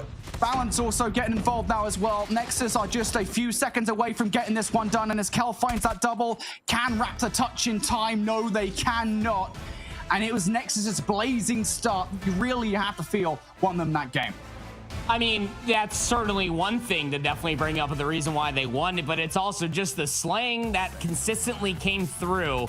And it all, yes, started off with this blistering start. Again, 37 unanswered seconds. There was some contests to come through from P1, but that was mere but a taste of the map number 1 Sunday that we got out of Nexus, just frying. And honestly speaking, this is a team that didn't get ahead of themselves either once they were in that advantage state, right? We didn't see an overinvestment from operators. We saw some being pulled as a response to Revenge towards the end of the second P4, but even then, they weren't over encumbering themselves with too many things to overcome from. And a lot of that is thanks to the submachine gun pressure. A lot of that is thanks from just some really good fundamental play being utilized from Summit's fixtures on the map from all of their ARs. A 51 bomb out of HBC was finding continuous values with every single weapon at their disposal. And then Felony was that guy with the AR, overwatching a lot of these pushes happening, anchoring a lot of these spawns over by P3 and P4, drops a 43 bomb. I'm kind of surprised, actually, Felony is using the AR. I mean, I know that Balance is, it is Balance, by the way, is an SMG flex, right? So they can run either the SMG or AR, but it's interesting to see them be the player that has picked up that kind of third AR for the squad. But yeah, and Feints as well. I mean, Feints is normally an SMG. So there's a lot of kind of to pass out. Of course, this is kind of like post-roster mania to see kind of what roles people look like. I think an interesting thing for me is we get into the search and destroy. Denicio isn't playing, right? And back last season, the sniper lineup for was Denicio, right? Denicio was running alongside Feints. That was the double sniper. So who picks up that second sniper rifle here? Does Feints become kind of the primary sniper? We'll see. I think that's a big conversation point because I talked about Nexus being good at search and destroy. A big reason why they were was down to their sniper presence, and I have the answer. It's HBC who appears to be picking up the sniper rifle in this play. All right. We'll have to see. Double sniper, very, very potent on every single search and destroy map, but Tunisia especially being able to lock down a lot of these sites. Ceremonious nades over towards the top. Offense first for Nexus, but it's Maba. I talked about Maba for a reason. Big first opening 2 kills. Felony running that second sniper rifle as well, aka Balance. Both snipers out of the play. Nexus now dealing with an immediate flank from Revenge. I love the proactiveness coming up from Revenge, but is the follow-up there? Do they actually follow through? Legacy is on a serious escape path and actually manages to take Draka down. Now Steve going to be punished for the overzealousness as well. What a reversal from Nexus. And reasons why you don't overextend. When you have a numbers advantage like that, you get caught with 3 more offensive players. Now the bomb over towards B, gonna get locked down. Psalm though, gonna be able to find another blood. Kel, por favor, last alive. Yeah, Nexus don't have the numbers to defend this site.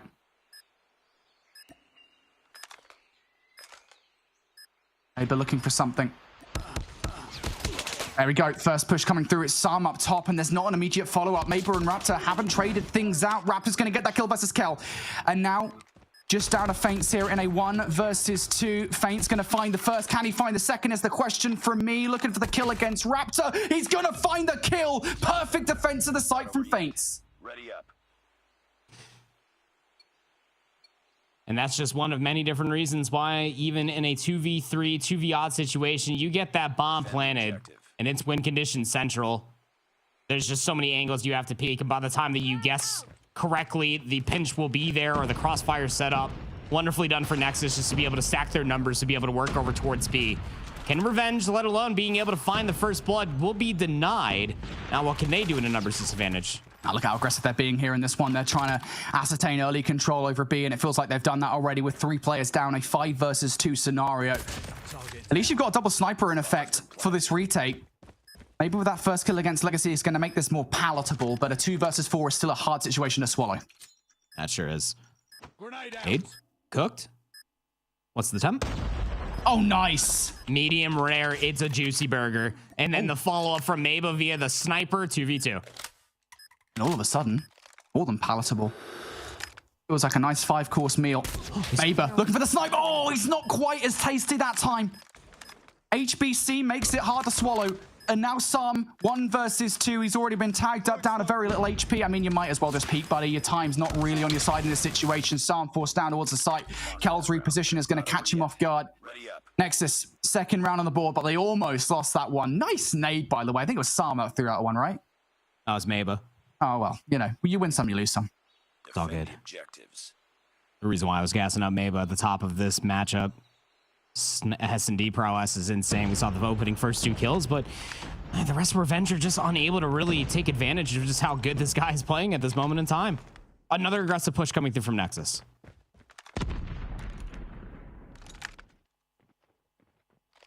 Well, it is once again that same situation in which they've got basically full control over B. They haven't quite dealt everybody towards the backline yet, and that's probably the primary problem of getting that bomb down. Finally, they do. You take a 2-for-1 trade in that scenario. But once again, you still have sniper presence for Revenge on this retake. Mabel isn't that player at the very least. Post plan is mostly on the offensive side of the map, and the last 2 defenders in between Psalm and Raptor are kind of split apart from each other, but it works out. Kel caught off guard, another 2v2. And Raptor's currently trying to work for a pinch. 25 seconds. Psalm's going to pick up that kill against HBC as well, so now it is going to be balance hit. 1 versus 2. Oh, you would have loved that shot against Raptor to connect. The second one does, and he has to go for a third because the second one, while it did connect, was just a hit marker. Might have hit the toesies. Does not matter. Sam with a huge clutch up there. Doesn't matter you not got Mabel in that 2 versus 3 because Sam will do it instead. Yeah, I think most importantly, I mean, for Kel to be able to find that timing through the mid connector, be able to get that first kill, forcing out the 2v3. Just kind of thins the herd a little bit, doesn't it? The way that Nexus had to play that post plant. So Revenge finally get themselves up on the board. Any continuation of that would be fantastic. It's a very forward defense across the A bomb site, and it's a perfect read from Revenge. Nexus are here. And not got first blood. HBC is already down for the count through the smoke. A couple of kills that do not go Revenge's way. Maybe it's going to catch Legacy off guard and finds the second one as well. Could he find the third? It is just going to be Feints left alive. Now a 1v1. Sam versus Feints. Feints going to whiff the shot, though. Sam also has a sniper rifle battle. It's a 1v1 for the snipers. Never mind Nadeshot versus Banks. This is the one you care about, and Feints will come out on top. It's another round for Nexus. I mean, that is just sloppy and yet anticlimactic all simultaneously. I was hoping for the quick scope jump peek to come through, but you know what? The kill comes through in the end. You're able to get the job done. So Nexus now with another 2-round lead. Aggression over towards A was good, and they think that they're got the whole read on the scoop here, Brody. Another aggressive hit over towards B. Revenge drawing first blood this time around. That is different to what's happened previously, but great trades coming through from Feints. This aggressive push has worked out perfectly. Feints just eviscerates 3 different players. Number 4, why the heck not? Raptor, not a chance, buddy. Not when Feints is playing like that. No. What's the term? Revenge didn't have a Scooby that was even a possibility for Feints just to pull out a submachine gun rather than just relying on the snipers here on Tunisia. They somehow turned the pace up just a little bit more rather than an aggressive hit over towards BNA. This time it's the SMG able to get in your face and get the job done. And they loved it so much they're going back for seconds. That's not a surprise. It's been the favored side of attack for Nexus pretty much every single time this S&D thus far for the final round of offense. It's a 1-for-1 trade. They lost arguably the most important player in that, though. Of course, you know, getting on towards these sites, Feints has been paramount in doing so. So I think the fact that they've lost Feints, they've lost that primary SMG entry, is going to make them push over towards A. Yeah, what are you without the tip of the spear? Just stick at that point. But you can still get the job done with the stick. Trying to rotate over towards A. There are 3 players here defensively ready. Sam's going to whiff that first shot, though, and even worse for Revenge here on this defense. Now your presence towards the site is so limited because Steve is down for the count. Revenge full control. Sam is whiffing every single shot. Again, these hit markers. Man, that is not good. 1 man down for the retake now. All this post plan is mostly just inside of the bomb site as well, and Psalm's going to be able to find the first one, but Legacy for the pinch.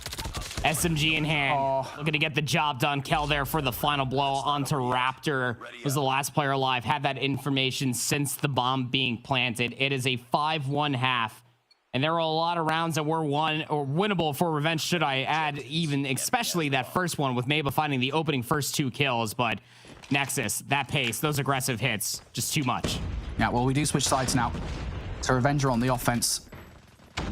It's worth saying, generally speaking, Tunisia has not been an offensively sided map, so things are not looking good for Revenge here. And this is damn why. Nexus getting over aggressive here works out perfectly. The only player left alive in this situation is Raptor, and I'm not actually sure he hit a single shot there on that egregious push towards Legacy. He does slide down in the slope, though. That's some solid stake stuff. Gets the second kill as well versus Balance. So, I mean, Raptor is making this 1 versus 5 look manageable, at least. Another isolated? No. Okay, never mind. I was about to say, yeah, I mean, do you imagine like playing that through like Legacy's brain? Just like, oh, I just saw him cross back in here. Oh, he popped a smoke for his exit. Just like, why can't I get in this room? He just gets his ankles clipped by the prize fighters. That's tough.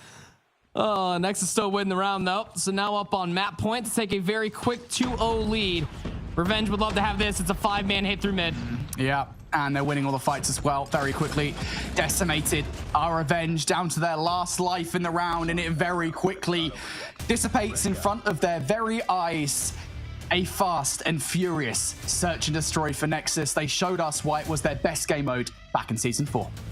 Well then, so I have a lot of questions, but not really about the Tunisia search and destroy as much as I have to wonder, what does this say about exclusive search and destroy that they only won 7-4 comparatively to 6-1. You know, it's just food for thought.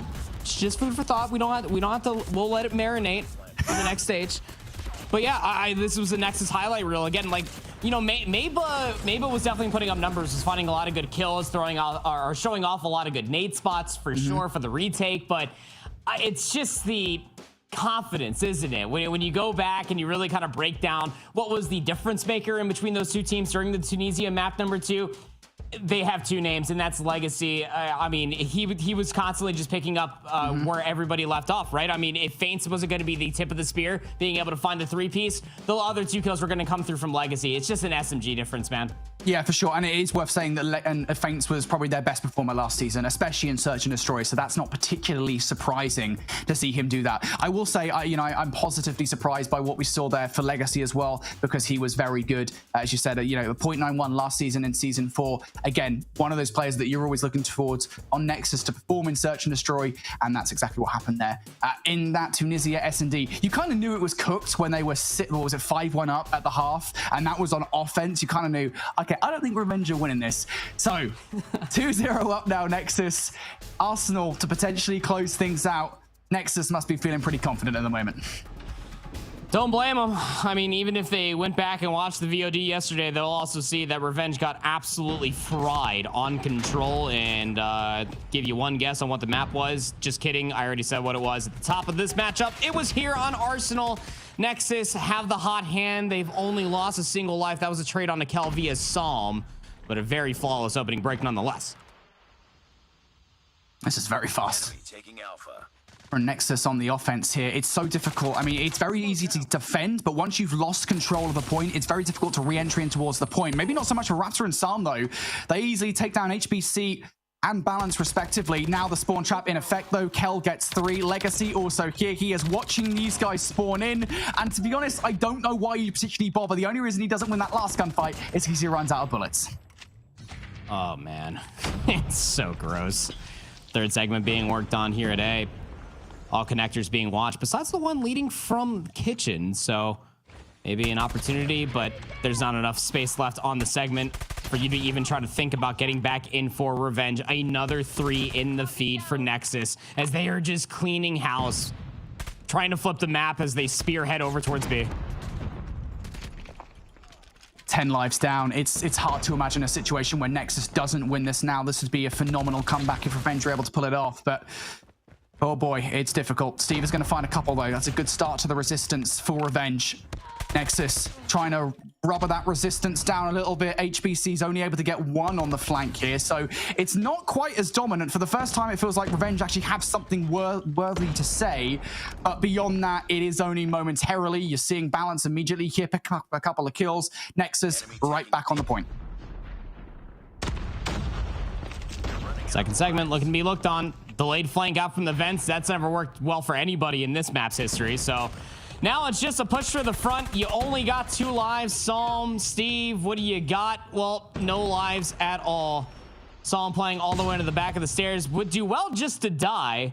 Rather than give up this third segment. We'll go through the contest, so death is imminent, and indeed it will be. You will win via the kills. 15 lives remaining for Nexus, but I'm trying to be as optimistic as possible for Revenge. I mean, they have to win this offense, 1. But they have to do it via segments is another, and that's just going to be very difficult because it all starts with an opening break-off. Yep, this opening break-off has to be good for Revenge. All their chips down on A. All their chips down and winning this initial. Look at that utility going out across the way. Stuns and nades galore. Eventualities into a faint 2-piece. Kel also going to find a 2-piece here in the middle of the map. And Nexus, I mean, look, I think it's fair to say they won that initial trade-off. Yeah, that's I mean, that's what the numbers say in the center of the screen too. So I'll believe it. Thanks, mate. I'll believe this news. 27 points up against 23. And although Nexus are sufficiently overextending for the spawn trap, they're still at least making sure they're cycling players out in these positions to stop them from getting on the segments. Now flipping all the way down towards weapons, trying to get behind enemy lines is Legacy. Maybe trying to get a couple of spawners, and you could just see the blue arrows on the minimap. The second they spawn, you know that the potential is there. Legacy will strike for the first. Couple more kills come through. Over by the A control zone is where Revenge reside. Yeah, Revenge thought they were sneaky. They really did think they were sneaky. They got fast in towards A. All these Nexus players. Nexus is like, you guys didn't think anything. We're going to take you down regardless. It's going to be here. Feints with the claw, just looking for anything he can possibly get. Balance is going to take Draka away from him. It doesn't really matter who gets the kills, though, at this point, as long as Nexus gets him. A 22 versus 12. And really, the only dent in this round is a slight tick over by A. Not even that. 10 seconds left. We do see a stoppage of the clock, and that was down to the fact that Raptor had momentarily touched B, but HBC is just lining everybody up inside the spawn. Raptor's moved away. Not going to go down alive. This is going to be stopped at the timer because Nexus flawlessly hold the defense, and it feels like Revenge are in the bin. Yep. Good old classic FFH here on Arsenal. That stands for flawless full hold.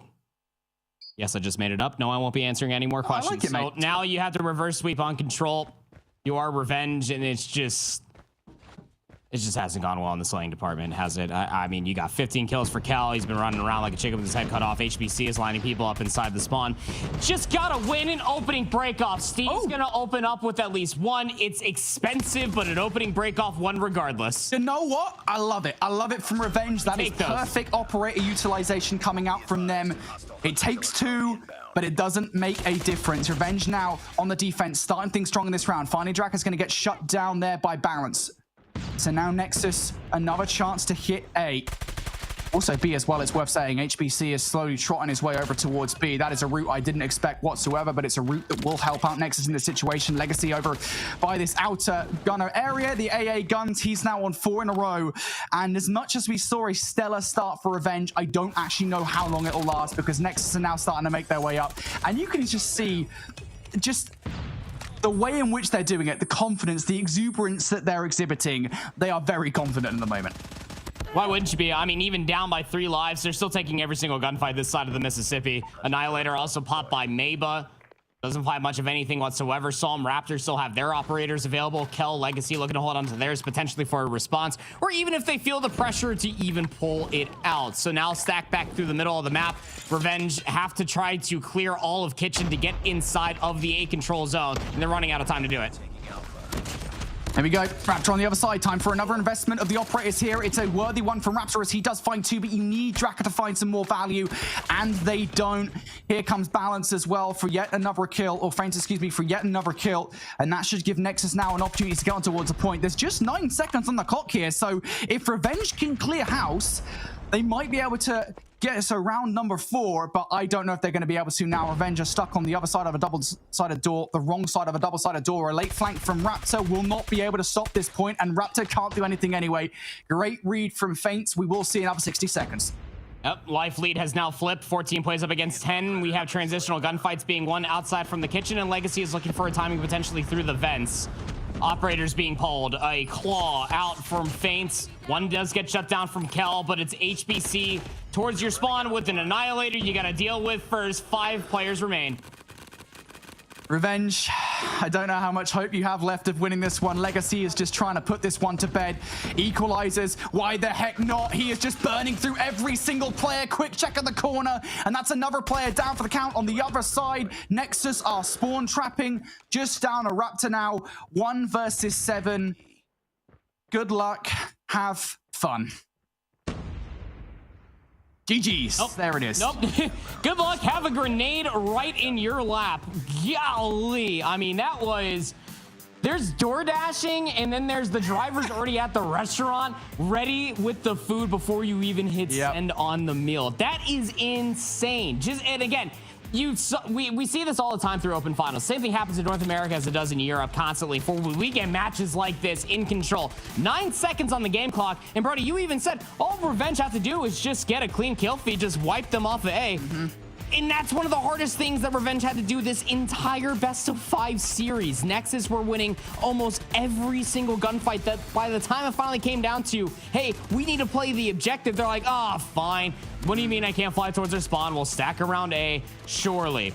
The operator usage was way better for Nexus here in this series, being able to respond in kind to when Revenge felt like that they were getting the ball rolling. That the only time when we saw Revenge in control of that map number 3 was that round 3 opening break off with 2 operators.